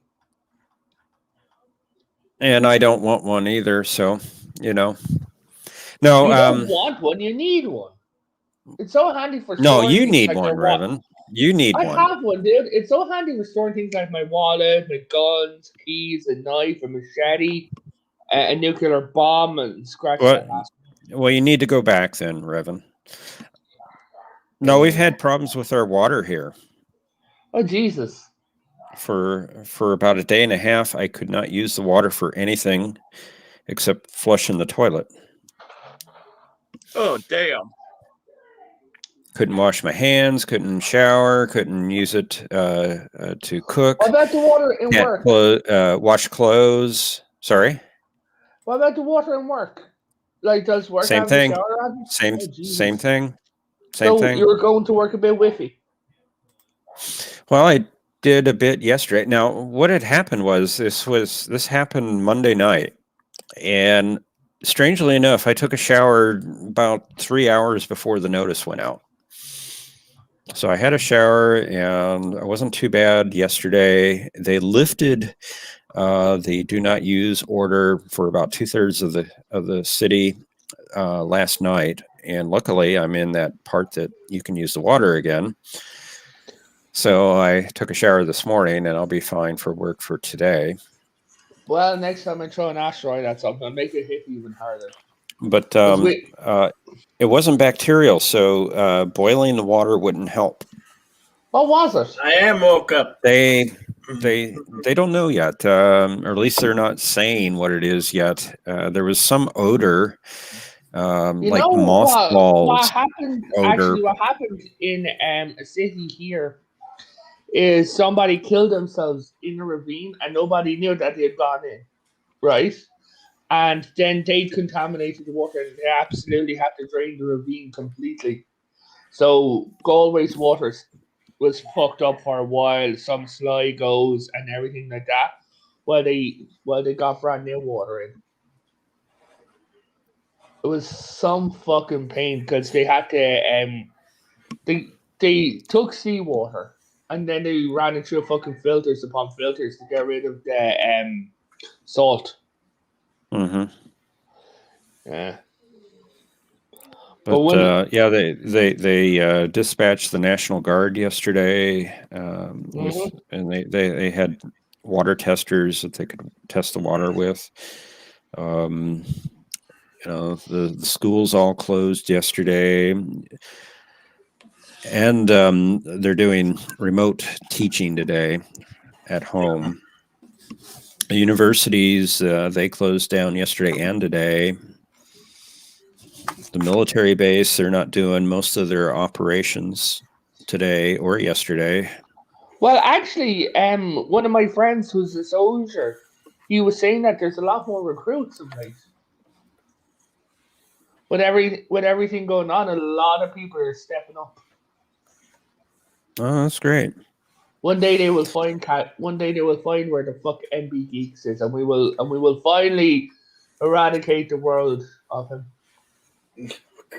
Revan.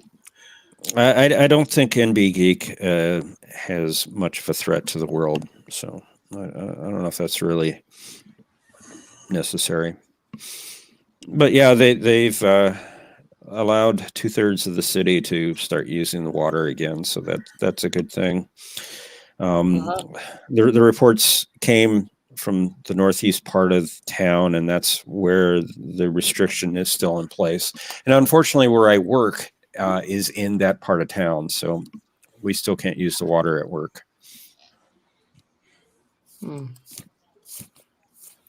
And I'm due to go in about an hour. Okay. Nice. Yeah. Remember, kid, I returned that book, but I'm not telling you where I left it. Hey, Revan, have you checked out the website yet? You gave me, it wouldn't load. It kept loading really slowly, and then it wouldn't. I'm just thinking maybe that the site is busy or something like that. But yeah, It every shouldn't time be. so the site to your place is working, but when you click it, you know the part where it says click here on the hyperlink. So you click that, and it goes. The thing swirls around to the left. Which site are you trying? The last one that you just linked me, it's TGC Library genealogy.asp. That should work. Yeah, hold on. 1 sec now. Okay, I'm going to Jedi. Can I share my screen? Yeah, of course you can. Okay, everyone. We're going to redesign that portion of the website soon. In fact, I'll be the one going to redesign it. But to you, okay. Okay, so, show away. Yeah, so I'm going to have to go into my DMs and everything. So give me 1 sec. Hello, Thomas Potts. Hi, Thomas Potts. Okay, so see this website. See the website here. Yep. And I click here, and this is what happens. Oh, okay. So it's not that page that loads slowly. It's the link that you're trying to go to. That's the ancestry.com. I wonder if it is seeing that you're not in the United States. No, that has no bearing on it, because if it was, it'd come up. There'd be a thing that comes across the screen that says, "This site is not available to people outside of the US or this area," or things like that. But yeah, let me see what happens if I try going there. Hold on. Hello, Positive Candor. How you doing today? Yeah, it comes right up for me, Revan. So I'm wondering if it has something to do with you being outside the U.S. Possibly. It could also be some to deal with the amount of traffic that's on the Irish internet at the moment. All of Ireland is communicating online. The Irish internet is fucking shit right now. Wait a minute. You know what? It's not coming up for me. It tries to load, but it doesn't. It does the same thing as well? Yeah, it has the progress bar. It gets about 3/4 of the way, and it stops. Yeah, maybe. We'll have to look at it. Yeah, go in. I'd say your hyperlink got changed. The address that you're taking it to, I'd say that it got changed or something like that. No, I don't think it did.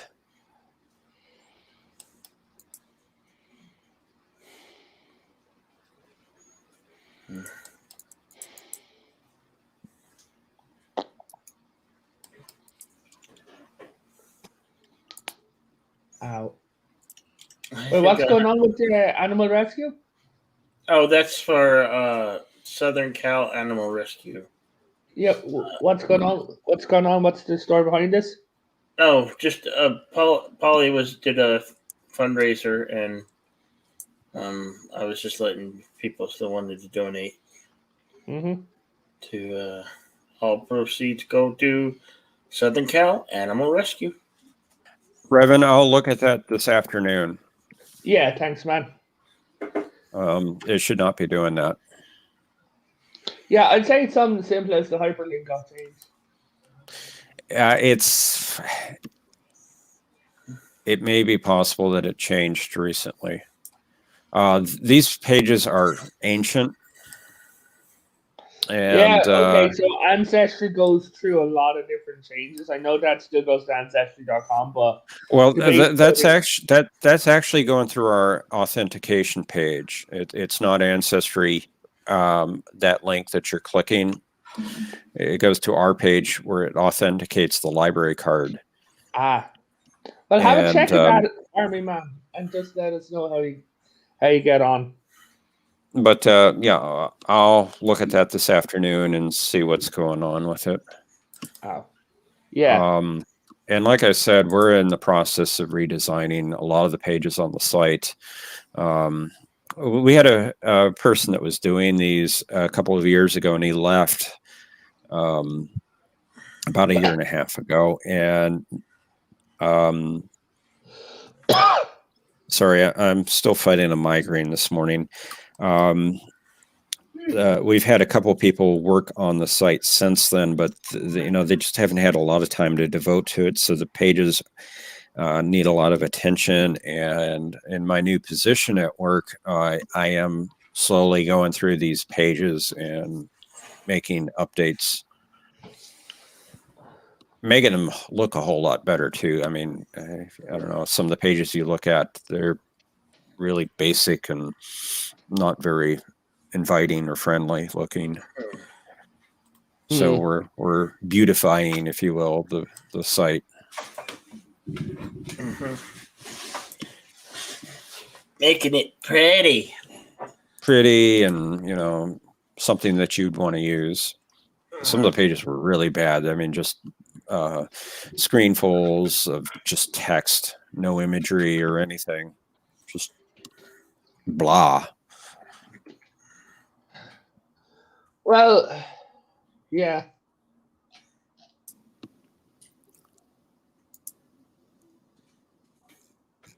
Well, yeah. Sorry, no.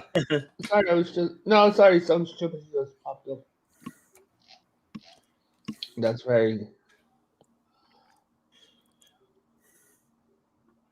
According to the news, all of the COVID-19 virus around the world could fit into a can of Coke, says a mathematician.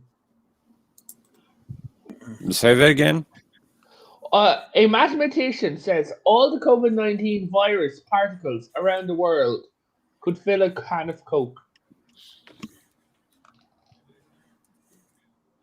Really? Yeah. Well, they are tiny. They're teeny. They're all a little loony.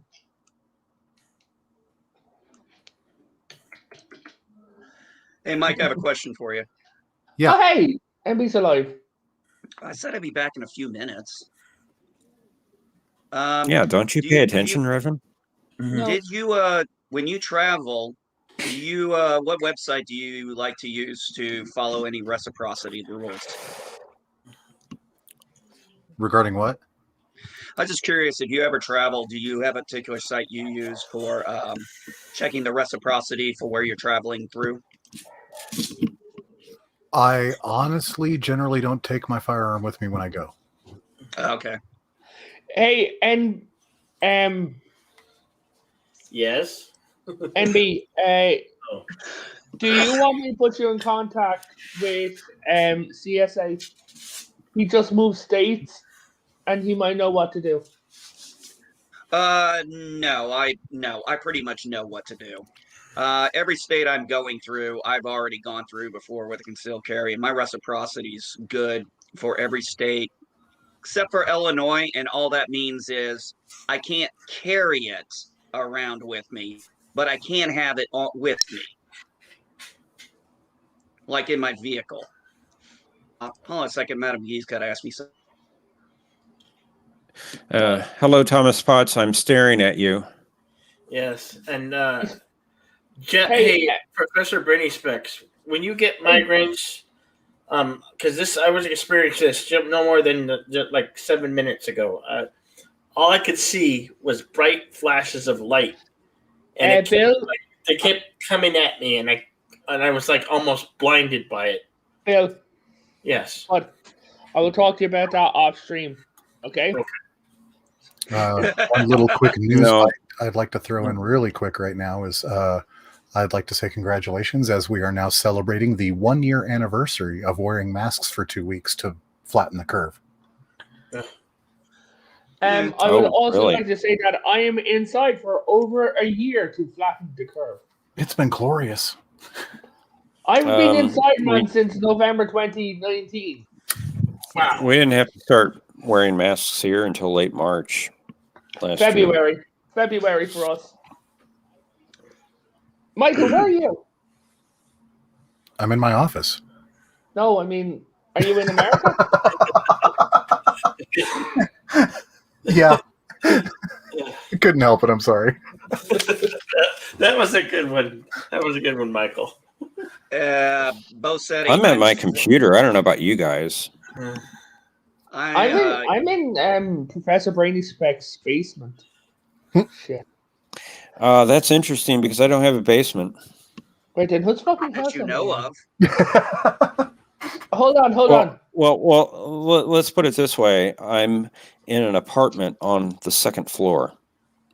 Okay, so who's the Asian family who's in the body bags at my feet? I think you're in the wrong house, man. Oh, Yeah, shit. he definitely is in the wrong house. Ah, fuck. Right. If you hear screams, I'm just finishing the job. No. There are no Asians that live around me. He has made sure that none of those Asian peoples live by him. But See, hey, Revan's the kind of guy who is like me in a sense. If he got a phone call, he didn't recognize the number. He's the type of person like me. He'd fuck with him, answer the phone. It's like, it's about time you fucking called. Listen, we need some bleach big time here. This mess is not going to clean up itself, and we need the bags. Okay? We didn't bring enough bags. We need the 55-gallon drum and the bag of lye. no, Yes. I've done that. You know those scam numbers? Like, hello, I'm calling you from Microsoft. Right? Well, that's what I was just thinking. Yeah. Thank you for calling Microsoft. We've detected a virus on your computer. We're here to help you. Give us your credit card number now. Yeah. No, Oh, so God, one I of had those so called much- me. Oh, yeah. One of I those had called me one one time. I had one time they called me, and I'm like, oh my God, you're telling me my Windows 10 license? I'm acting like a fucking idiot, like I don't know anything about computers. I'm like, okay, all right, what do I do, sir? Okay, go here. Okay, what is this icon you're talking about? And I think I had the guy. I'm like, okay, click on this. Okay, where do I go? What do I type in? Reg edit. I'm thinking, yeah, right, dude. I'm really gonna give you my reg edit information. I'm like, what is this? How do I find what? And then finally, the guy figured out. Professor, you forgot the Indian accent. Yes, he did. Finally, after about 10 minutes, the guy realized I was fucking with him, No, and he's like, Forgive he's me, like, I got a hang up the phone. migraine. I'm like, so- you're the motherfucker who tried to scam me. I forgot. but here's the thing. I forgot the accent. Yeah, NB. One of those called me, and I picked up the phone, and I'm like, "Where the fuck are you? Okay, shut up. Listen, where the fuck are you? You're meant to be here 20 minutes ago. Okay, I've got 2 bodies, and someone's in the closet."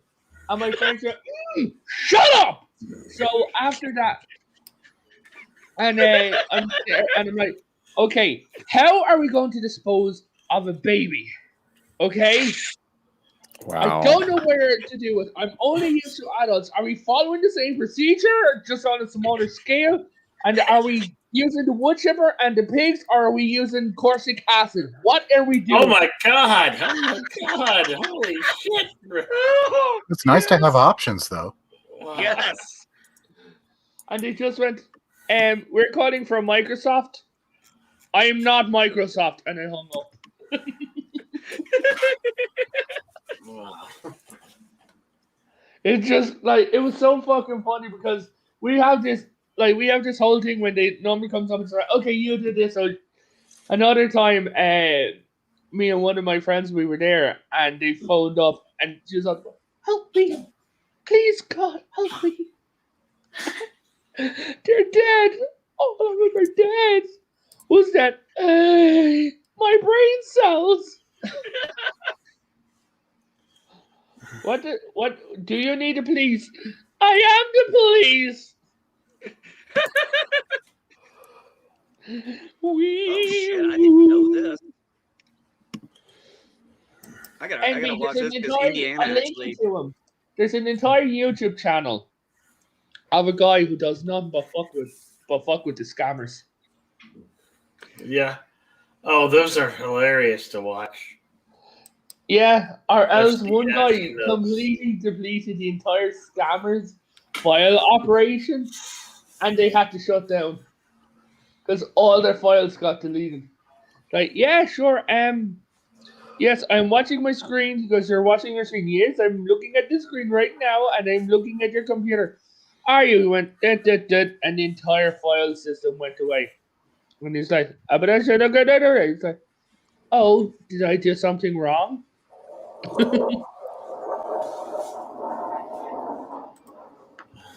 Is somebody working with Tom Cruise in Top Gun right now? No, I it's was wondering if that was a fighter jet or something. That's It what is. I feel. It's not. Yeah, It's, I'm in the yeah, flight it's not my path. place for once. I'm in the Guys, flight what- path of David Motzen Base, Air Force Base. Guys, what you don't That was understand very cool. and everything is Jedi Bill has a very unique What? porn habit. He likes to watch people in airplanes. Yeah, the Tucson Airport too. Yeah. You said unique porn habit, and I'm thinking he identifies as an attack helicopter, but he's secretly into jets, isn't he? Yes, he is. He's there, and every time and Nina's at the back, she's like, can I get in? And he's like, no, Nina, put your pants on, no. And he's like, watching the What jet the go by. hell? He's like, yeah. What? Yeah. What? What? What? Oh my! I said that you stand out the back every time there's a jet with your pants around your ankles, and Nina's like, come in from the back. And you're like, leave me alone, Nina. And then you're like, yes, as a plane flies over, and you're like, oh, God, that was good. Actually, so Indiana has actually an open carry policy, but still requires a permit. Hey, cool. Not that I plan on open carrying, but I am going to look at getting the option. Well, dude, when you have I still find it funny. This is coming from a person from a country where there's zero guns, but I just still find it funny when my cousin was talking to me about when he was going to church last Sunday, and he had a Desert Eagle on his hip. Nice. Yeah, and I'm like, wait, what the fuck? Like, even to mass, he brings a gun. I'm like, is he expecting to be jumped in church? And he was looking and he said, yeah, then he went into some things and I won't get into on stream and that. But you're familiar with the news of what's happened in a few different churches, MB. And he said, and with everything going on, he's extra careful at the moment. Looks Oh, like God. Indiana has castle doctrine and stand your ground laws. Good. There's no duty to retreat. Good. We Good say that God. word differently, MB. Hmm. Yeah, you say duty. It's Yeah, I like I'm said on duty. duty. Yeah, Yeah. we call it duty.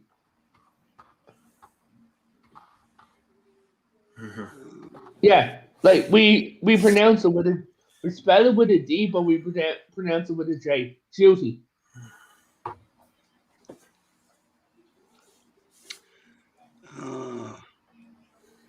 I'm gonna have to go check. I'm gonna probably have to go to the SLED office up there, the local SLED office, to find out how to do a transfer. I don't know if I have to do a I don't know if I can do a transfer or if in a simple renewal process, or I'm gonna have to go through that. Do you have to go to the police station or anything? I don't know how these Not things work necessarily. out. I'm No, not genuinely necessarily. curious. Well, most likely I'll have to go. Most likely I'll get re-fingerprinted, so I may have to pay to do that at the. They may let me do it there, pay the fee for that, or they may have a third-party location. Matt, I'm pretty sure I'm gonna good-looking need. coffee mug. Yeah. I have a feeling I'm going to have to get, re-fingerprinted and everything. That's not going to be an issue. NB, do you ever laugh to yourself and think that somebody who has the shitload of warrants out for themselves is stupid enough to go for again this gun renewed, their license renewed, and when they get fingerprinted, it turns out like they've got like 25 warrants out for their arrest? Yeah, good luck with that. No, I know that, but I'm just saying shit like that makes me laugh. No, shit like that doesn't normally happen because chances are, because all they're going to do is tell you, hey, you can't have the gun. You don't pass the background check. Yeah, but wouldn't they also be arrested? Wouldn't they be like, could you just wait there for 2 minutes? I don't know. I don't know what the other side, I don't know what pops up on that screen. I've never seen what pops up on the screen when they do the background check. Yeah, they're like, oh my. They look and they're like, doing the background check on NB and they're like, so in 1995, a can of blue paint, and you were caught yelling at someone, I'm going to make you into a fucking Smurf. You're like, sir, I don't want to talk about my past. Why did you beat up a small child with a tin of blue paint? Because I wanted to make him into a Smurf, and I succeeded.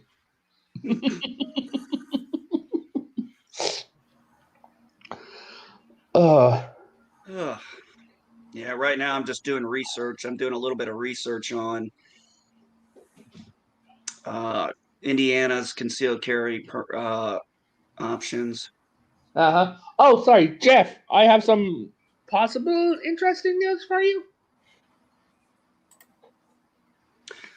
Oh, so check this out. If I get the concealed carry license, I'm also allowed to open carry.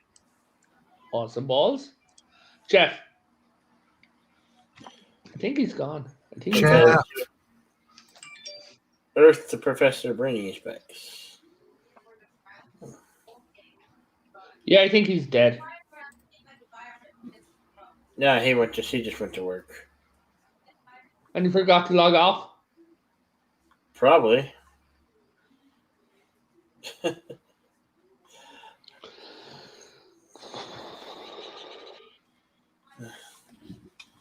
Let's see. Did he say any message backstage? Nope. Nope. Nothing backstage. Okay.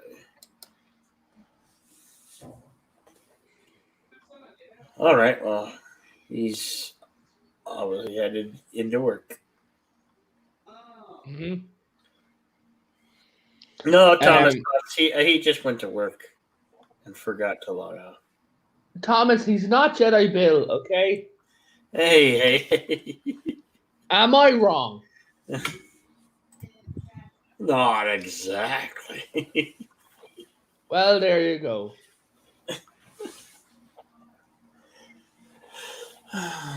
Shit. You see, Jedi, here's the Yes. thing.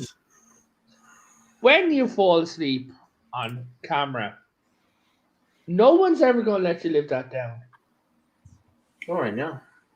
I know, right? To help facilitate that, it helps to leave that camera on. Yeah. Yeah. Like the Rick and Morty sketch. Like Think of your viewers. The commercial that goes on, it's like we start watching Jedi Bill like stand up, stretching, go making his dinner, taking the cat out, having a chat with Nina, watching something on the television. We're like, do you know he's still streaming? And then he looks over and just like about 55 hours, like 15-hour stream. Oh, hey, Jeff's alive. I am here. I can't go brush my teeth. No, you can't. Why? Ah, jeez. Good dental hygiene is So, overrated. Jedi Bill, can you look someone up for me? This is for you now. Can you look up My Family Oldest Son UK TV? My family what? It's a TV show because that actor is apparently going to be the new Doctor. He's in one of their favorite spots to be the Doctor. Fans already were clamoring for him to be the Doctor before Jodie. A&B. Yo, what up? So what the hell did you want, Revan? My family TV show, Oldest Son. UK. Hold on. His name is Nick Harper. That's it. Thank you. Nick Harper, actor. Okay, is that what you want to tell me? Yeah, that dude is meant to be Nick the Harper. Doctor. Yeah, that Sweet. actor. Sweet. Indiana does not have a magazine capacity restriction. Mm. Oh, that's good. I mean, especially for all those banana clips I have. Nick Harper. Nick Harper. Okay.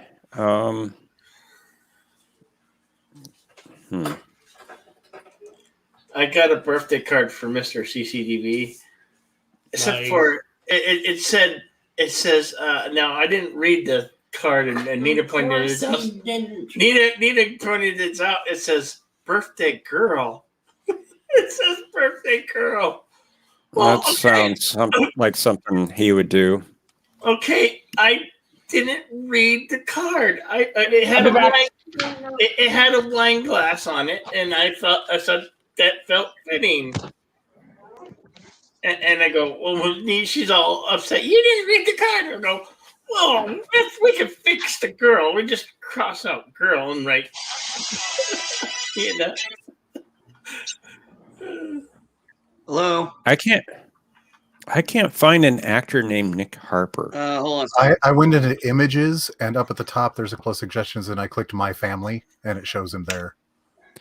Well, that's a character that Christopher Marshall played. Oh, well, okay, yeah, that's right. I found that same thing, but I can't find an actor named Nick Harper. I think it's supposed to be Chris Marshall. Is it Chris Marshall, Revan? He was saying the oldest son in the show, so I typed that search info in. It gave me the character's name. Stupid Google. Okay. I guess Revan is brushing his teeth now. The mom in the show played the stretched out skin lady from Doctor Who too. Stretched out skin. She was like the last human alive, but she was just like a skin. Okay, yeah. Cassandra. That's it. Yeah, character is Cassandra. What? NB's talking, but I don't think he knows he's muted. Either that or he's talking. He's on the phone. Oh, okay. He's on the phone. So, and Revan has disappeared. Yeah, I don't know if he knows he's still on camera. No, I do not want to renew my car's insurance. Revan's brushing his teeth. Okay, while all the detractors and distractors are away at the moment, Professor, what do you consider good Trek? That's a callback right there. Oh, Wow, that's from Sunday night. Yeah. Yeah. What do I consider good Trek? Basically, stories that are kind of morality plays, mostly. Now you can have other types of good Trek as well. One of my favorite Treks from TOS is the Doomsday Machine. Ooh, that's a good one. And that's a little bit of a morality play because they were playing on, having ultimate weapons of destruction. And yes, Nina Green is the boss. Mm-hmm. I mean, that was a bit of a morality play, building these weapons that could destroy everything. It was an analogy to the nuclear bomb, which everyone was concerned about in the 60s, of course. And, we should still be concerned, I guess, with that. Yeah, Cuban Missile Crisis was still fresh in everybody's heads at the time. Right. But, another great episode from TOS was the Ultimate Computer. Building and we've played upon that later on with like Terminator and building an AI that can, even in Star Trek we've had that with Control and Discovery, and boy was that a horrible I think storyline. But maybe the ultimate expression of that would be like lore. Oh Lord. lore, yeah. That was my dad on the phone. We Good point. actually finally made some peace with each other. You and your Oh, pops? That's Yeah. good news. There's Well, Revan. that's good, man. Hey, dude, sorry about that. My aunt dropped something over, so I had to go straight away. Oh, I thought you might have been brushing your Oh. teeth. What teeth? All three of them. Oh, I'm a concept, sorry. guys. They don't exist. But so yeah, that's the actor. Bozette, I'm not sure if that's how you pronounce your name, Bozette. NC17 says everything before 2005. I don't know if I would say everything before 2005. Well, even TNG had some miss episodes. Oh yeah, Yeah. the first couple seasons were Actually, not good at all. Deanna Troy said that every time they got a renewal notice, that she was absolutely shocked that most of the cast were actually looking for other work whilst they were on the first season of TNG. Mm-hmm. They were that weren't sure it was convinced gonna that take off at all. yeah, they were that convinced they were being cancelled. I shouldn't say that the first two seasons of TNG were not good at all. There were some good episodes there. No, but then There you were come around some, with but there were fewer good episodes. Like Measure of a Man, after Drumhead. season 3, Oh, Measure of a Man. Measure Man was fabulous. One of the absolute best. Someone actually- Who? Is that the Someone- one where he was put in a human body? Because that episode was hilarious. That was hilarious. That was actually Deja Q. I mean, like Actually, John Q Who Who was the one. life. Q Who was the one where Q threw the Enterprise into the path of the Borg Okay. for the first time. So you know what Or really if you pissed can't me take off a about if you can't take a bloody nose, maybe you shouldn't be out here. Exactly. You know what pissed me off about TNG? We never found out why Q was scared of Guinan. But Why? What? Q was scared of Guinan. Oh yeah, they never Yeah. picked up on that They storyline never did. much. Oh yeah. They never did. That is If- true. They never did really explain why he was right, because he even goes, "This is when he's when it's Deja Q." It's like, this is not a moment I was looking forward to. Yeah, and he he even kept looked like a calling cat her, hissed at her. yeah, and he kept calling her an imp. But if you looked at her hands and things like that, it looked like they were originally planning on having her have powers, because the way she's holding her hands made it look like they were going to have something edited around her hands, but they either didn't have budget or they decided against it. Maybe it was just the plot that they decided to drop and hope that no one would pick up on. Yeah, unfortunately, unfortunately, that's impossible for Star Trek fans. Yeah, it's kind of how Somebody's we're going to built. pick up on it and remember. Oh, this is cool. And So, you I asked think me that he- question earlier about, do I have to go to the state police? Yeah, so moving to That's me. Indiana and applying, I got to go to the police station. Oof. NB, are the Geeklings, are they all Trekkies? No, my oldest is not really a Star Trek fan. My son has started getting into Star Trek after he watched Orville, and when he came on some of the streams and heard us talking about Star Trek. So he was on season 2, and I think the episode he was getting to was, oh shit, which one was it? It was a good one. Thomas Potts, I don't know what you mean. Maybe you can enlighten me. TNG episodes. But God, I missed having 2 fucking screens. But you know what I would absolutely love to do, or something like that, if I was doing a good Trek? Honestly, I would explain why Qs are scared of Guinan's race. I have to leave for work. gentlemen. You take care, buddy. Before you leave, did you look at the actor? So everyone have a great day. Jeff, one sec. Did you look at the actor? Did I what? Look at the actor I told you. Nick Harper. No, that's the character on the show. That's a character name. Yeah, I think. But that Christopher Marshall is who I think you're that's talking the about. actor. Did you see him? Yeah. Yeah, that's who a lot of the fans over here are wanting to play the Doctor. Okay. Strangely, he looks a bit like David Tennant. He looks a bit like Tennant and Smith combined.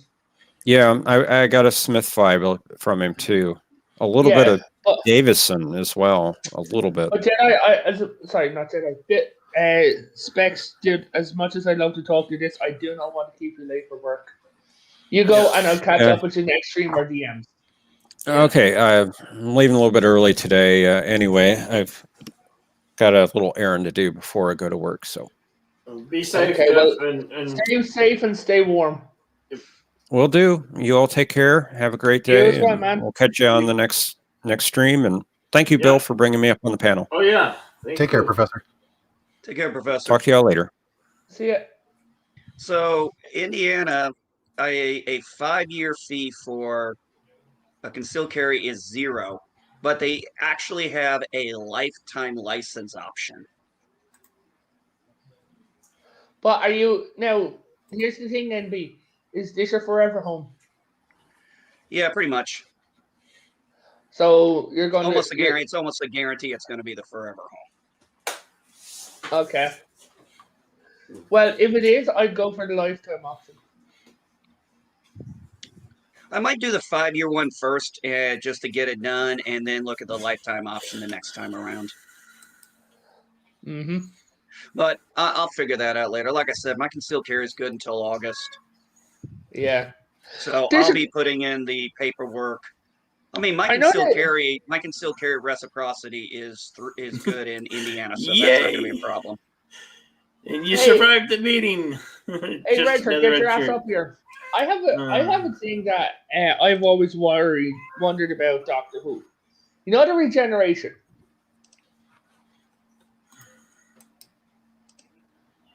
Huh? Okay. You know in Doctor Who, you know the regeneration. Yeah. Yeah. Where did he get the extra bone mass? Like, just say for talk's sake that someone goes from being a 5'2" actor, right? The current Doctor, she's like 5'3", 5' whatever, to a 6'4" actor. What happens if the next Doctor is ripped? Where did they get the extra muscle and extra bone mass? I'm going to explain this away by saying that matter and energy are the same thing due to the constant of relativity, and that's what you're seeing happen with those big golden lights and everything like that explode from the body. He's gaining it from air molecules around him, or he's losing it to the air molecules around him. Basically, the energy that's being, let's say, absorbed and things like that is being reconfigured? Yes. Gotcha. Thank you. That always confused me. That would be my supposition. They don't actually get into the science of it, I don't think, ever in Doctor Who, but that would be my guess. Just like how the Hulk gets bigger is Bruce Banner takes mass from other Bruce Banners across the multiverse. Okay. Because not all of them are Hulk at the same time. Mm.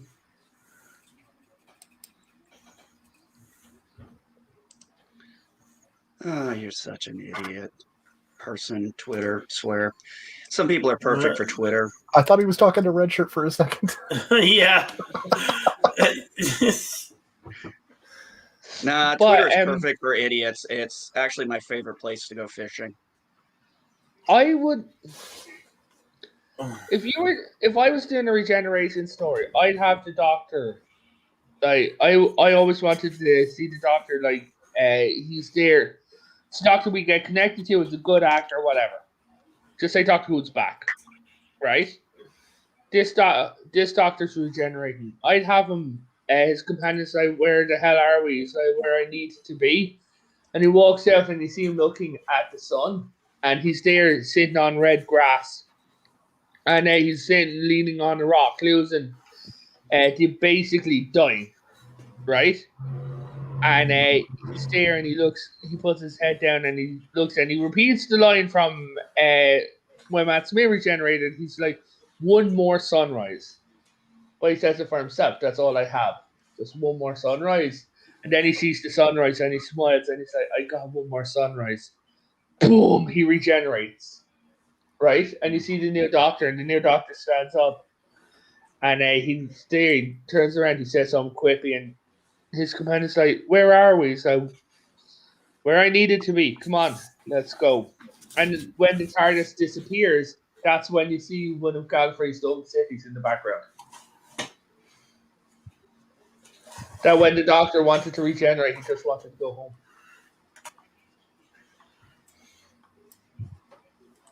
I'm curious when the Doctor's finally going to become the curator. Hello, Elihu. Hey, Bill. I'd say we'll never see that. No. See, MB, the thing is with Doctor Who is there's a lot of alternate Doctors out there.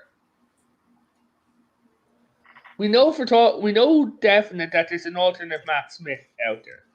We possibly know that there's an alternate Christopher Eccleston out there, right?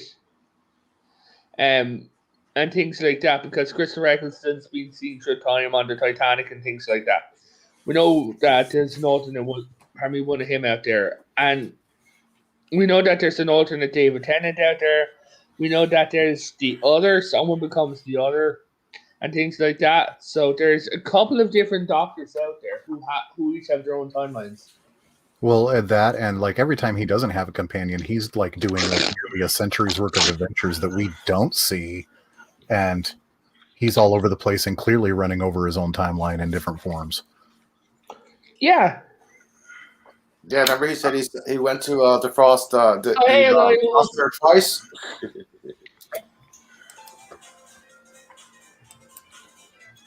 But, well, I would love to see. Just for shits and giggles. Right? I would want to have the Doctor have a companion who's going to die. He's had that before. Yeah. Bill No, Hawk. Doctor. Fuck Clara. What I mean is... No, Bill not Potts. just Clara. You also had Astrid. Astrid. Yeah. Recently last one was Bill Potts, so Yeah. No, what I don't know. They were Sarah all Jane. eventually died. What I mean is, before they pick up this companion, the Doctor's there, and he meets, say, a girl in about 1911 in New York, right? Selling, maybe 1890, selling some stuff. And, like, a very, very poor one. And he's there and he's looking, and just like that, there's a fire or there's a buggy crash or something. And he's reading in the newspaper from, say, he skips forward a week, and he sees that in the newspaper, the description of the girl is the girl that he met who he really liked. So he ends up going back in time a day before she died, and he picked her up. And he's either going to have to return her to that day, or else he's going to have to break time. Because he said, because the way he's Are trying you to talking put about it him out, breaking a fixed point in time? yes. Because I thought he couldn't. I thought that was the whole thing, is he can't change a fixed point in time. I know that, but Correct, the he whole cannot. thing, yeah, he's not going to be able to, but he's going to try. And towards the end, he drops her off back where he picked her up. So- When she Revan, are you saying there's gonna be another Doctor in a Doctor suit? what? Is there gonna be another Doctor in a Doctor suit type thing? What do you mean? If you cannot change at a fixed point in time, the Doctor died the day of the astronaut. It was a Doctor in a Doctor suit. Basically, he circumvented the whole thing. The Doctor was there. The Doctor did die technically. Yeah. So if your kind of explanation to avoid a paradox, it'd have to be a woman in a woman suit. Yeah, but no, I'm saying at the end, he does let her go off to die. Like, after he let her basically have a fantastic, like, life or what, an extra year that she'd never have. Eva doesn't like that. Yes. But she doesn't like Doctor Who. She's no is easier to type in. Is easier to type in than exterminate. Exterminate. Exterminate. Yes. Exterminate. Now, regrettably, like any intimate knowledge I have of Doctor Who is restricted to like the newer series, Eccleston and on. Oh, I'm Yeah. sorry. I have caught episodes of the older stuff with like Tom Baker and things like that, of course, but like I've never like sat down and done a full watch of the old stuff. Okay, Pluto TV. It's a free service, free app thingy. They have a Doctor Who channel. They do classic Doctor Who. I've seen all the classics, or as many as that were available. Yeah, I guess some aren't recoverable at this point. So Yeah, but Yeah, it's But not all of mostly. them are there. and there's a TNG channel. Ah, fuck. Ah, fuck. Ow. Yeah, a lot of the second Doctor's stuff got scraped. Mm-hmm. Now, some people have done some interesting. They have the audio and still photos. I've seen some of those, and then I've seen some people actually have taken those audios and actually created decent quality animated episodes of them. Where is it? Hang on a second. Where is it? Come on. Damn it.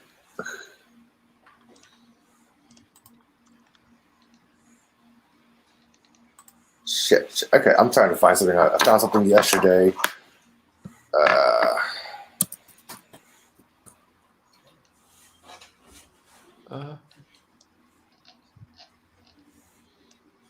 Here it is. On Amazon Prime, there's a thing called The Doctors. The Doctors. Yes, I was thinking about doing a little Doctors watch party. There's William Hartnell, Yeah. Paul McGann, Sylvester McCoy, Patrick Taunton, Colin Baker, Tom Baker. It's called The Doctors. I was thinking about doing a watch party with that. I am a watch party. I am a concept of fear and You are not a watch party. fucking prove it, bitch.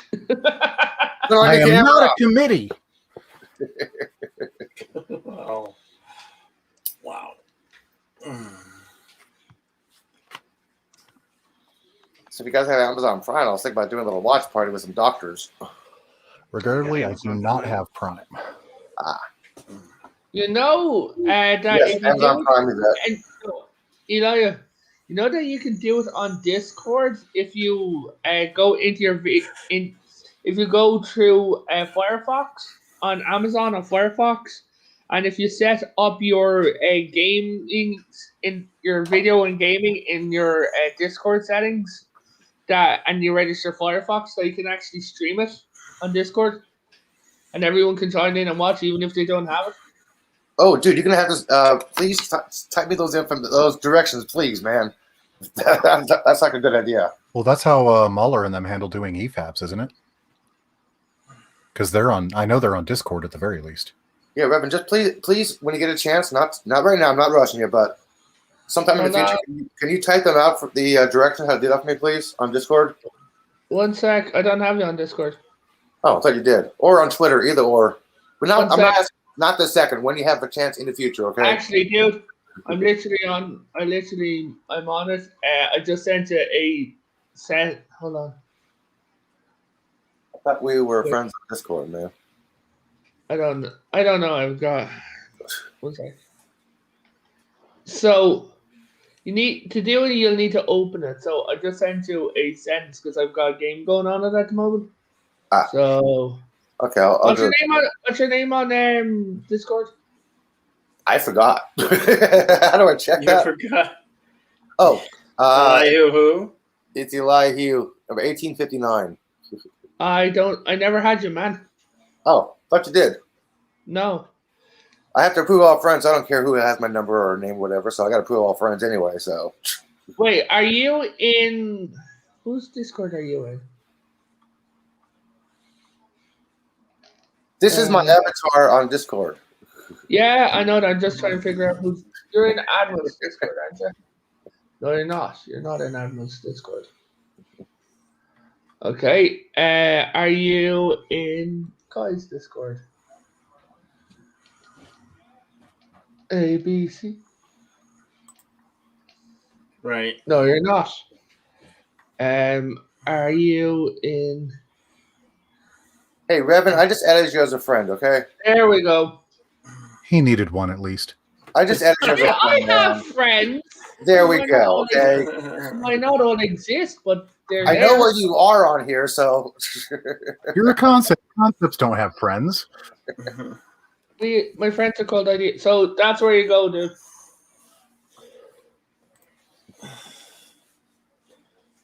cool. Thank you. Groovy. Groovy baby. I'm dying.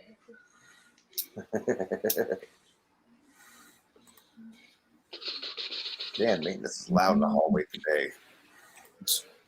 Well, don't fuck in the hallway then.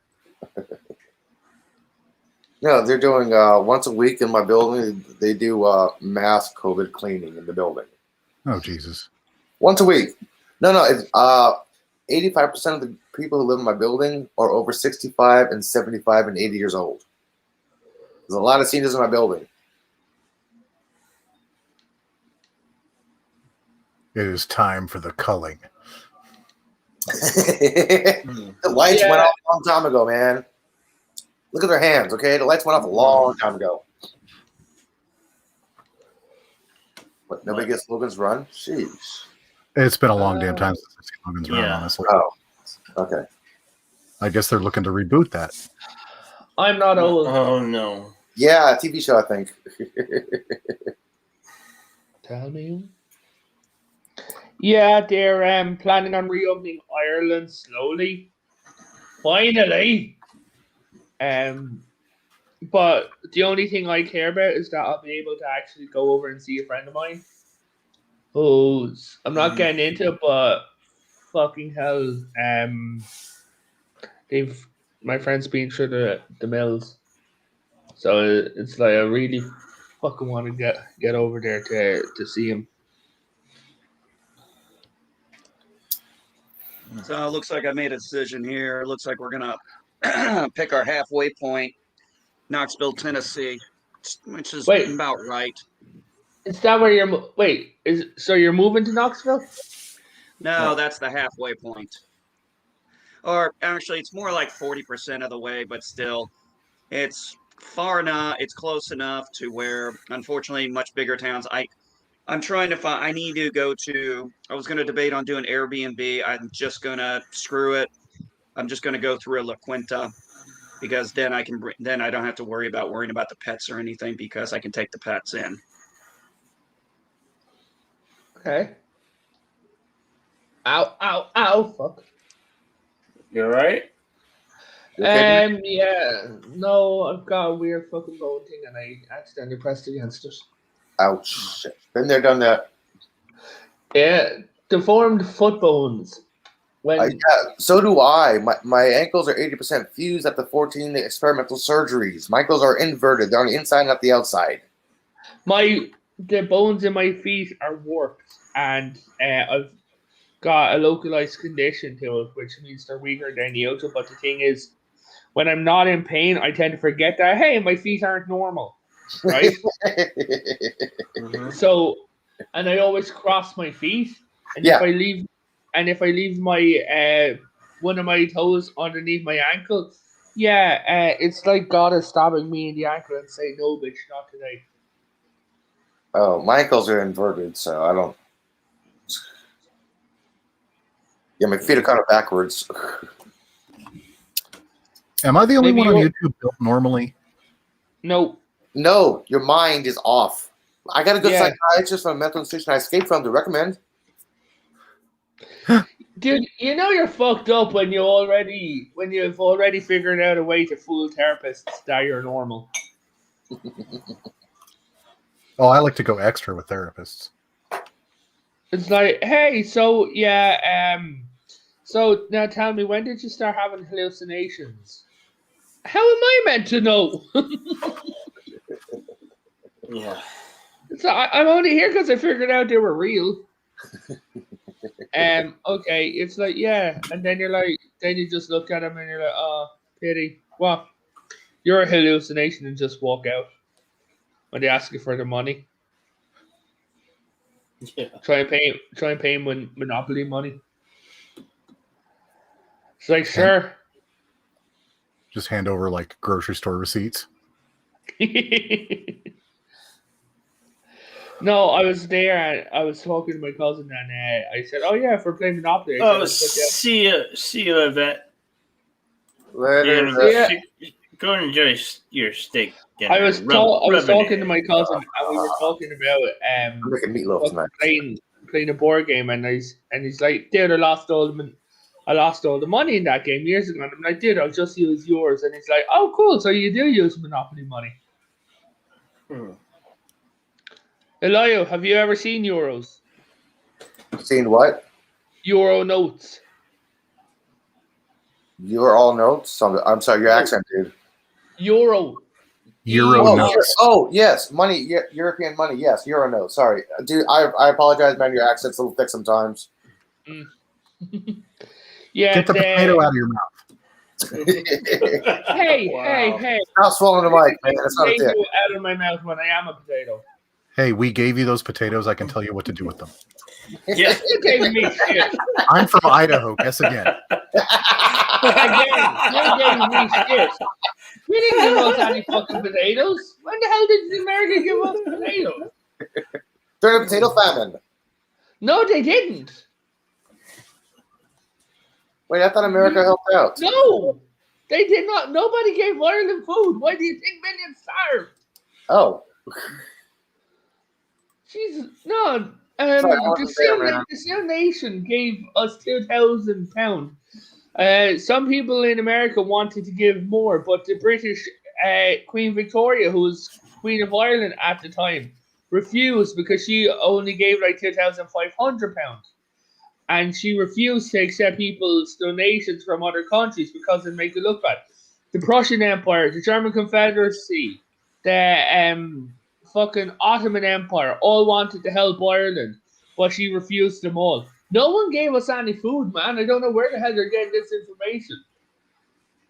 That's the false information I learned in school. Propaganda. Yeah.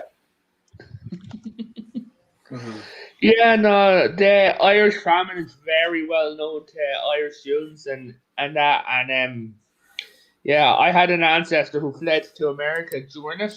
I thought we milked 9/11. Jeez. I know, right? Yes, well, we're gonna. Okay. Fair. That was Fair. appropriate. Love when I get idiots who don't. Who is Jeff? What? So it looks like I'm going to do the La Quinta in Knoxville and talk with the wife about it. Yeah, we're going to do this is going to have to be a two adjoining rooms, because I'm not going to be able to fit 4 people, 2 dogs, 2 cats, and a guinea pig into one freaking room. That's just insane. Is the guinea pig in a rabbit suit? NB, So the guinea pig's gonna have his own room? Wow. hold on, NB, weird thought. Rat. Can you give your daughter any pets until you get sorted? What? Can you give your daughter any of the pets? Just mind them until they're sorted. Revan, I have no idea what the hell you're saying. Come on. Can you? I'm serious. I have no idea what the hell he's saying. I am not understanding. It's not about being louder, Revan. It's honestly the accent is really damn thick. Yeah. Can you give your daughter any of the animals? Wow. Can I give my daughter any of the animals? I told you that. Yeah. You got a thick accent, man. I told you. Until you're sorted. I told you, man.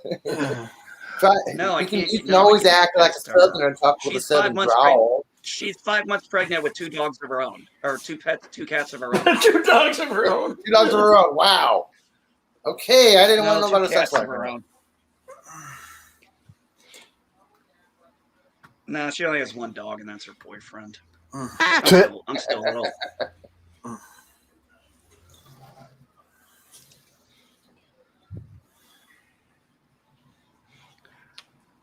Oh man,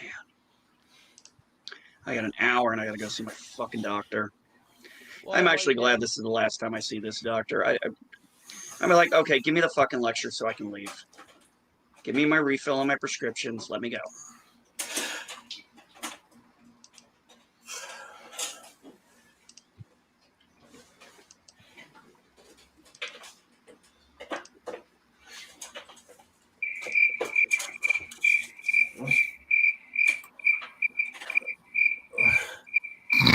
Yeah, the crickets. The crickets are chirping. Right? Yeah. Oh, what's going on in the world today? Anybody Hey, interested? how's Posse Vikander doing today? Yeah, PC, how are you? You've been muted since I've been on here, man. Well, no. What's up with you guys? Not much. Are you always going to be mourning now, Jedi Bill, or no? No, just sometimes. Oh, okay. Sometimes. I'm just wondering. Yeah. Sometimes a soup at night, sometimes a blend in the morning. Yeah. Guys, I'm gonna go. Okay. Yeah. Okay. All right, bud. Okay, Revan. Mistakes were made last night. I got to sleep at 10 Yeah. in the morning. All right. So- Have a good one, Revan. Get Okay. some sleep, Reverend. Yeah. Thank you for peace out. dropping by. Yep. Later, dude. Catch you later.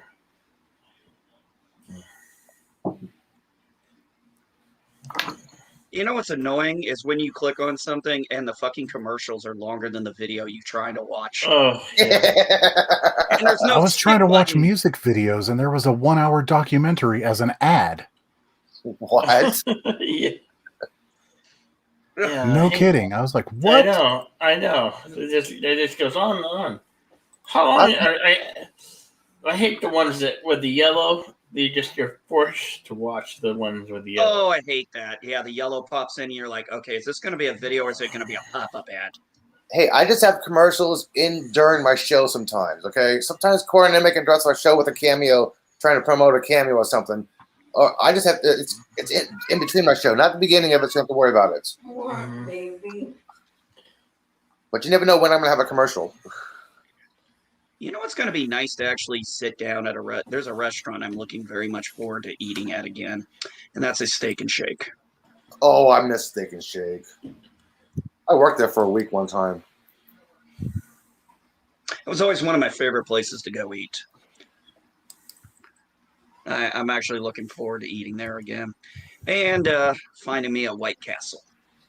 You can go to Costco and get the burgers in the freezer. What do you think's in my freezer right now? Oh, okay. But doing them at home's not the same. No, it's not. Still, It's just not the same. It's a shortcut, man. It's a stopgap. Yeah, thank you. It's all I can do right now. But yes, I'm looking forward to getting to a nice, juicy White Castle. When I think about those juicy sandwiches, I think about burning this motherfucker to the ground. Okay. Kumar, let's Maybe- get out of here. Maybe we keep Indy away from White Castle a bit longer. I'm thinking. Yeah, Harold, come on, you go to Whataburger instead, okay? You got Wiener Schnitzels in your area? I'm just glad you caught that reference. Later, just another red shirt. Take care, Richard. Yeah. Red shirt. See you, Richard.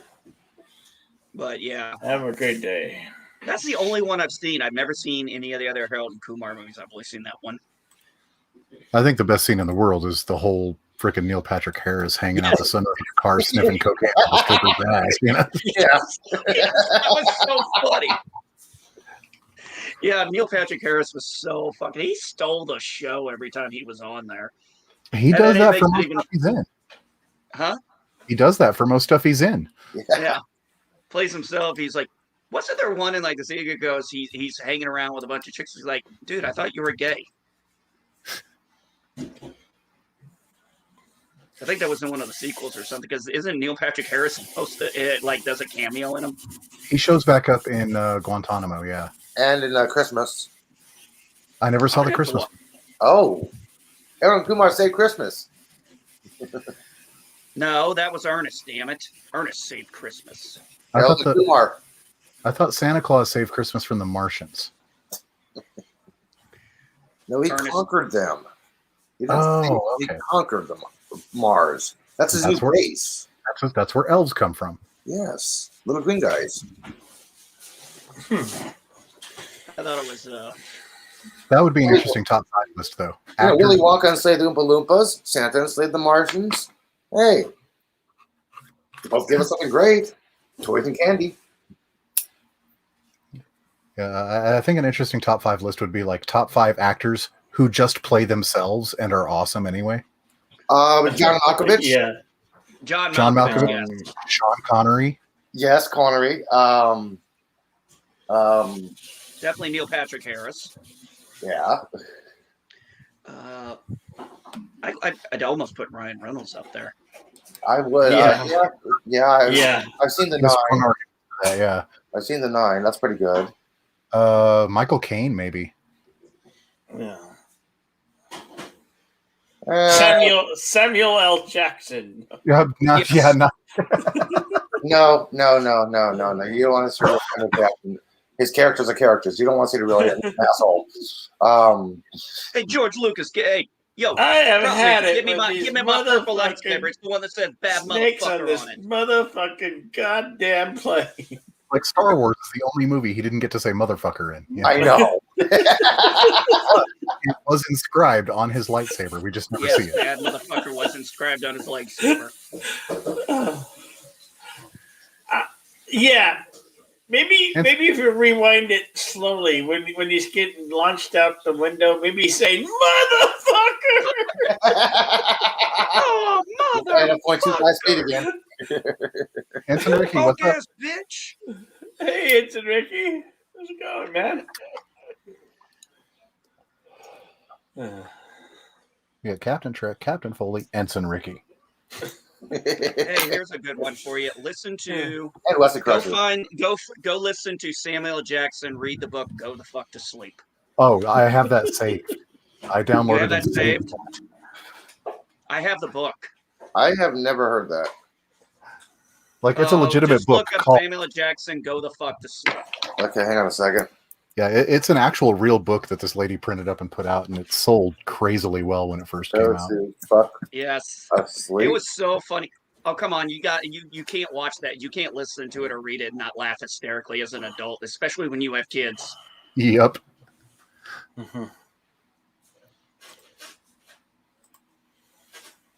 Inc. presents Go the Fuck. Okay, it's on my queue. I'll listen to it a little bit. It's only, I know it's Yeah. 4 minutes and 47 seconds, but I'll listen to it in a bit. Just mute yourself and listen to it. You can take 4 minutes. It's worth 4 minutes. Go the fuck to sleep.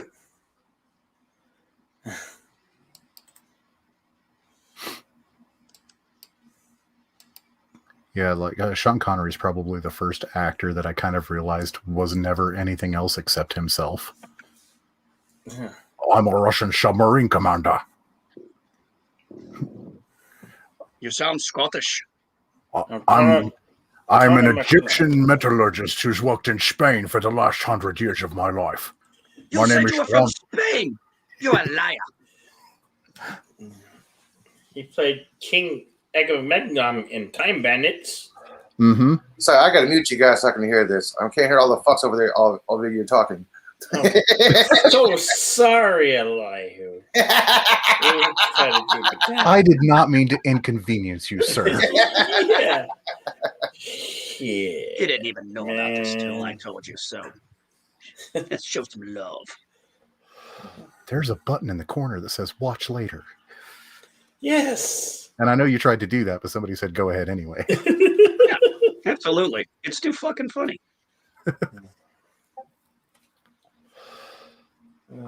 I love the last movie I saw Samuel Jackson in was the Hateful Eight. That was the last movie. That was the first time I'd ever seen it, and I just love the part where the girl spits on it and he just like punches the shit out of her, and out goes him and Kurt Russell. Oh yeah. I have not seen Hateful Eight yet, believe it or not.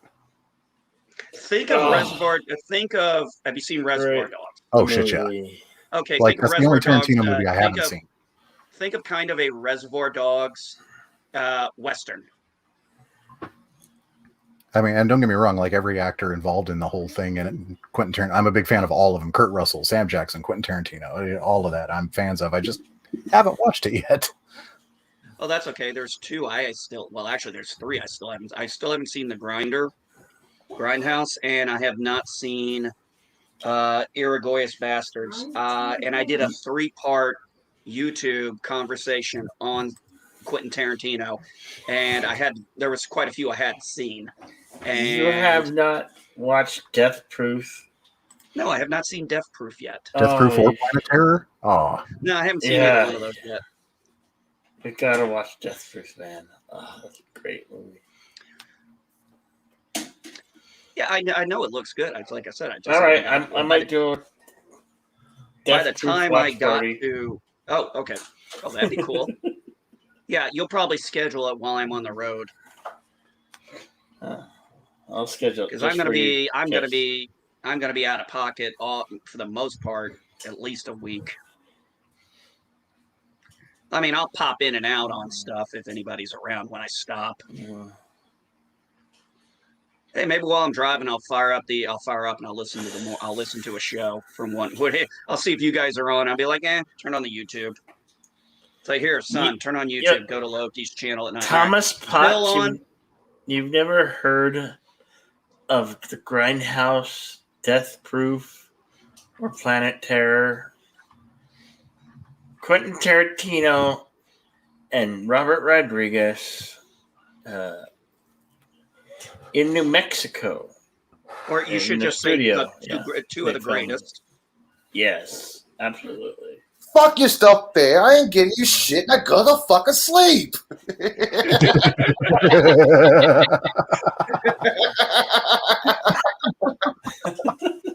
Did you like that, Elihu? I like that. And a lot of people thought that was just a performance by Sam Jackson. It's like, no, that's a real book. You know, he's just somebody just convinced him to do a live read of it. Oh, wow. Hang on, sound's going by. Well, we lost. Positive candor. Have a good day, Positive Candor. CPC, come back. I hate Quentin Tarantino. I will never watch his movies. Well, that's fine. You're entitled to your wrong opinion. That vampire movie was the worst one. Dust of Dawn. That was the worst movie movie ever. Ooh. But it gave us Salma Hayek in a bikini with a snake on her, and yeah, but the whole thing was the vampires. That was only about the last 10 minutes of the movie. Oops, spoiler. And actually, that was the part that pissed me off about that. And before Rose McGowan became a Me Too movement, Rose McGowan is actually a reasonable person in that movement. She has always been a reasonable person ever since she was 18. I may not always agree. I don't agree with her on a lot of things, but she's actually one of the more grounded. Well, 19. Sorry. To an extent. I mean, she did the whole shaved her head Britney thing there as part of it. You should have seen her in cornrows. You should have seen her in cornrows in her 20s. Oh my gosh, that's freaked the hell out of me. just go watch her. I walked out there one day, like, what the hell did you do to your head? Did you guys ever see? She was in a movie called Doom Generation. That's all I need to say. Doom Generation, yeah. I don't think I've seen that one. I gotta be honest, I don't really remember a lot of things I've seen her in. Rose McGowan, not really. Oh, it's actually a great film though. It's just some context of what happens in that movie. And apparently there is a deep dislike between McGowan and what's that bitch's name from Charm too? Alyssa. Thank you. Yeah. The one that blocked you, or you blocked, something like that. Or got, Well, Ray, I mean, I saw her interview where she flat out said she was asked about the girl. She was asked about her, and she goes, "Yeah," and she goes, "What do you think?" She goes, "I don't like her." I was like, "Damn." I was like, that was almost PG way, but she's basically, you could inflect. She wanted to say something far worse. you know, that's the reason why Shannon Doherty was off the Charm, because Alyssa and her got into a fight. Yeah. Well, I was reading some past tweets. I don't know where I was looking at this, but Rose McGowan was really at that time going off on Milano, being like, "You are fucking a hypocrite. You are fake. I hated every time Charmed got renewed because you made it toxic." I'm thinking, damn. And all the time they used to tell us it was always Shannon Doherty's fault. Why do you think that show Girlfriends bombed? And poor Piper just like caught in the middle of all of it. Yeah. Holly Combs, Marie Combs. Oh my gosh, sorry for her. Actually, you notice I don't really hear anything about her. Oh, she's sweet. She's sweet. She tweets. Yeah, she's on Twitter. That doesn't mean anything. I could put a whole list of women I'd want to do that with. Doesn't mean it's going to happen in my lifetime. It's called disappointment, people. I'd like to have a one-night stand with Jessica Alba, but guess what? I can want it all I want. I don't think it's ever going to happen. Back off my wife. Hey. Oh, no, buddy. Stay with my sister. Okay, what do you like her more in, Dark Angel or I Idle Hands? Dark Angel. Dark Angel. That first scene of her coming out of the pool in the red dress, man. Oh, was that too fast of an answer? No, that wasn't too fast of an answer. Yeah, but did you watch the loved Flipper Dark reboot? Angel. I absolutely loved Dark Angel. I think the concept got a little weird for season 2, and I don't know where they could have gone after that. But yeah, the whole concept throughout the first season was great. As a matter of fact, enough so that for a while back there, I had Michael Weatherly fan cast for Hawkeye for an Avengers movie back in like 2005, something like that. Did you guys know the really? pilot Like for one of those Dark wizard Angel? things? Did you guys know the pilot for Dark Angel was reshot because it was originally set in San Francisco, but last minute got changed to Seattle, so they had to do some out reshoots and change the premise? No, I did not know that. Yeah.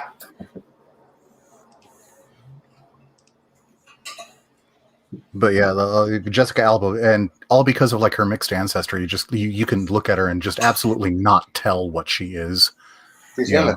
But like she takes the positive aspect of everything that she is and puts it in one body, and it's like, oh my god. Yeah, you know how couples have their like top 3 cheats that each other can get away with? Jessica Alba to this day remains my number 1. I'd rather have Hannah Murray from Game of Thrones. She played Gilly, or Rose Leslie. I Definitely. don't have to worry about that list because I'm single, so it's not cheating for me. Yeah, I'm single too.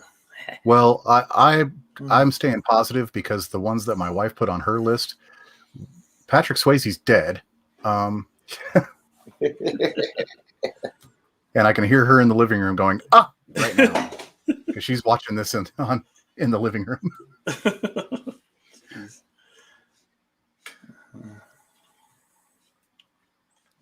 I can't remember who else was on hers. I'm having trouble remembering who else was on mine.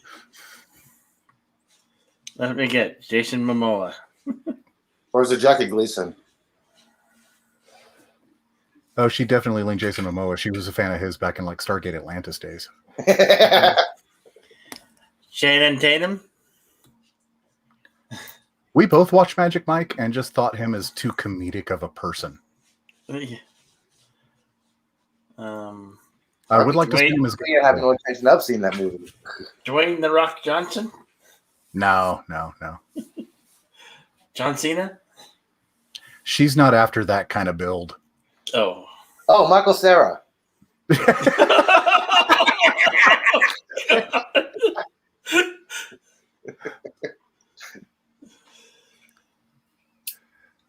Fucking, I don't remember. I straight up don't remember who she said. That's how secure I am about this. So,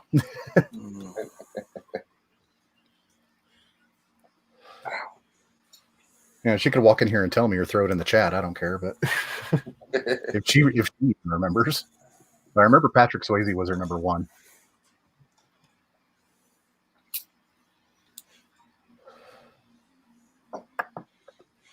Yeah, she thinks like muscle bound guys are like going way too extra,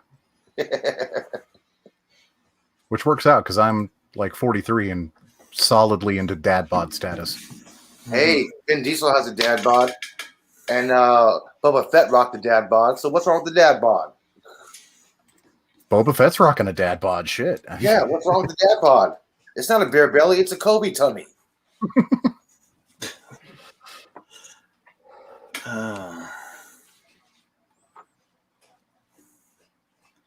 Wow, morning is slowly becoming afternoon, almost lunchtime. God, yeah, it's 11 o'clock where I'm at. It's 10. It's 10:05 where I am. Oh, it's almost lunchtime. I still haven't eaten breakfast yet. Well, eat breakfast. I think we're gonna say it's been a great morning, everybody. Thank you all, and definitely gonna do Insomniac Soup later tonight, or for tomorrow. Got to stay on brand. Yeah. Yep. So, thank you, Michael T. I have a High Desert Comics. Thank you, Elihu, and thank you, NB Geek. And thank you for having us, sir. Cast of several, and everybody in chat. Have a great day. Oh, by the way, Bill. Mm-hmm. Shameless plug. My show's in 2 hours. Oh, yeah. Oh, yes. Go watch Elihu. In 2 hours. Yeah, and okay, yeah. And while you're doing that, Rosetta's live right now. So. Oh yeah, that's right. I didn't even. Everybody go drop in Rosetta. Everybody must drop in. I demand it. Go drop in on Rosetta. Say hello. She has a new avatar. Yes, I've seen it. An Itty original. All right, folks. Have a great day. We're out of here.